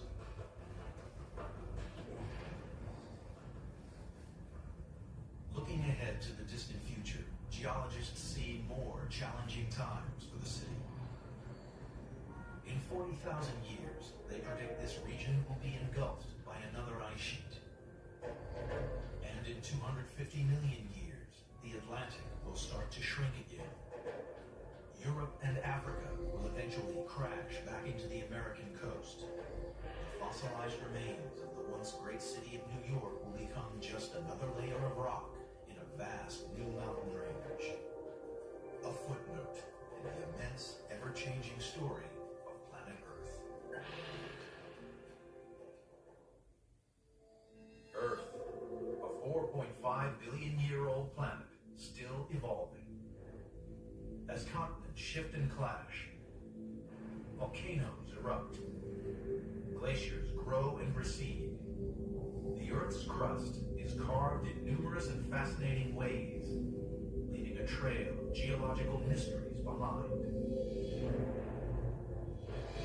In this episode, Loch Ness in the Highlands of Scotland is explored. It holds more water than any other lake in Britain, with a bedrock containing some of the oldest rocks on the planet.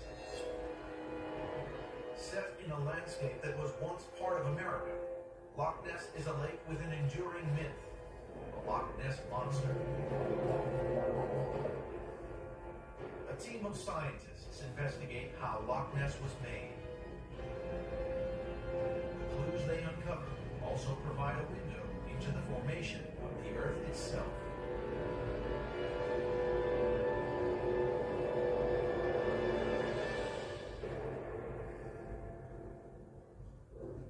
Deep, dark, and full of mystery. This is Loch Ness in the Highlands of Scotland. For 1,000 years, there have been claims that this vast lake hides a strange and terrible secret, the fabled Loch Ness Monster. A mythical beast, suggested by some as a descendant of the dinosaurs which once roamed this part of Scotland. Loch Ness would be the perfect hiding place for a prehistoric monster. At 23 miles long and a mile wide, this vast freshwater lake covers the same area as New York's Manhattan Island, and it's more than 700 feet deep. But the monster is not the only mystery that surrounds Loch Ness. In the hills above the loch, there is a type of rock whose origin baffled scientists for years. It's a sandstone, and it's the start of the investigation into how Loch Ness was made. It's known as the Old Red Sandstone, and it's given that name because it's red and it's a sandstone. And it's called old because it's about 350 million years old. The Old Red Sandstone runs down one side of Loch Ness. But the most astonishing fact about these rocks is not their age, but where they come from. These rocks actually belong to my homeland of North America.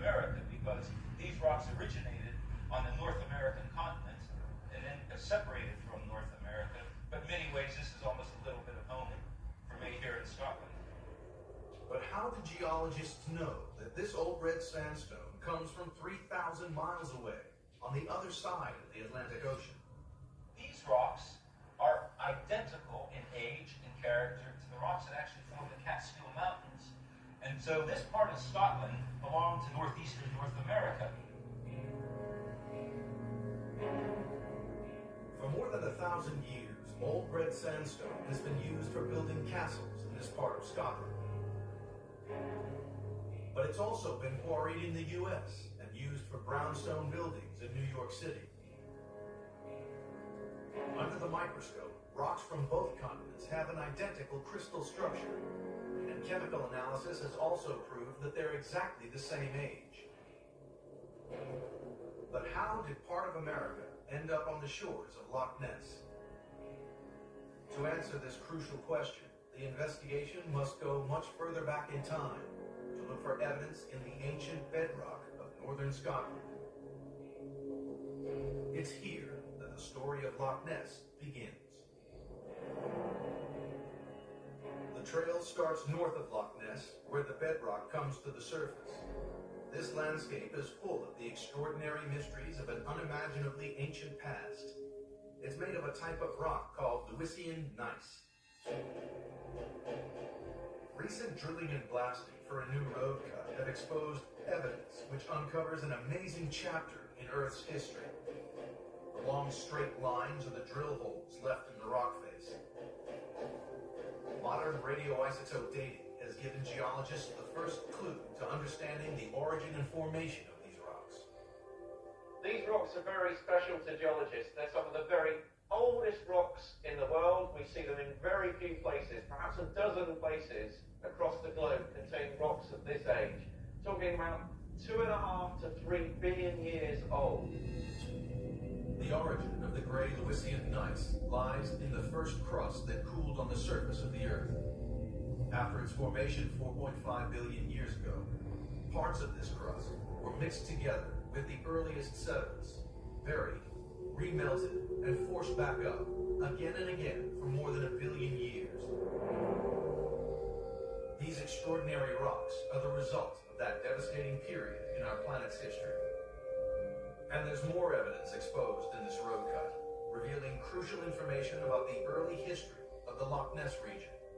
This exposure contains 3 important pieces of geological jigsaw puzzle. First, we have the grey gneiss, 2.5 to 3 billion years old. Secondly, we have this black igneous material which has been intruded into the area. This is 2 billion years old. And thirdly, we have this pink granitic intrusion that both intrudes the black material and the gneiss, and this is 1.8 billion years old.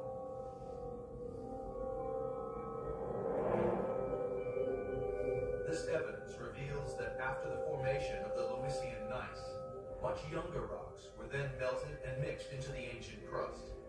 But this process took an incredible length of time. What we've got here are rocks that record over 1 billion years of Earth history. Now, to put that into perspective, that is almost 1/4 of the age of the Earth recorded in this exposure. This is the bedrock of Loch Ness. It carries an extraordinary story of a major part of Earth's history. And there are yet more secrets hidden in these rocks. It looks very much because of the temperatures and pressures that these rocks were under, that they've been to depths of perhaps 50 miles beneath the Earth's surface in the past. This suggests that these rocks have been to hell and back 2 or 3 occasions over 1 billion year period. Geologists now know that the only force powerful enough to produce this extraordinary mix of rocks is plate tectonics. Plate tectonics is the process by which the giant plates of the Earth's crust are driven slowly across the planet's surface by vast convection currents deep in the Earth's hot mantle. In the Loch Ness region, the evidence in the road cut reveals that incredible pressures forced the crust deep down into the Earth, where it was melted, deformed, mixed together, then finally brought back to the surface. After that, for for another billion years, this ancient landmass quietly eroded down to a rough, rolling landscape. But this wasn't the green terrain we see now. There was much less oxygen in the Earth's atmosphere than today, and the surface would have looked like a lunar landscape, desolate and sterile. Incredibly, remnants of that billion-year-old landscape are still preserved today. The clues are revealed in another road cut, where the trained eye can draw amazing conclusions from what looks like a jumble of rocks. At this road cut, we can see Lewisian gneiss, which is between 2.5 and 3 billion years old. But up here, we have something completely different. If I go up to this level and look above it, we have horizontally bedded red sandstones. This sudden change in rock type helps to unravel the mystery hidden in these ancient formations. They're believed to have been laid down in a continental environment by rivers. We've got river systems that laid down horizontally bedded sedimentary rocks on an ancient landscape. So this simple outcrop reveals that even in a world with little oxygen, the ancient bedrock of Scotland was covered in rivers a billion years ago. And there's yet another secret hidden here. There is a junction between these rocks, which are almost 1 billion years old, and the rocks below that are 2.5 to 3 billion years old. This is a major time gap of between 1.5 and 2 billion years.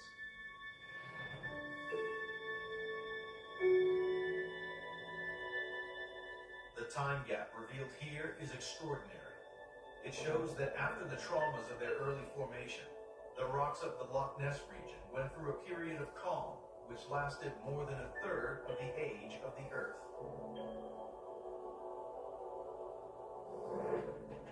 The investigation into how Loch Ness was made has uncovered its first evidence. Identical old red sandstone found on 2 continents proves that Scotland and America were once joined together. Some of the oldest rocks in the world reveal that the bedrock underlying Loch Ness was made during the primeval creation of the Earth's crust. Bedded sandstones lying on the ancient bedrock show that rivers flowed over this landscape 1 billion years ago during a long period of tranquility. But the calm couldn't last forever. A major continental collision was looming, and with it the union between Scotland and England.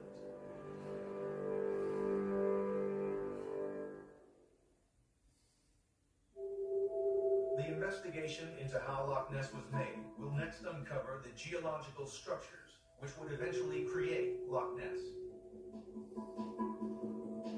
The search for evidence begins with a 19th century scientific mystery. In the 1880s, geologists in Scotland were baffled by a sequence of rocks they found north of Loch Ness. Here in a remote hillside lay the problem. A huge mass of very old Lewisian gneiss was lying on top of much younger rocks. But the 19th century geologists had never encountered this before. In their experience, younger rocks always lay on top of older beds. Then, one scientist invented a novel approach to try to solve the puzzle. A survey geologist back in the Victorian age, 125 years ago, mapped this area. And his name was Henry Cadell. He went back to Edinburgh and he worried about what he'd seen in the field and thought, how do I replicate what I've seen? How does this happen?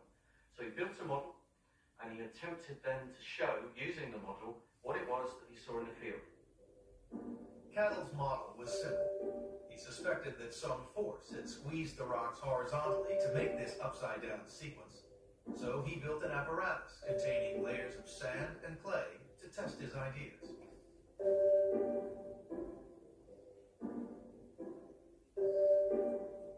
Professor Underhill is using a replica of Cadell's equipment, filled with alternating layers of black sand and plaster of Paris, to try and duplicate Cadell's experiment.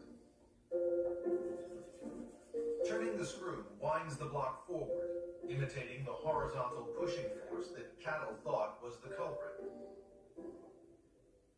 As the horizontal force increases, the layers are pushed over each other along a shallow plane, which geologists now call a thrust fault. And we've got the first thrust appearing.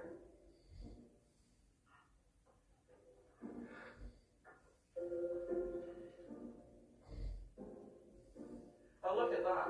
Another thrust going in. The experiment showed cattle exactly how older layers, the ones on the bottom, are pushed over and on top of the younger layers along the plane of the thrust fault. There's some beautiful structures in here. There's a thrust fault running through here, which duplicates the white layer. And another one through here, and the final thrust fault, which is at the lowest angle, out here towards the left-hand side. A success in terms of a simple model replicating what we see on the ground. And I can see how Cabell and others, when attempting such things, began to understand what it was that they saw in the field. They could replicate it in a simple, crude model, but replicate it in a very successful manner. Once Cabell and his colleagues understood the principle of thrust faults, the apparently illogical sequence of the rocks they saw in northwest Scotland began to make sense. Well, the slope represents a thrust fault.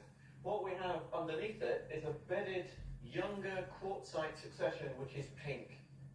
Above it, the grey rock, the rubbly grey hillside we see above, is the Lewisian gneiss again. And the surface in between, which is putting older rock, the grey material, onto the pink rock, the younger material, is the thrust fault, just like in the model that we saw before. Geologists now know that a thrust fault is the smoking gun that shows where continents have collided. But which continents were colliding to make the thrust faults in Scotland? And how were they involved in making Loch Ness? The scientists' trail now led them to another thrust fault, the Moyne Thrust. The Moyne Thrust is one of the biggest thrust faults on Earth. Running for 120 miles down the northwest of Scotland, it's mostly hidden from view. But Professor Underhill has found one of the rare locations where the thrust can be seen on the surface. This apparently insignificant join between two rock layers is the actual line of the thrust. And it reveals a geological bombshell. The dark layer above the thrust comes from England, but the surprise lies in the yellow limestone below it. Just like the old red sandstone at Loch Ness, this rock comes from North America. This one small piece of evidence has enormous implications for the formation of Loch Ness. The amazing thing about this contact is that it's the meeting point between two continents. So here we are on a wet Scottish hillside on a Sunday afternoon, and I am touching the contact between effectively America and northwestern Scotland on one hand, and England on the other, as was 425 million years ago.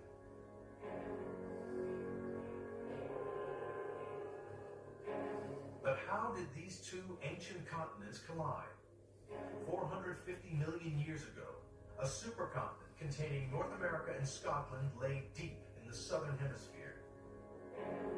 At its margin was an ocean wider than the present-day Atlantic. On the other side was England and Europe.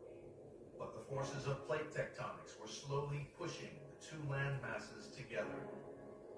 Well, around 450 million years ago, there was a major ocean where we're standing now. It was called the Iapetus Ocean, and it separated America and northwestern Scotland on one hand from effectively southeastern Scotland and England on the other hand. Now, what happened in the 20 million years after that? That ocean closed, and eventually was closed sufficiently that two continents collided into each other. The collision between America and Europe pushed massive layers of rock over each other, forcing upwards a range of mountains higher than the Himalayas are today. Still firmly attached to America, Scotland and England became fused together. But what did this collision have to do with the making of Loch Ness? The loch itself provides the most fundamental evidence. One thing that's quite striking about Loch Ness is that when you look at it, particularly from this perspective, you can see that it runs straight, almost straight as an arrow. And that straightness goes on for about 20 miles. As a geologist, that tells me that there has to be a control on this topographic straightness because nature doesn't produce things in straight lines. And so there's a structure here that is controlling the overall shape of Loch Ness itself. This structure is the Great Glen Fault, a major geological fault line formed during the continental collision 425 million years ago.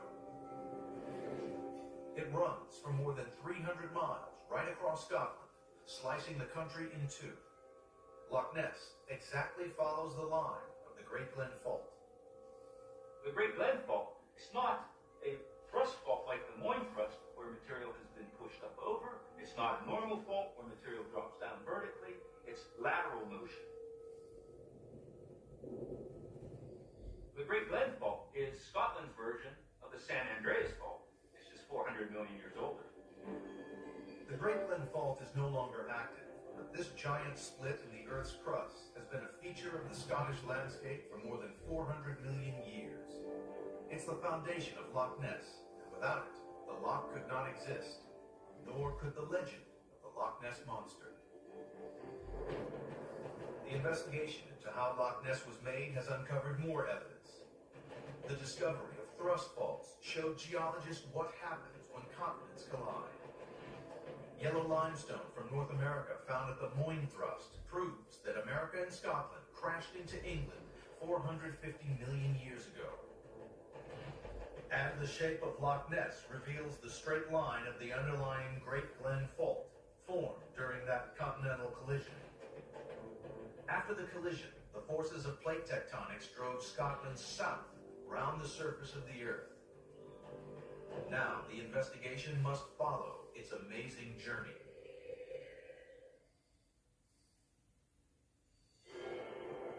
The next step in the investigation into how Loch Ness was made traces Scotland's journey round the surface of the Earth, driven by the forces of plate tectonics. Understanding what the environment was like in the past gives clues to the location of Loch Ness billions of years ago. So the investigation now moves on to the Jurassic period, 165 million years ago.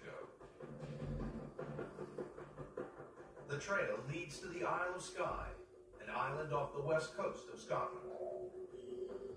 At Staffin Bay, there is an incredible piece of evidence which sheds light on this period in Scotland's past.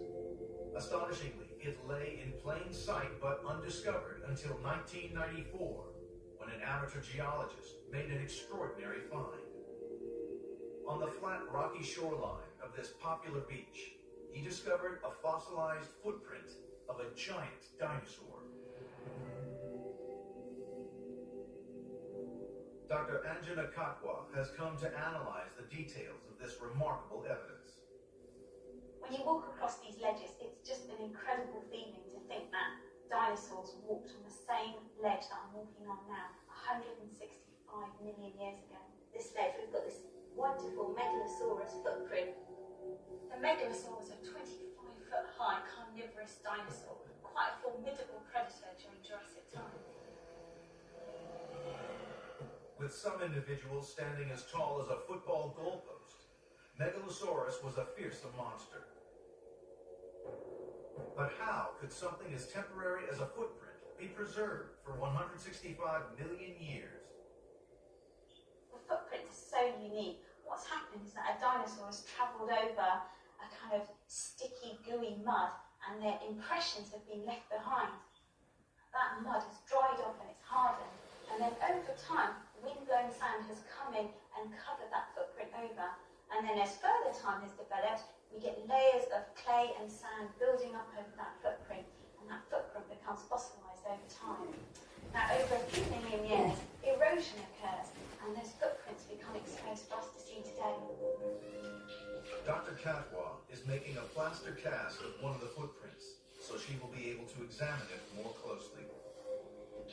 We take the cast in order to have a record of the footprints, so we can take them back to the lab and have a look at them and understand how this creature used to live. As she carefully removes the plaster cast, its shape reveals a 165-million-year-old secret. One thing that really strikes me, actually, is the deep impression that this front toe is made and how pointed it is. And this tells me that this dinosaur was moving at a fast speed and really pushing down on its front 3 toes. So it might have been chasing some kind of prey.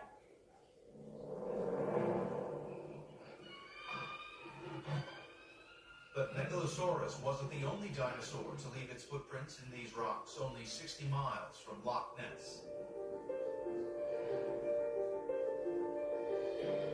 This is the smallest dinosaur footprint that anybody has ever found in the world. You can actually see it's about the size of my fingernail. And we think it's a coelophysis, and it's quite interesting because the small footprint here, which we think is from a hatchling, is embedded in the larger one here that you can see. What we think this tells us is that the young travelled with their parents in groups, and that most probably the adults were looking after the young.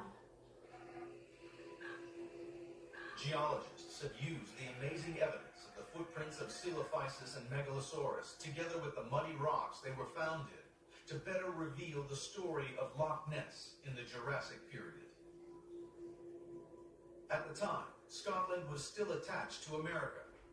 Plate tectonics had driven this landmass much nearer the equator, 2,000 miles further south than it is now. And that had a major effect on the climate and environment. Jurassic time climate and very, very different to what we see today. There would have been lush jungles, tropical vegetation, and the dinosaurs would have been living on the edge of these jungles, travelling over lagoonal type of wetlands. This climate was ideal for dinosaurs to live in because it supported a huge ecosystem of wildlife that they would have predated on. The bones of one more dinosaur have recently been found on the Isle of Skye, the plesiosaur.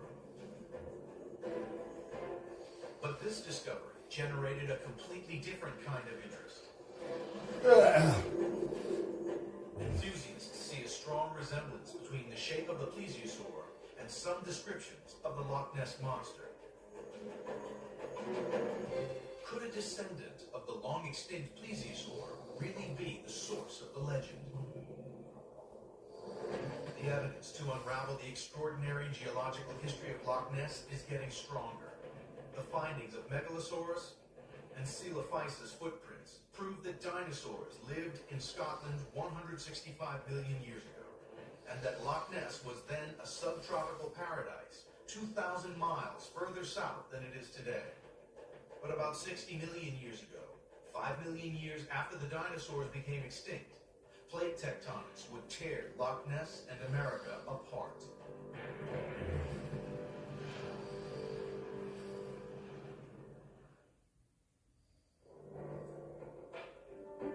The investigation into how Loch Ness was made now moves forward to a time 60 million years ago. Scotland and America are still firmly joined together. The next question is, when and how did they become separated? On the Isle of Skye, the landscape is full of evidence which can unlock the secrets of this turbulent period in Scotland's past. At Talisker Bay, the massive sea cliffs provide the first clue to the events that devastated the region. They're made entirely of volcanic lava. I'm standing here on a single lava flow, and this lava flow is only about 10 feet thick. This whole cliff above me is made up of lava flows, maybe 150 feet or more, and stretching for miles in all directions. Now these lava flows are composed of basalt, the same type of rock that is being erupted today from modern volcanoes like Waiver or Iceland.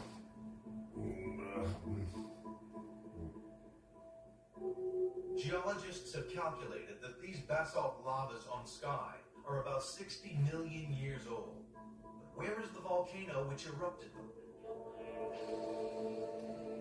The clue comes from a range of mountains on the southern tip of Skye, the Coolin Hills. It's the type of rock that makes up these craggy peaks which provide the evidence. They're made of a rock called gabbro. Now these are same chemical composition as the basalt that's been erupted onto the surface, but there's a difference. The basalt that was erupted was cooled very quickly because it was exposed to the air. Geologists call that fine-grained. On the other hand, the magma that was trapped maybe a mile down beneath the Earth's surface, that cooled slowly. It was kept warm for quite a long time. And so you've got very large crystals growing. And when you get a rock with large crystals, that's what we call coarse grain. The large crystals in the gabbro rocks give away their origin. They tell geologists that the Kulin Hills are the remains of an enormous magma chamber deep below the volcano, where lava was stored before being erupted onto the surface. But how much lava was there? We may be looking now at a beautiful green valley, but actually all these hills around here are made of rocks that were formed in a series of massive volcanic eruptions about 60 million years ago. And at that time, there were volcanoes erupting all over Scotland. Here we are on Skye, and it's just one of those volcanoes. It's now known that an incredible 500 cubic miles of lava was erupted on Skye alone. That's enough to cover the whole of Texas, with a layer of lava 10 feet thick. But this was just the tip of the iceberg. The rocks themselves revealed that volcanoes erupted all over Scotland on a massive scale. The evidence is here. Huge, regular columns in the lava flows, looking like they've been carved out of the rock. In reality, these amazing formations are made by gentle cooling of thick lavas. Exactly the same type of columns are found in outcrops of basalt lava 80 miles away off the west coast of Scotland. And as far away as the coast of Ireland, 150 miles from Skye. These lavas have all been dated at about 60 million years old, and they were also part of the same series of massive eruptions which spread out for hundreds of miles in all directions. But what was the cause of the eruptions? Dr. Goodenough has found another clue which points to the origins of these lavas and their role in the creation of Loch Ness. This is the ropey top to a lava flow. In Hawaii, they call it Pahoehoe. And what happens is that the lava gets a thin skin on its surface as it cools, but it's still flowing underneath that skin. And the thin skin wrinkles and gets pushed forward, giving this ropey texture that we can see here. But it's really quite rare to see them like this in these old lava flows. But it tells us a lot about the type of magma that was erupting from that volcano. Geologists know that this kind of magma comes from deep within the Earth. It usually erupts on the surface when tectonic forces split the Earth's crust apart. Is that what happened here 60 million years ago? At that time, Scotland was still joined to North America, but the two continents were being stretched and thinned due to tectonic forces.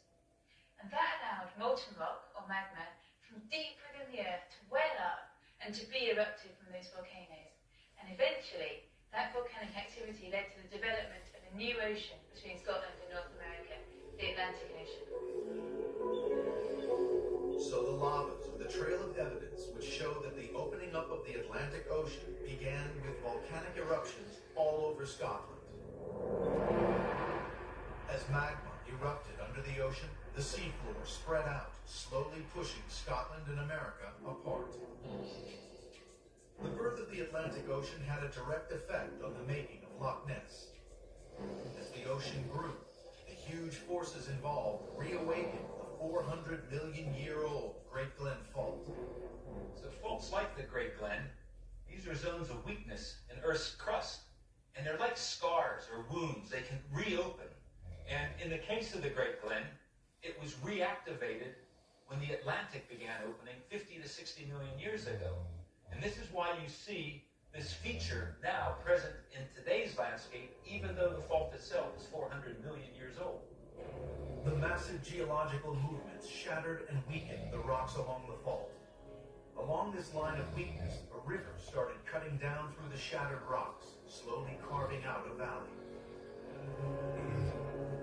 For the next 55 million years, the landscape of Scotland weathered and eroded. The outlines of the mountains softened, and the coastline began to take on its present shape. Loch Ness became a long river valley, following the line of the Great Glen Fault. The investigation is close to uncovering the final stages in the story of how Loch Ness was made. Huge lava flows on the Isle of Skye reveal that massive volcanic eruptions 60 million years ago were the start of the separation of Scotland and America. The sharp outline of the 400 million year old Great Glen Fault shows that the fault was reawakened as Scotland and America were torn apart. But there was one final land-changing event to come. Nature wasn't finished with Loch Ness, and it was this event that created the lake we see today. Tracing a violent history that lasted for 3 billion years, the investigation into how Loch Ness was made now moves forward to the recent past, only 10,000 years ago. The final link in the chain of evidence is to discover how the wide, deep waters of Loch Ness were finally made, and whether a descendant of the dinosaurs could possibly have survived there to create the myth of the Loch Ness Monster. A vital clue was uncovered in the 19th century by one of the greatest scientific minds the world has ever known, Charles Darwin. In 1838, Darwin came to Scotland to investigate a mystery in the remote valley of Glen Roy, about 20 miles from Loch Ness. For hundreds of years, people had been baffled by 3 extraordinary parallel lines which run round both sides of the valley. Strange horizontal cuts in the hillside, in some places more than 30 feet wide. These parallel roads, as they are called, run exactly level for more than 20 miles. What could have made them? Dr. Pete Nina is following in Darwin's footsteps to the Glen Roy parallel roads and the story they reveal. Their creation was a mystery for a very long time, and initially people just thought they were perhaps created by giants, a thing of myth or legend. And then in the 19th century, a number of scientists came here, including Charles Darwin. And when he saw them, he thought they were exactly the same as features he'd seen in South America, where earthquakes had uplifted old submarine shorelines and left them abandoned higher up from the sea. Darwin was so convinced the parallel roads were the remains of old seashores that he published a paper with his results, and the world of science believed it. But for once, Darwin was wrong. In 1840, 2 years after Darwin's visit, a Swiss scientist named Louis Agassiz came to Glen Roy. Agassiz had spent a lifetime studying glaciers and the effects of glaciation on the landscape of the Swiss Alps.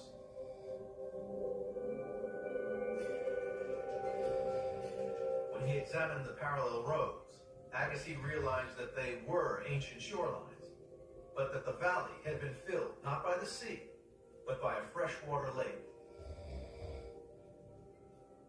From his knowledge of glaciers in the Alps, Agassiz was able to show that a freshwater lake had once filled the valley. The lake was kept full by a huge glacier which blocked the end of the valley. As the glacier melted and froze again 3 times, the water in the valley emptied and filled up to a different level, carving out the 3 relic beaches. Initially, Agassiz wasn't believed because people believed Darwin, and then over time it became clear that Agassiz was correct. And Darwin claimed it was one of his great embarrassments that he got something so terribly wrong. Which probably shows that even great scientists can make mistakes. The evidence at Glen Roy convinced Agassiz that many features in the Scottish landscape must have been made by glaciers. And that led him to the startling conclusion at the time that the whole of Scotland had once been covered by ice. And the moment you make that leap that what you've got here was created by glaciers, you've instantly got to make the leap to the fact that we must have had a very cold climate here in the past, cold enough for ice sheets and glaciers to build up. This site is of world importance in terms of the understanding of glaciations and the fact that in the past ice covered a much larger proportion of the planet than it currently covers. This extraordinary investigation led eventually to the idea of the Ice Age, periods in the geological past when much of the northern hemisphere was covered in glaciers and ice sheets. Since Agassiz's discoveries, scientists have been investigating the role of ice in making Loch Ness. About 2.5 million years ago, the global climate started to cool, and since then we've had a series of repeated glaciations, roughly about once every 100,000 years. Each time the ice advanced, temperatures plummeted. Average winter temperatures were at least 30 degrees colder than today. As the ice built up, it reached extraordinary thicknesses. The ice sheet over the centre of Scotland would have been 3,000 or 4,000 feet thick. And here in Loch Ness, it would have certainly been a couple of thousand feet thick. You might have seen a few of the highest mountains just peeking out the top of the ice sheet, but in the main, the whole of the landscape would have just been blanketed by ice. But what effect did this vast weight of ice have on the creation of Loch Ness? The loch itself is difficult to investigate because it's full of water. But there's another location where the evidence is clear. Just 20 miles from Loch Ness is the forbidding valley of Glen Coe. Glen Coe is a legendary place in Scottish history, as it was here that an infamous massacre took place in 1692, when the MacDonald clan were murdered in their beds by the Campbells. The shape of this valley sheds light on the way Loch Ness was made. If you could actually drain the water out of Loch Ness, what you'd actually end up with is a valley with this sort of shape.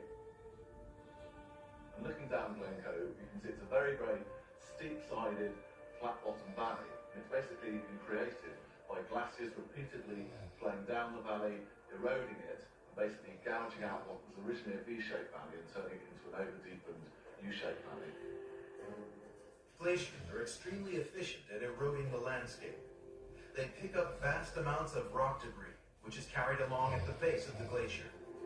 With the weight of millions of tons of ice on top of it, this rock debris grinds away the bedrock like sandpaper, scouring and deepening the valleys to a characteristic U-shape.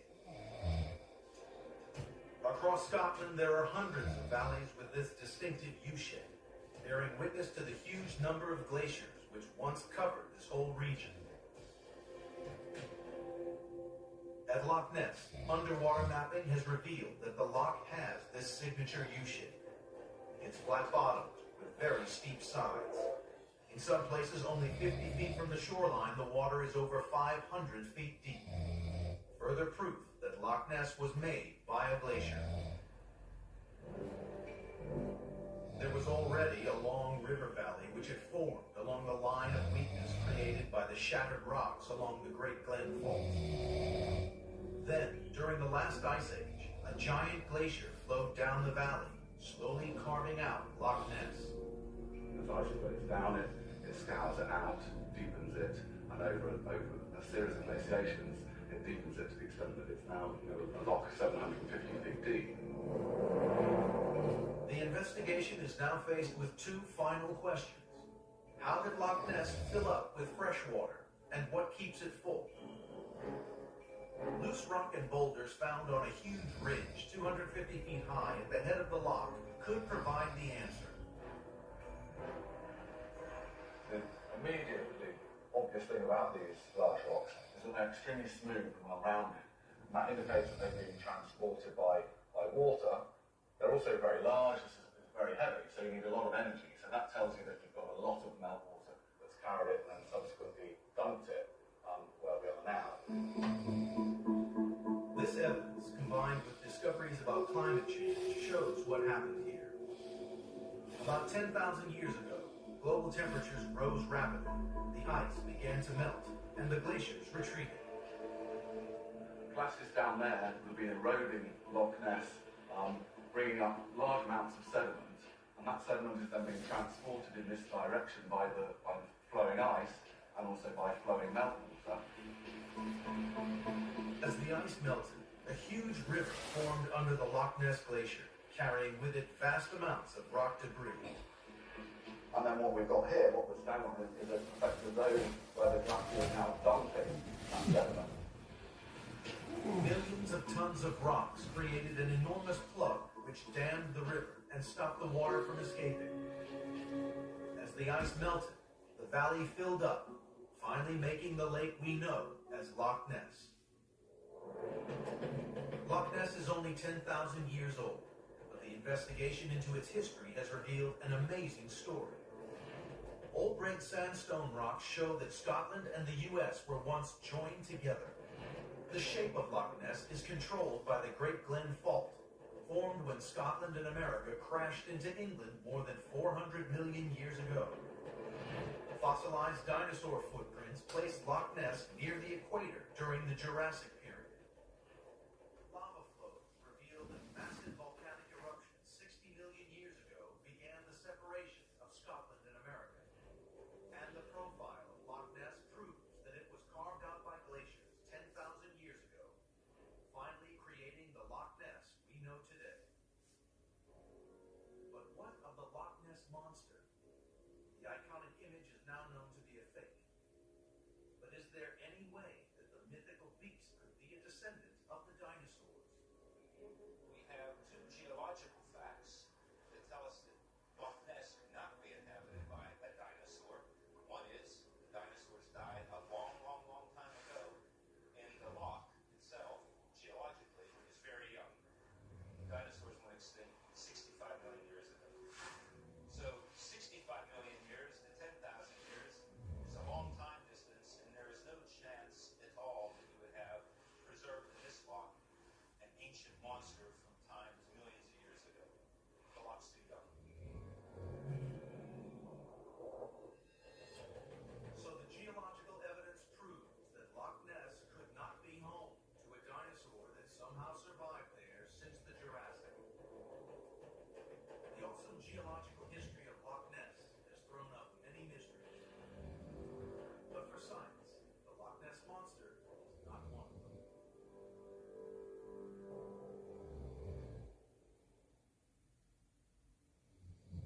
The American Society of Magical Negroes is a secret society tasked with making the world a more peaceful place. What's the most dangerous animal on the planet? Shark. White people. Because the happier they are, the safer we are. Wow, that is troubling. Well, Americans were proved to change everything. It's always my job to make white people feel comfortable. It should be. Not according to my grandma. Or your culture white black grandma to me. The American Society of Magical Negroes. Here's your tea. Here's my 15.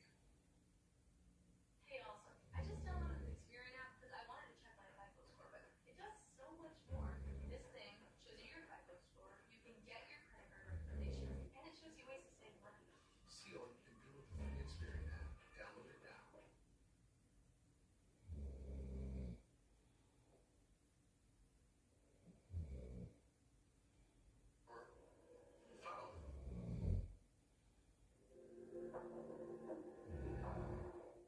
After investigating the claims of two independent contactees, Terrell Copeland of Suffolk, Virginia, and Michael Egan of Cleveland, Ohio, the team has resettled in Boston for the final step in the investigation. The team breaks into two groups to bring their subjects to the hospital. Terrell is scheduled to undergo a thorough examination led by one of the leading doctors in the cardiopulmonary field, Dr. David Sistrom. We're at Massachusetts General Hospital. We're meeting with Dr. David Sistrom, who's the director of the Cardiopulmonary Exercise Laboratory. Terrell has a history of an elevated level of the enzyme creatine kinase in his blood, a rare disorder that is usually indicative of muscle damage. But how does it relate to alien contact? The team is looking to see if the enzyme is still present today, and for an explanation if it is, one that Terrell's military doctors could not provide. Dr. Sistrom has set up a series of tests for exactly this purpose. This particular test is a pretty good one at saying, A, are you normal or not compared to people of your age and your body size? A lot of times with disorders of muscle and heart and lungs, we'll only find abnormalities with stress of exercise. We'll take them up until we can't go any further, and then we hope to get some answers at peak exercise. If there is an abnormality, we can begin to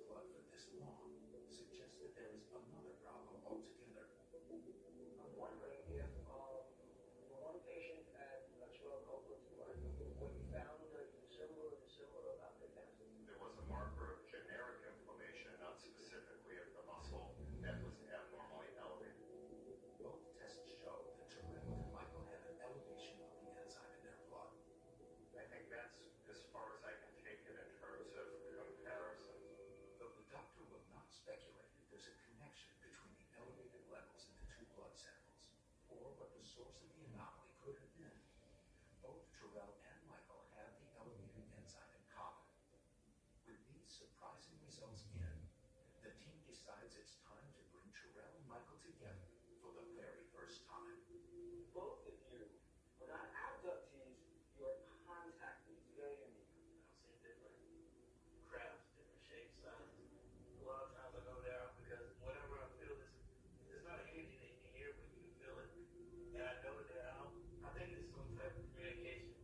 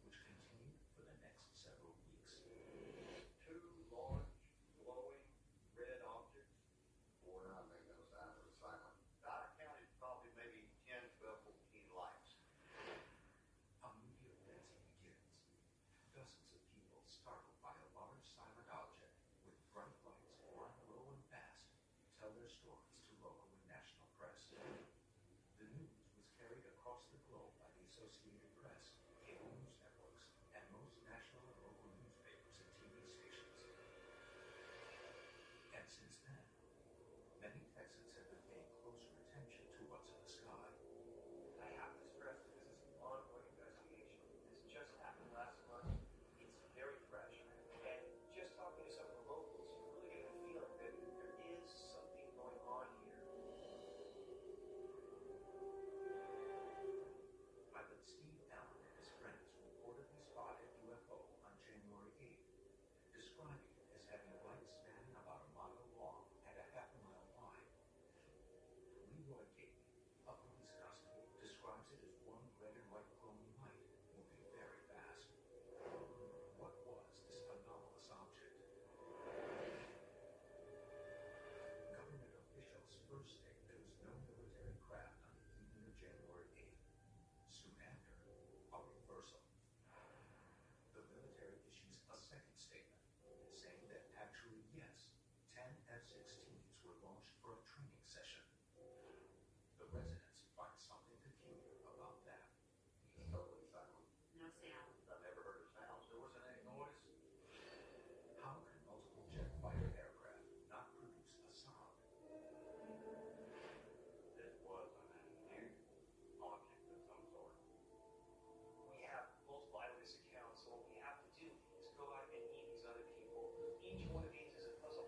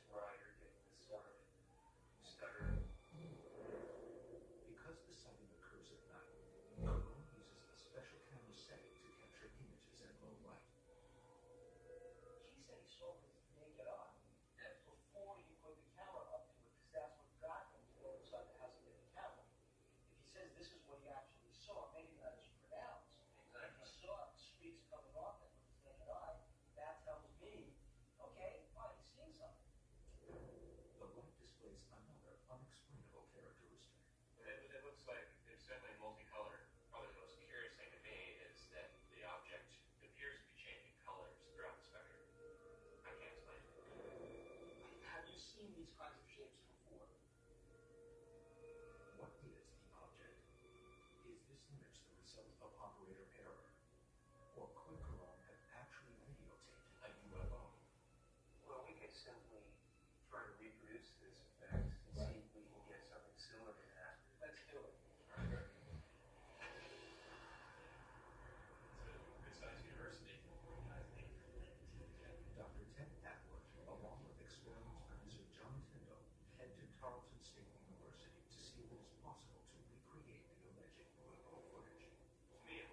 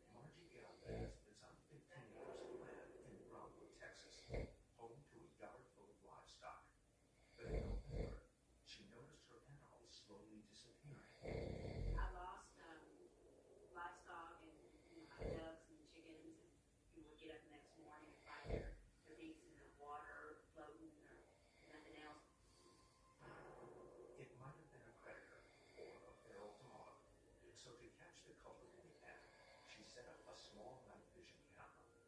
But on November 21st, she recorded something she didn't expect. I went ahead and kicked on a recording at 1:41 a.m. and I caught a beam of light. It beamed down perfectly bright white light, just beamed down. Now, have you ever seen this with your naked eye? No.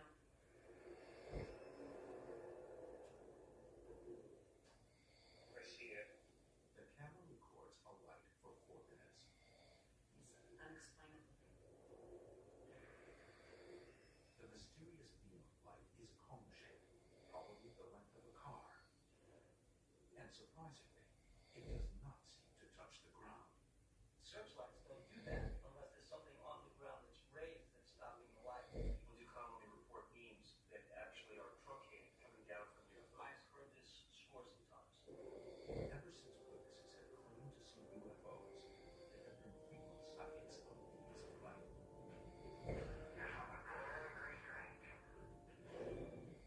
And just before the mass UFO reports in Stephenville begin, Margie Galvez witnesses this. Something shocking is happening that keeps the town on high alert. There was like a beam coming down from there. And the mysterious light seen by Margie Galvez was seen by others as well. The girls were screaming.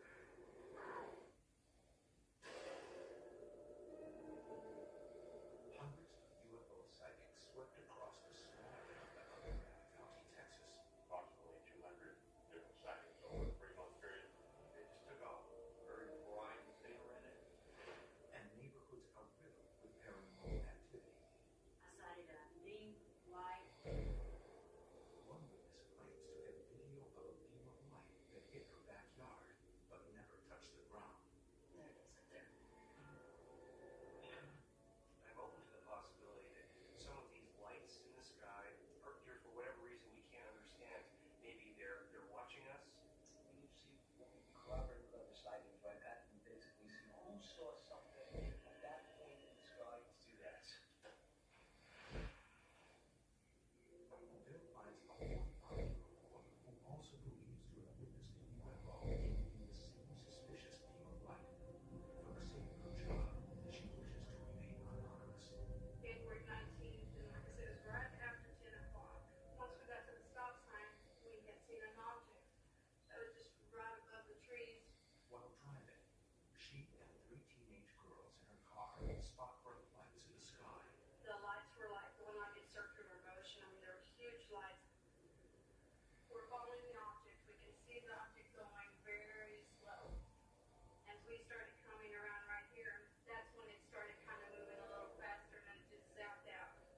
It was just something like this, kind of like oval shapes. There were the huge lights. They were like going in circular motion. She witnesses the object on the night of January 19th. In the hours just after David Colon made his video. Is there a connection? This reported UFO sighting occurs only 3 miles away from Colon's residence. But to this witness's eyes, it supposedly emits a beam of light similar to the one described by Margie Galvez, 52 miles away. There was like a beam light coming down from here. Did the beam hit the ground? No. No? It was, You don't see any light on the back? no. 2 witnesses. One showing us a video, one seeing the object. I think you both see the same thing. Colin White stopping, he never hit the ground. Something was there. According to the military, something was there, but it was not extraterrestrial. On January 14th, 4 days after the media reports the alleged UFO sighting, Major Carl Lewis, a spokesman for the Joint Reserve Base in Fort Worth, said there were no F-16s in the area the night of January 8th. 10 days later, on January 24th, the U.S. military changes its story. It claims there was an error in reporting the training activity of military aircraft. There were actually 10 F-16s from the 457th Fighter Squadron in the area from 6 to 8 p.m. that night. I don't know why there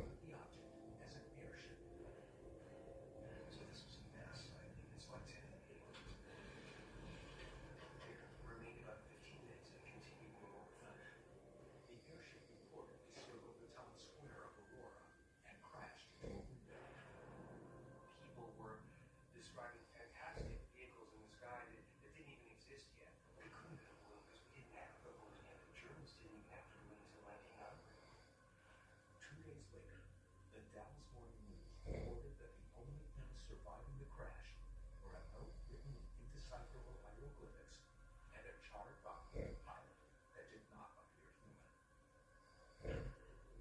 Talk a little bit about 1897 airship incident. The tactics with local historian Sarah Kennedy, who has been studying this century-old phenomenon. There's actually been quite a few incidents in. Download the Smiths app and enjoy over $500 in savings every week with digital coupons. This year for prom, we're going all out. Extravagant limos, fancy dinners, exclusive after parties. We're making prom a night to remember. Unedited, unfiltered, and always Ethereum. Only in Prince Warehouse. In the Erath County area, June 12, 1891, there was a brilliantly glowing veil caught suspended 300 feet in the air. Here's one from 1996, and then even one from the mid-1970s. A cigar-shaped formation with huge red lights. So we actually have flight documentation of UFO activity that's gone on for over 100 years. It's been going on since people were looking at the stars. What is it about Stephen Hill, Dublin, you have county that is drawing all this activity? What is going on here? Documented UFO phenomenon in Texas. Mysterious. The sightings may be more than one craft, and the chance remains that at least one, here in Stephenville, was a military flight.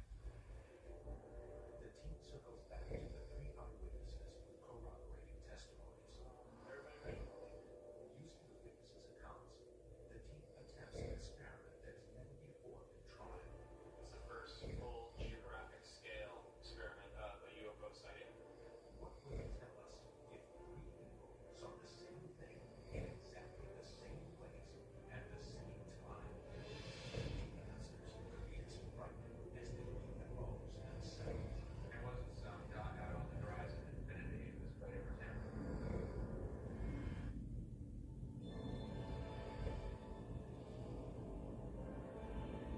67 in 2007, more than 200 UFO sightings are reported in Erath County, and the cluster is reportedly moving south. The investigation has left the team with more questions than answers. What was this object? Why here? And why now? Not knowing what it is, the team hopes to find out at least where it was. Media outlets and countless witnesses report seeing UFOs in very areas and times, but the team is only interested in three of these. The reports were January 8th between 8 and 9 p.m. This is actually a pretty exciting experiment we're doing here. As far as I've ever heard of, it's the first full geographic scale triangulation experiment of a UFO sighting. If the three sight lines of the witnesses intersect, then the team can scientifically pinpoint where the unknown object is located. Is that location over a military operations area?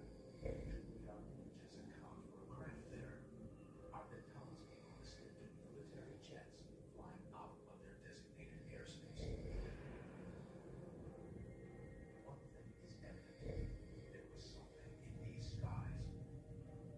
To go around and get you guys into the proper positions relative to this site. The team is at the Stephenville City Park near the airport. In ordinary triangulation experiments, one must stand in the exact position of the witnesses, project a laser to create their sight line, and determine where they intersect. But because it is against FAA regulations to fire a high-powered beam in the sky, the team recalculates the coordinates to fit their experiment in a smaller area. Basically, we're transposing their coordinates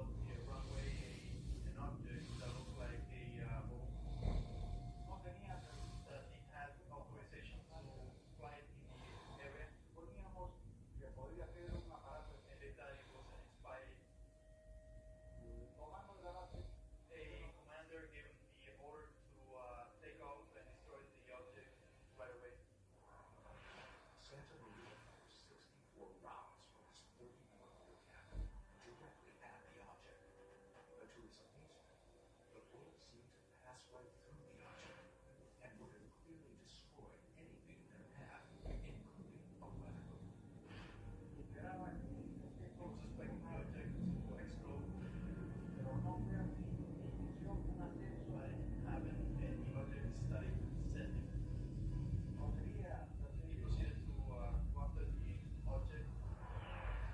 Secondly, the pursues and notices the unidentified object is doing something else. Every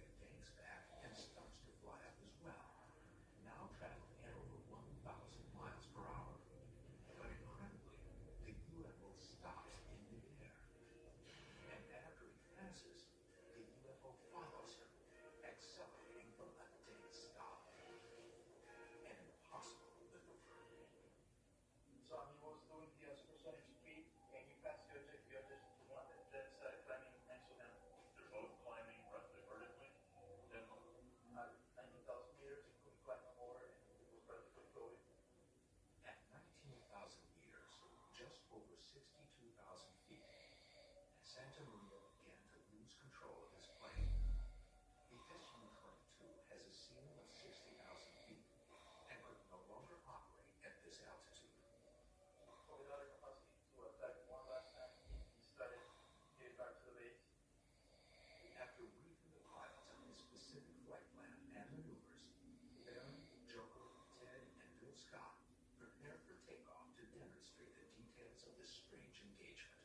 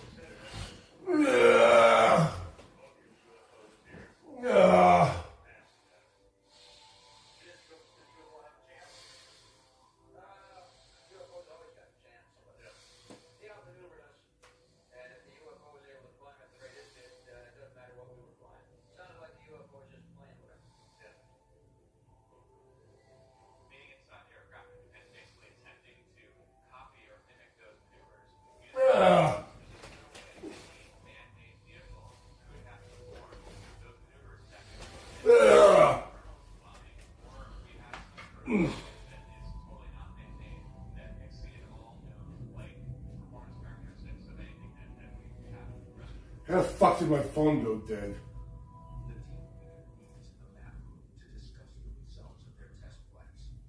Battery's dead on my fucking phone. Ugh. Fucking piece of shit.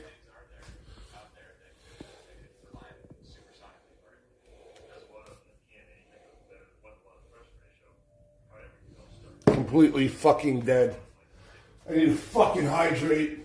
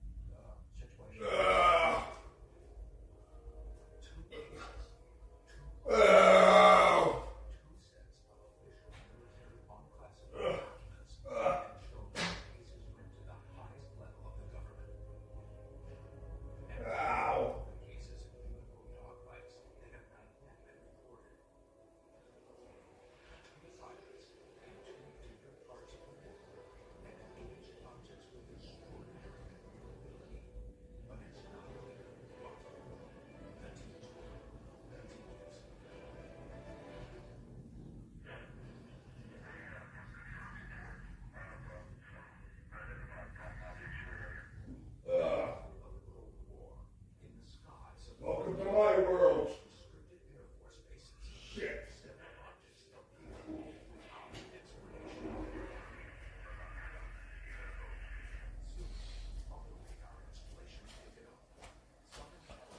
Oh!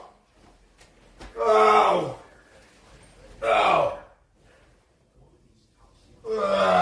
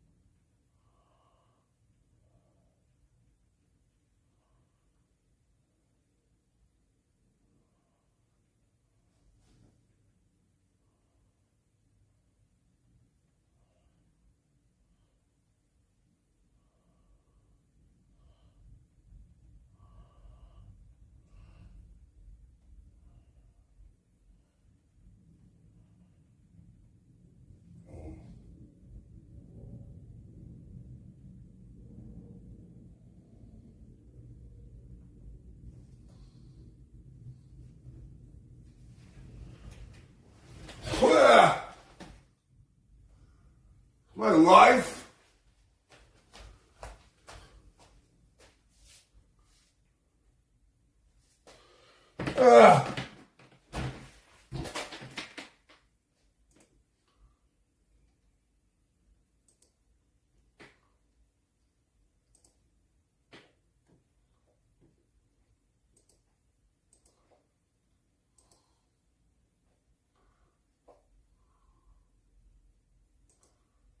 I am alive.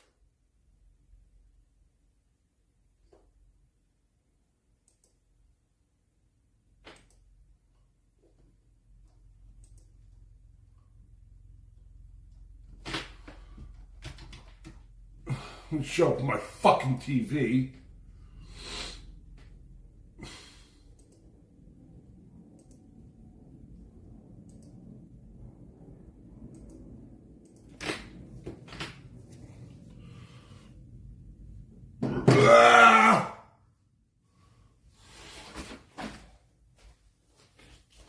I'm searching my own name on here, so that's showing that I'm live on my TV.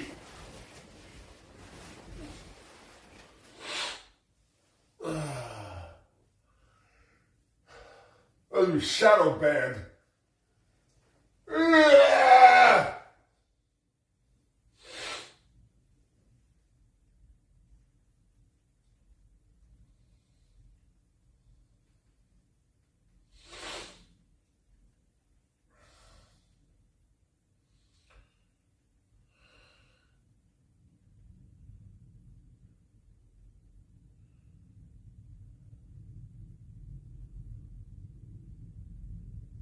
I don't know why it's not showing up that I'm live. I searched my own fucking name.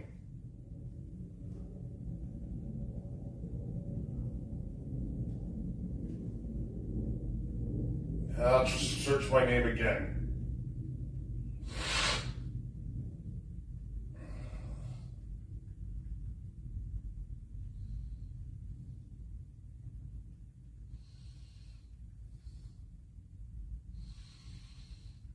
Unbelievable. I have to search my own name. Doesn't show. I subscribe to myself. God damn it all!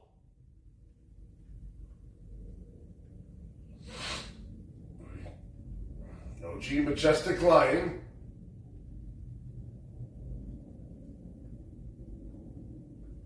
I don't know what the fuck is going on with this remote.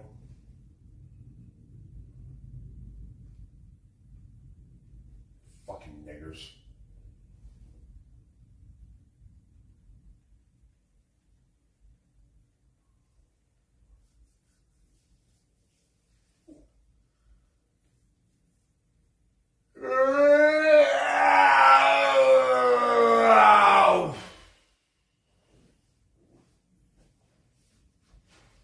Where's my fucking reading glasses? I wake up all fucking dehydrated every fucking day.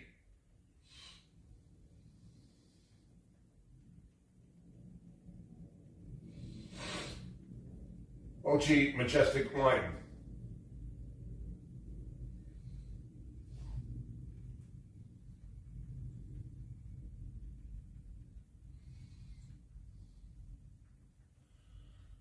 Oh, I hate life sometimes.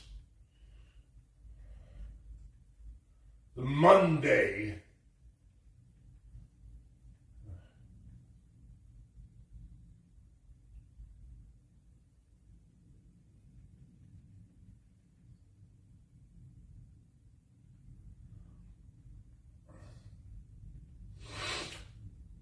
OG Majestic Lion.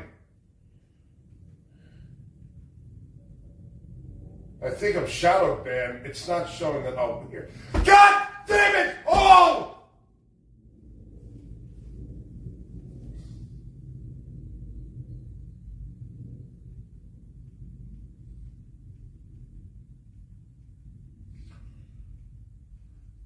I just put new batteries in here.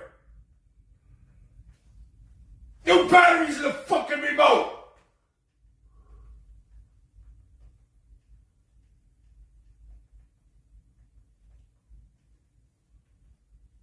I swear to fucking God, already I'm having one of these fucking days.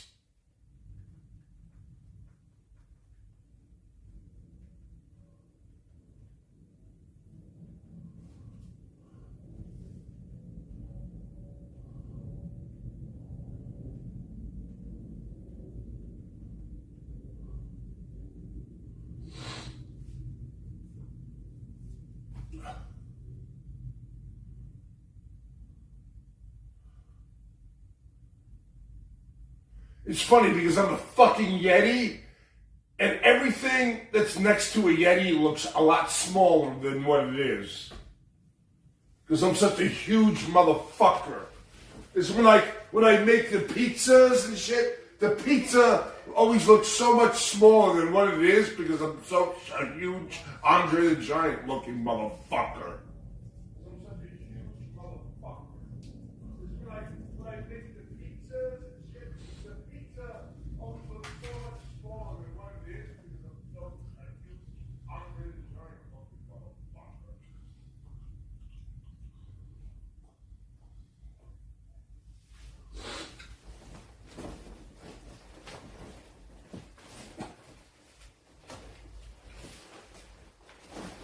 God damn it all!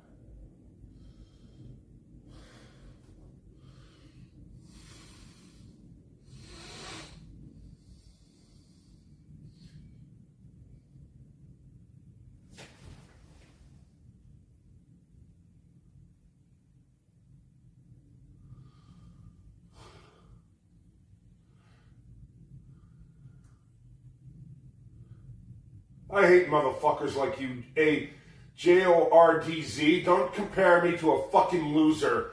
I'm gonna fucking ban the living fuck out of you if you compare me to a loser, you fuck. I hate motherfuckers like you. A JORDZ. Don't compare me to a fucking loser. I'm gonna fucking ban the living fuck out of you if you compare me to a loser, you fuck.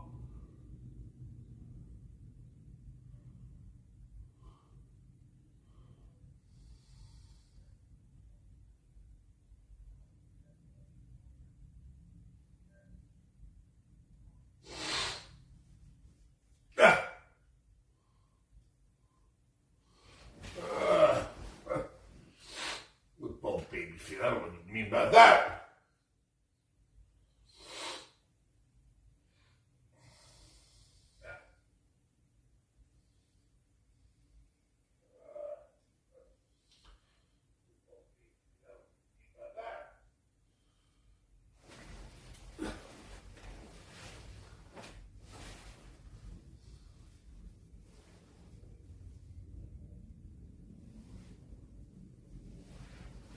There you go with the stupid little phrases. Nizzy, you. I don't know where you get your vocabulary. Nizzy, you. With the stupid word yatta. It goes to show you that you're a piece of fucking shit because you watch fucking Suspenders. Why don't you get originality, you fucking loser? Get a life!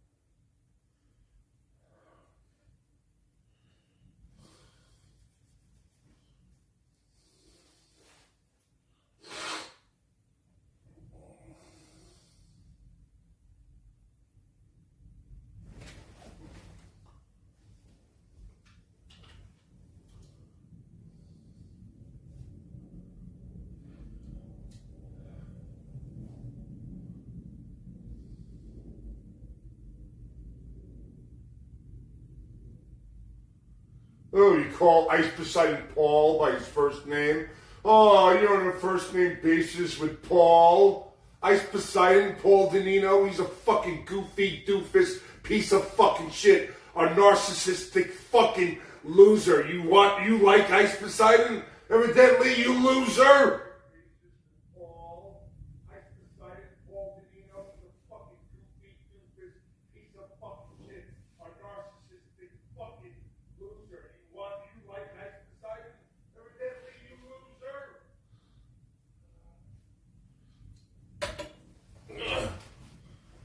I hate fucking Piss Boy. I hate his voice. I got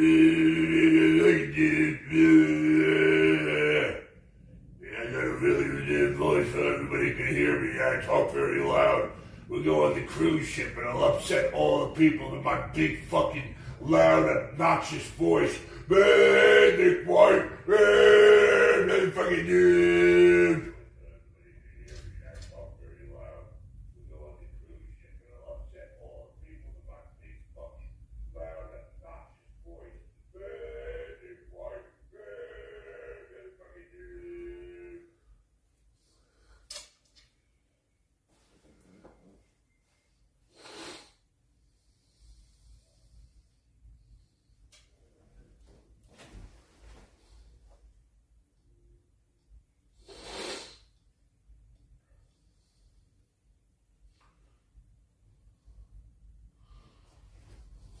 Secret is to hydrate yourself. To look young, always fucking hydrate yourself.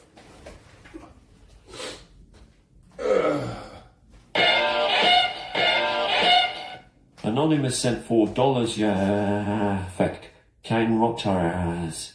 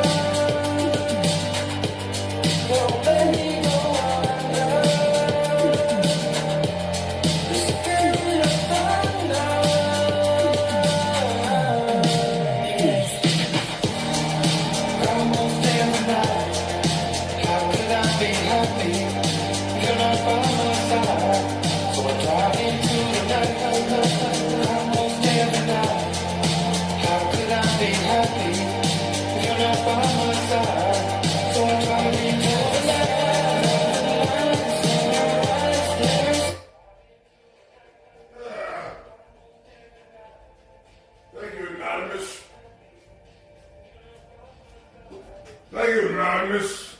Hope we don't charge you back.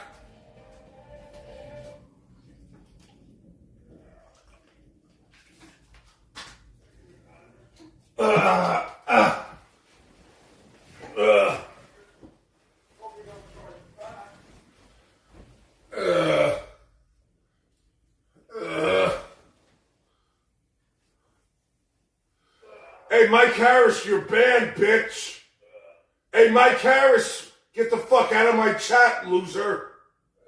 Hey, Mike Harris, get the fuck out of my chat, loser. Hey, fuckface, I don't want you in my chat, faggot. Goodbye, Mike Harris.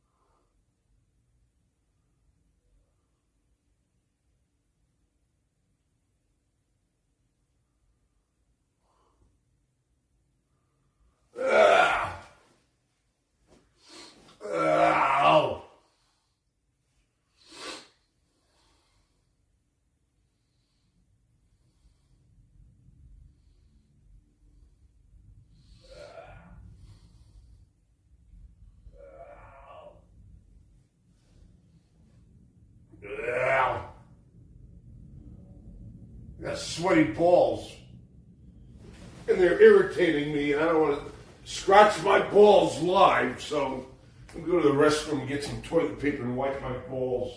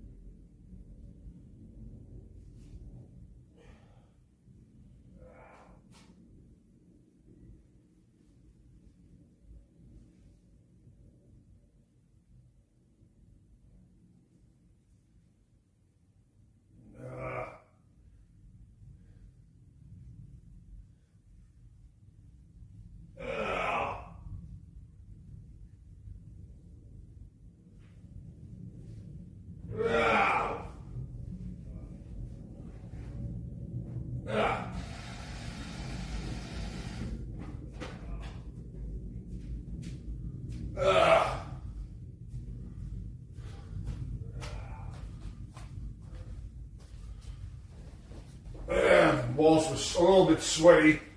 Wiped my balls clean and then I put baby powder underneath my balls. Should be good to go for a while.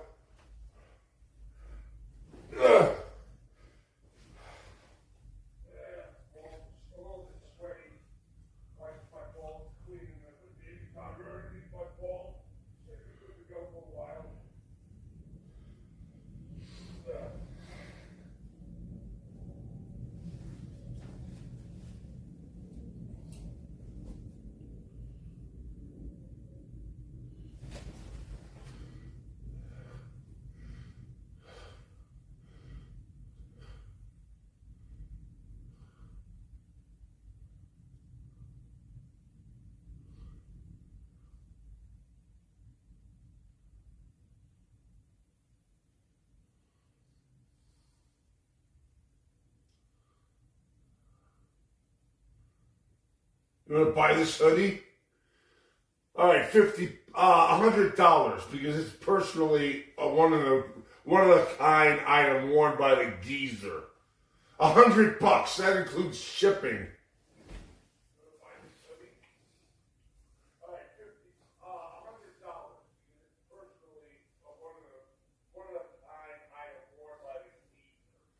And the Reebok hoodie will be $100 too.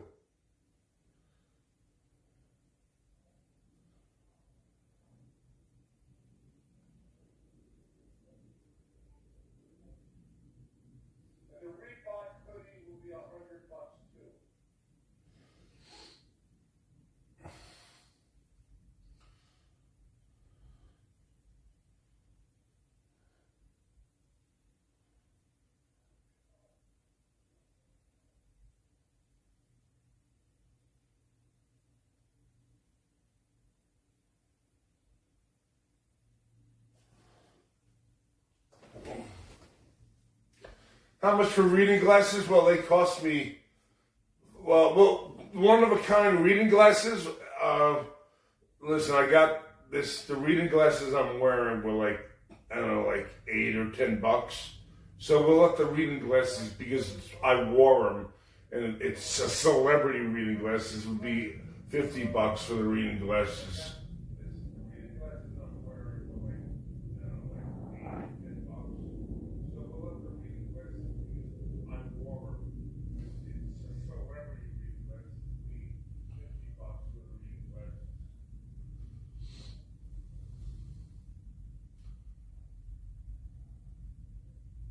I'll autograph everything. I don't know if I can autograph the reading glasses, though.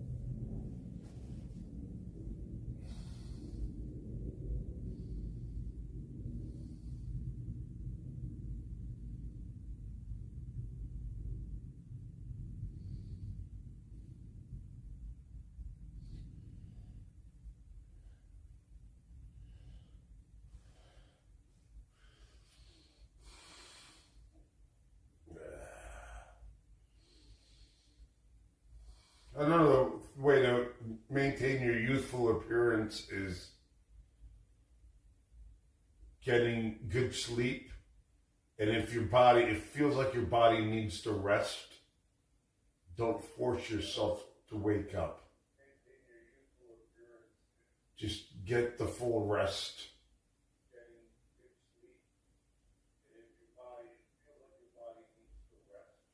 And I would say definitely hydrate yourself. Just drink a lot of water throughout the day. And believe it or not, stay the fuck out of the sun.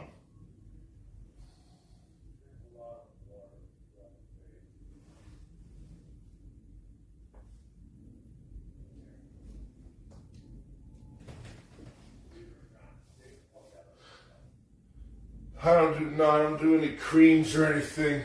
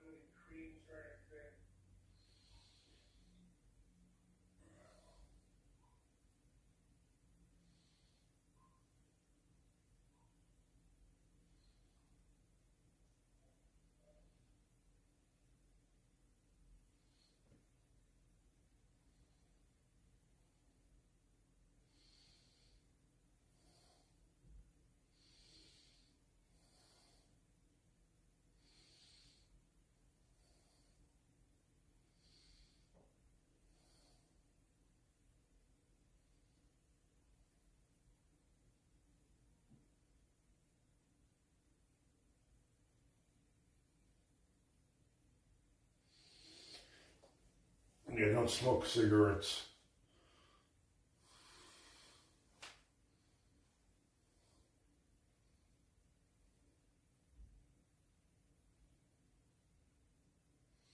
Take multivitamins too. I try to take multivitamins. I take multivitamins every once in a while. It's good to get on a regimen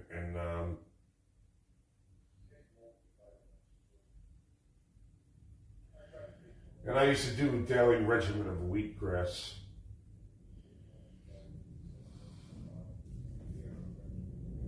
Maybe I should get back into doing the wheatgrass.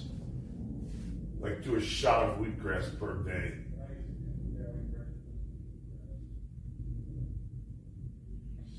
I get the wheatgrass powder.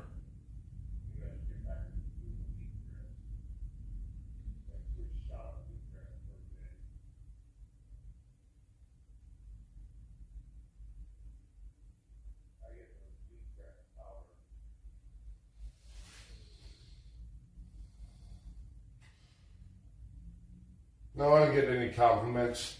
Yeah, when a chick, usually it's an older chick, like at Walmart, they check my ID to see how old I am, and they actually look at my date of birth, and they can't believe how old I am.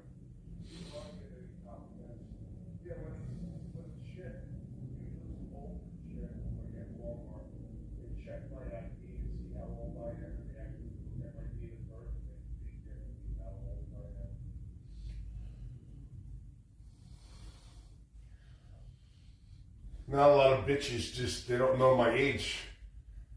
That's why I go to these places where I buy alcohol and they always want to see my ID, not because I look like I'm 21. I look under 21. They check my ID because they have to do it because it's their job. But also, if you look 35 years old or younger, they have to check your ID even if you look like 30. So they check my ID probably because they think I'm maybe 30 something. I don't know.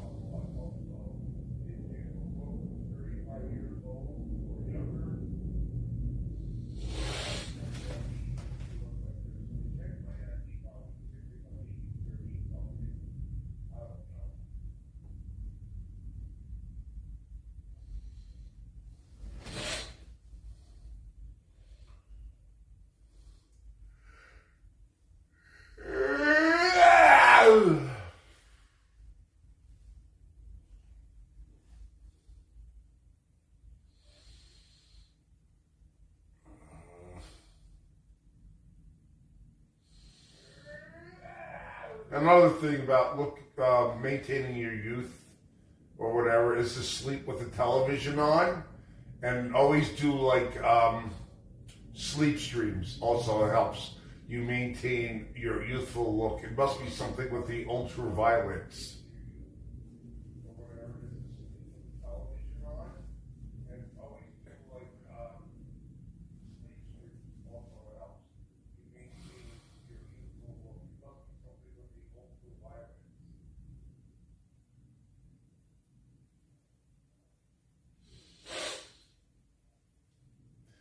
I don't know, my TVs, you have a smart TV here, and I watched like something on YouTube, like a documentary to make me fall asleep.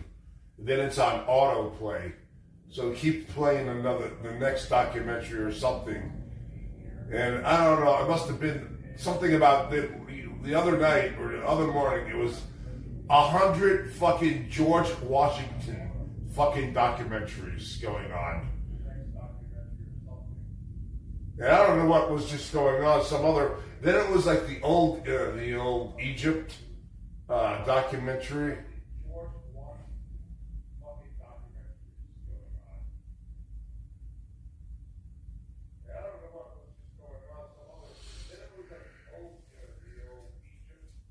This whole thing helps me sleep, the stupid documentaries.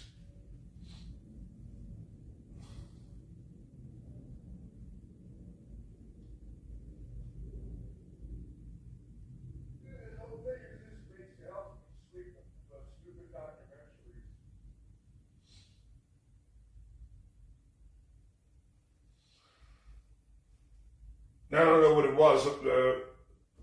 Sometimes I get the same documentaries that they play for me. I don't know, the same subject matter. Like the Revolutionary War. I don't like Civil War documentaries, though.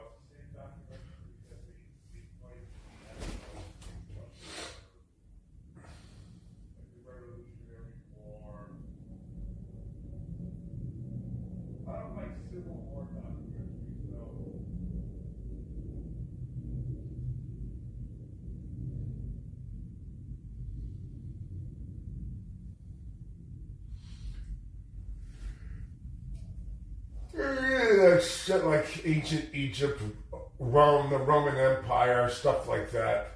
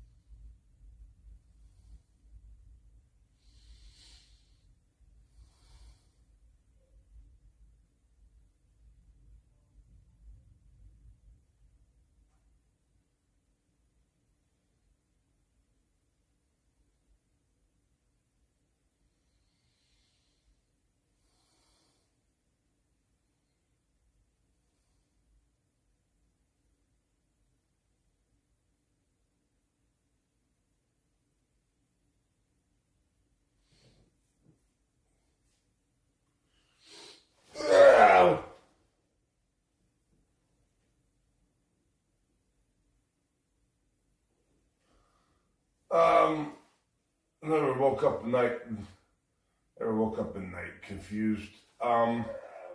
I've basically, and I actually did this live many years ago, where I was so fucking drunk, and I must have been dreaming of urinating, and I rewatched the video too. I basically urinated in the corner of my room, and there was a puddle.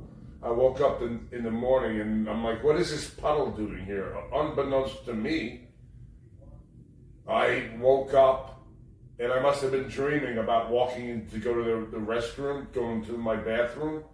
But I was sleepwalking probably and dreaming of urinating in my bathroom, but I urinated in the corner of my room.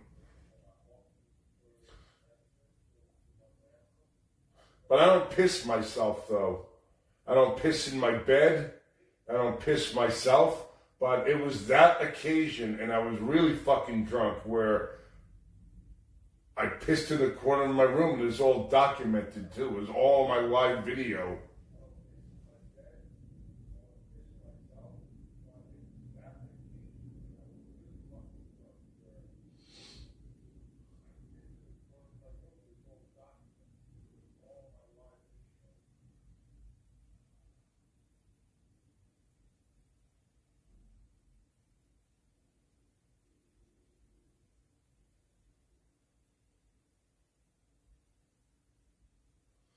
So I replayed the video, and I'm like trying to analyze, like, why did I do that? Why did I urinate on the corner of my room when my restroom was basically connected right to? It wasn't much of a distance for me to just walk to the bathroom. And then I said to myself, I must have been dreaming, because I could have sworn I woke up in the middle of the night and I went to use the bathroom. So basically, what the assessment of what transpired was that I was dreaming. I was sleepwalking.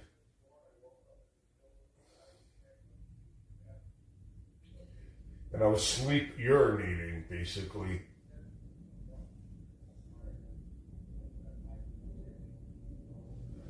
Yeah, it was because I was drunk as fuck, too, yeah.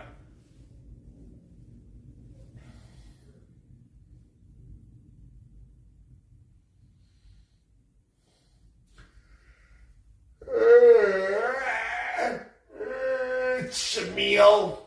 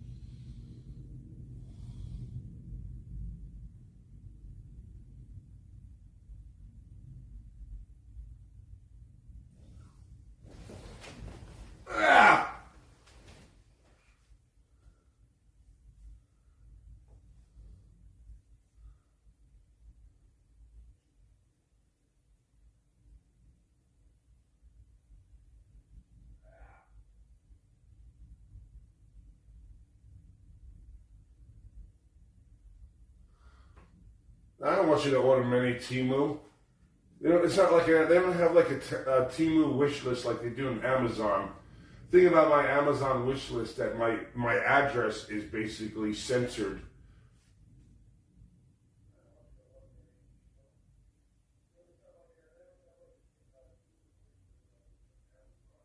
Hey, huge tiger, you're banned, bitch. How about that, bitch?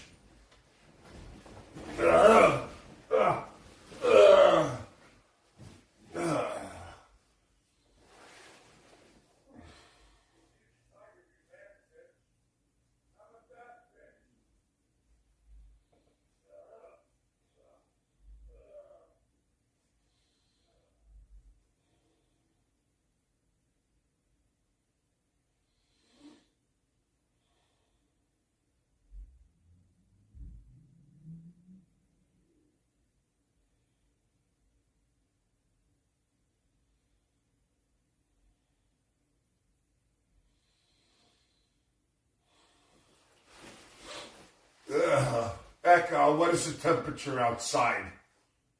Right now, it's 53 degrees Fahrenheit. Today, expect a high of 63 degrees. Also, I can provide you with tomorrow's weather forecast in the evenings. Would you like me to do that? No. Stop fucking asking me additional questions.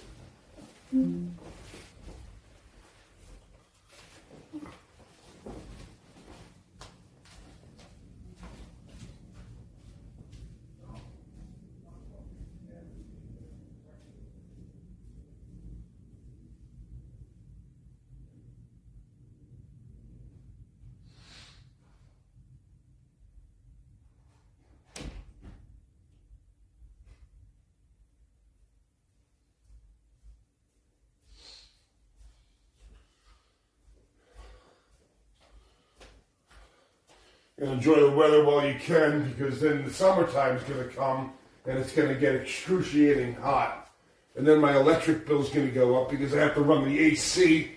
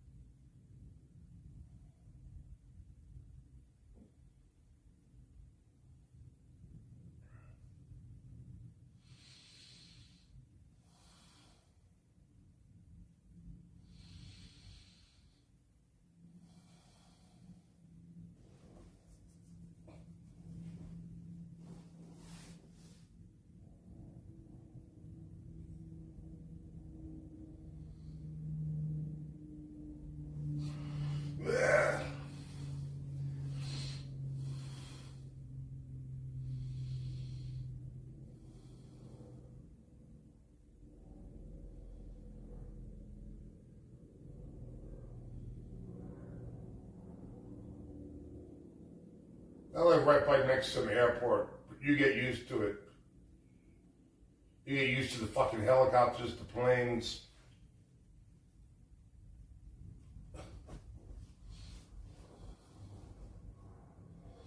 I think they carved this city out right by the airport. The airport takes up so many acres. So they built a city around the airport here, basically. It's called Paradise. By the way, here's a fucking fun fact, chat. This is not Las Vegas. This is Paradise. Las Vegas is Old Town. But then again, I don't know, the police department is the jurisdiction. Las Vegas Metro, LV Metro covers Paradise too. Yeah. Paradise is not an incorporated city, but Las Vegas is an incorporated city. So, what happened is in the 60s, all the casinos moved to Paradise, which is Las Vegas Boulevard, that got extended from downtown. The reason why all the fucking hotels and casinos started building over here, because this city, the city of Paradise, is not incorporated, and there's like you pay less taxes. They decided to build the new Vegas here in Paradise.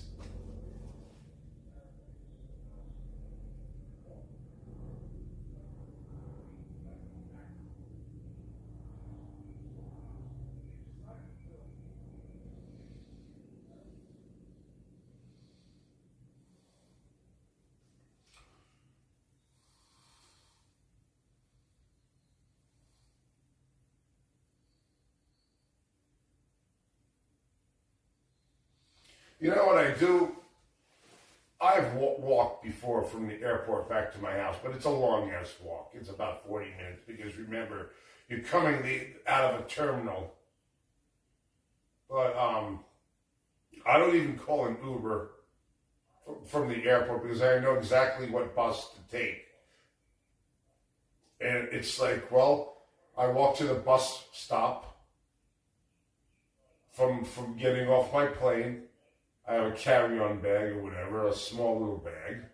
I walk to the bus stop and I pay.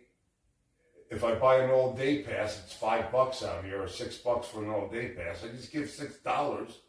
It's so much cheaper than calling an Uber or a Lyft. And the bus comes every 10 minutes usually, 10 or 15 minutes from the airport. And it drops me. It's a little bit of a walk where the bus stop is, but I don't mind the walk because I save so much money, and the geezer gets a little bit of exercise in the same token.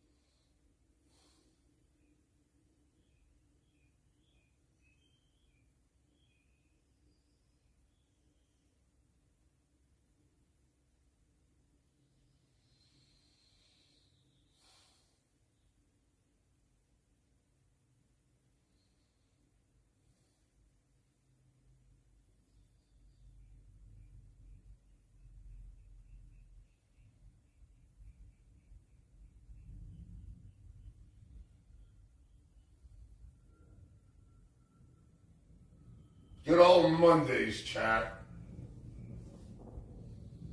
Good old Mondays.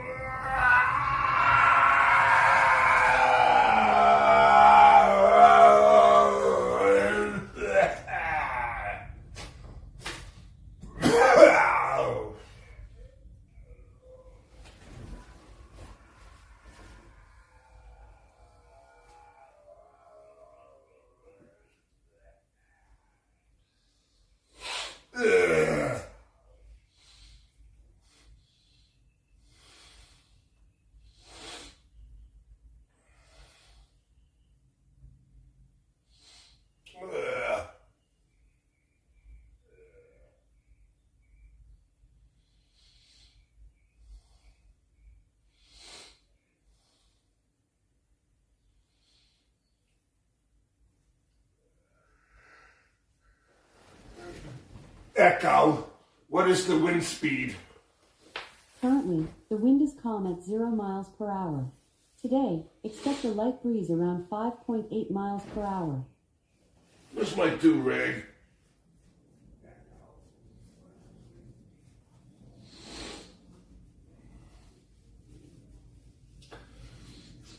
Where the fuck is my do-rag?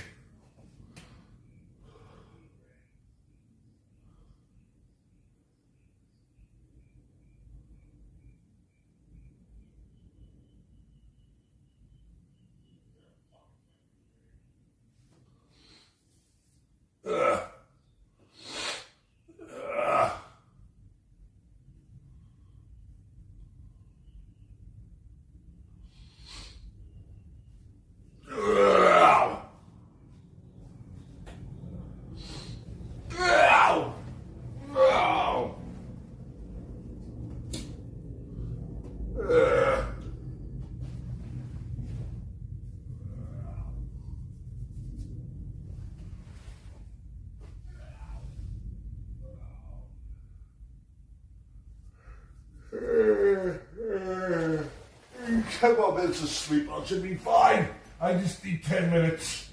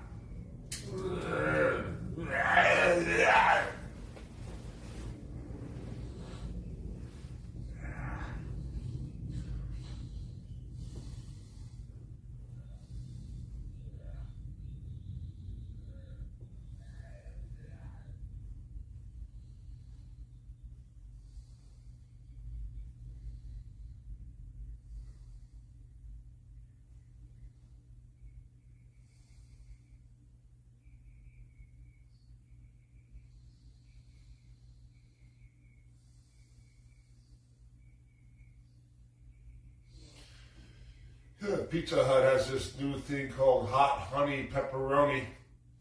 And then Pizza Hut has hot honey wings. Oh, yeah, I get these videos recommended. Maybe we'll have a donation goal and do a fucking Pizza Hut review on their new item.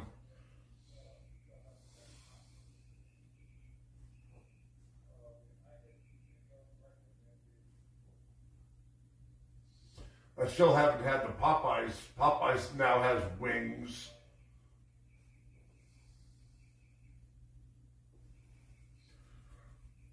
And then Jack in the Box is coming out with a smash burger. I'm not sure if it's released yet.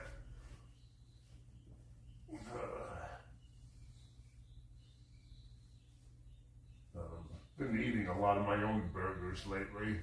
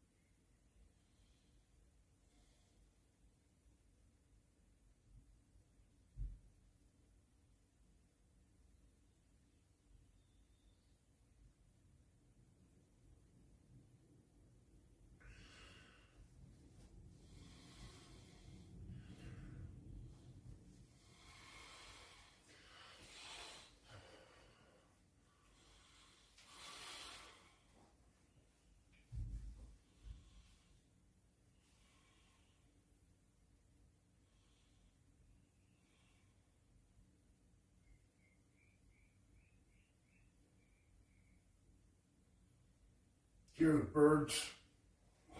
Can you hear the birds? Yeah.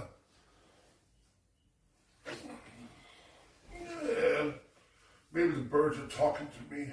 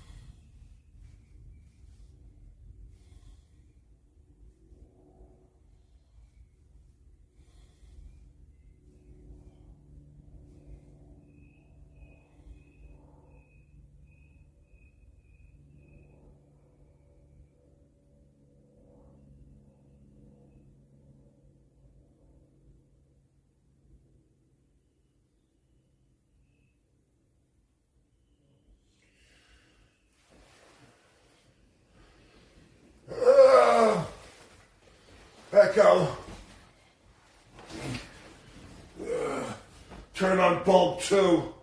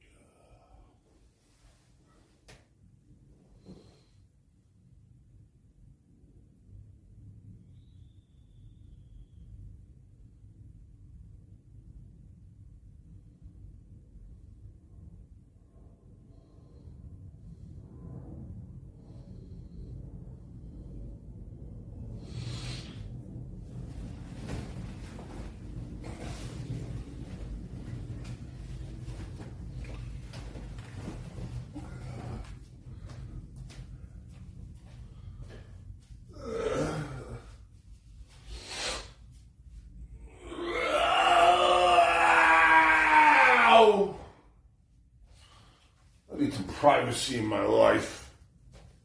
Later, chat.